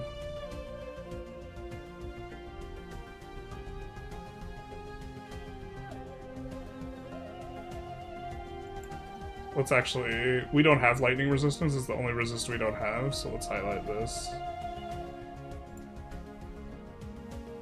And then Iron Skin, these types of things.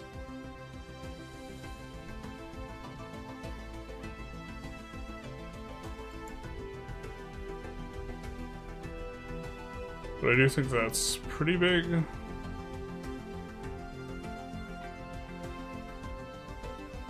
Gift into placement is an idea.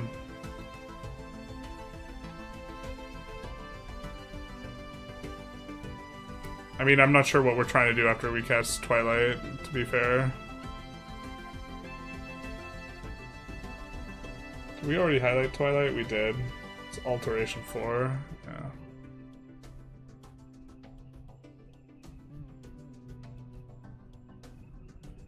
Marble Warriors, though.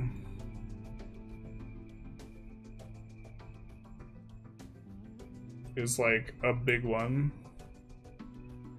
For the natural protection when we start casting it over the entire thing.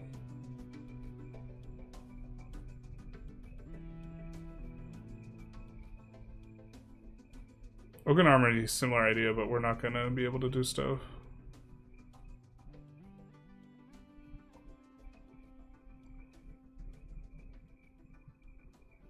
Or wait, sorry. Can we delete this? I guess we'll just put Marble RB on top of it. Because our guys don't naturally have protection, so being able to add it onto them is decent, and this is one we were looking for. Enchant World. All provinces get plus magic scale and Twilight effect everywhere. Okay, but this is another one of these ones where we need our pretender to do it. Or like, I don't think we're doing it without the pretender. I think those are the only two really expensive ones that we can't cast without them. Other spells, Nightfall.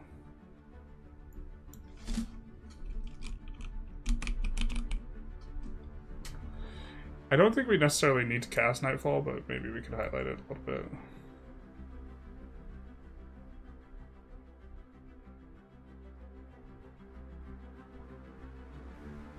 Okay, let's put this over the Twilight. This is a combo package. This is a package deal. Are you winning some? We're trying.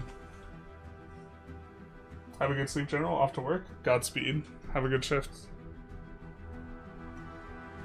We're kind of winning. Someone was trying to figure out what spells we think are important. You could look at what we're getting out of Evocation. If I recall correctly, Thaumaturgy didn't seem like we would have much doing in the late game. I think we even already looked at it.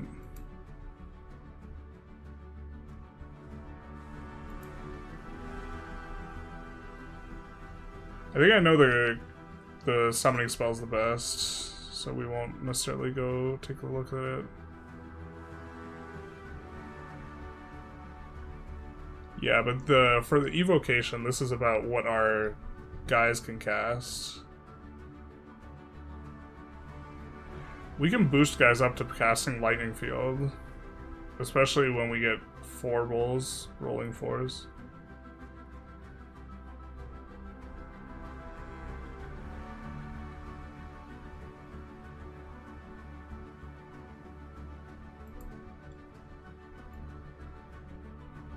Probably, I think that's probably going to be the like highest damaging spell we could do.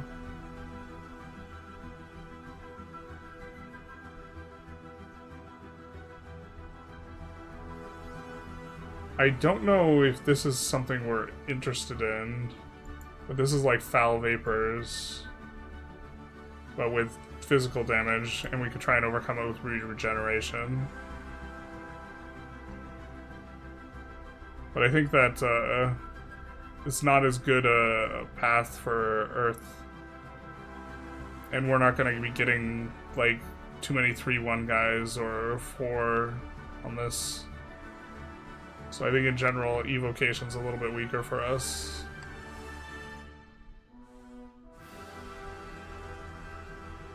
I think there are some important breakpoints though.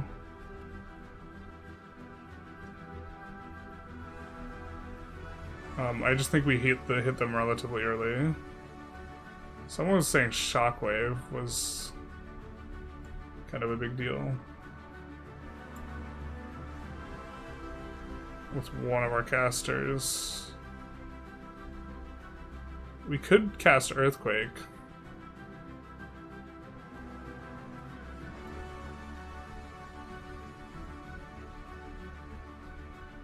Which does quite a bit of damage.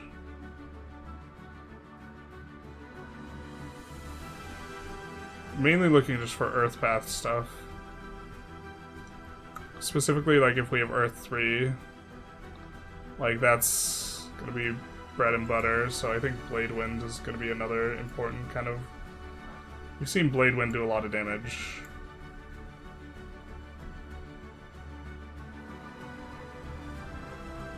It's really useless against heavy armored foes, but the heavy armored foes, we got guys who go bonk really well for that. And this is what we can get going with our like highly spammable booths.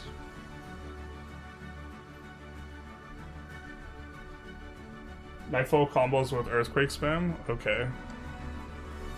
We'll put that in there then.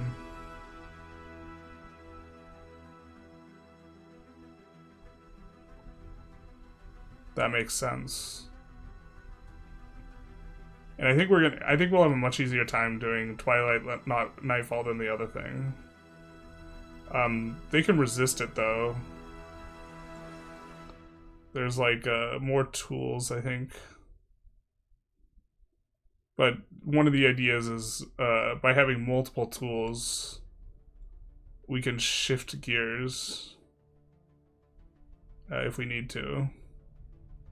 Where's Earthquake?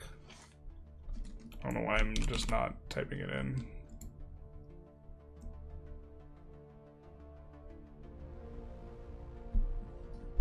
Damage 20. The thing is, it hits everyone.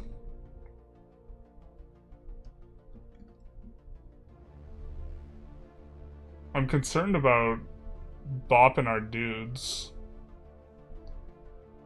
It's kind of expensive, but it's an idea.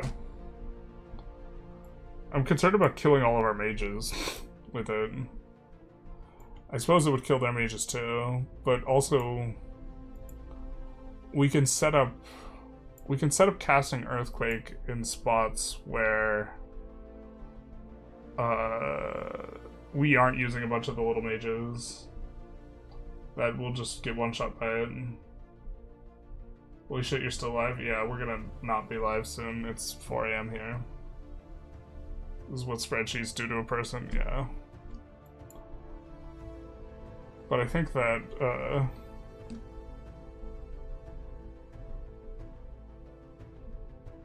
we probably could organize this a little bit better.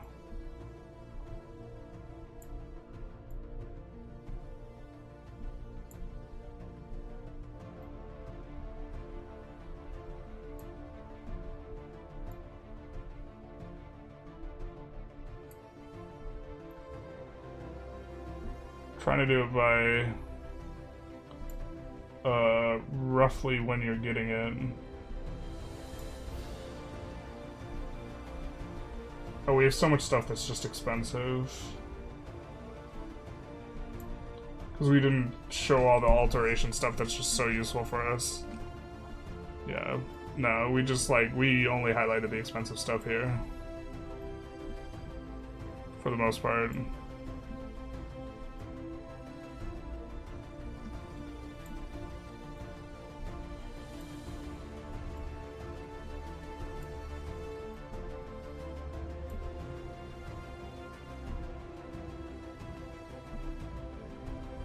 I think Utter Dark and Eternal Twilight are not things we're going to be casting, though. So I think that Forge of the Ancients is what we're going to be casting. And Riches from Beneath. I think these are the enchantment spells we want to cast. The globals. And I think Utter Dark and Eternal Twilight would be nice. But that it doesn't quite cut it.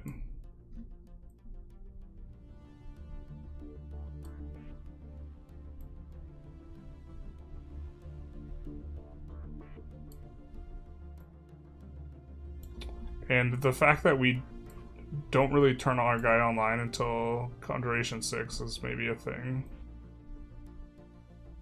But is there anything in Blood that we want? I don't know, we'll have to take a closer look. But I guess... Well, we didn't look at Blood. We need to look at Blood very specifically. But...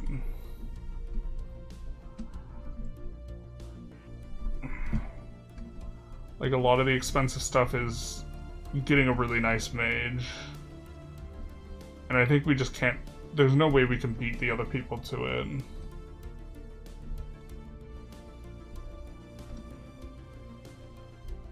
So...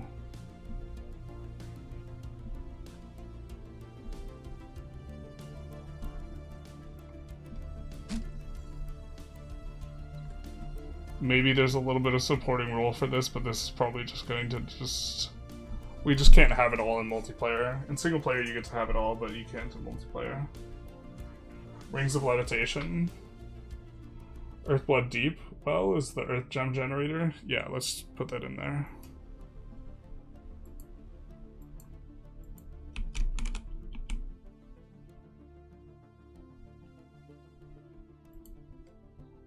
This is maybe something we could do.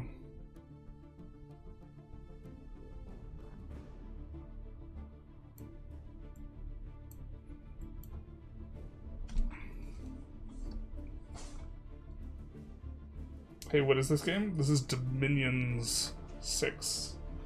Or this is a tool for looking at Dominions 6.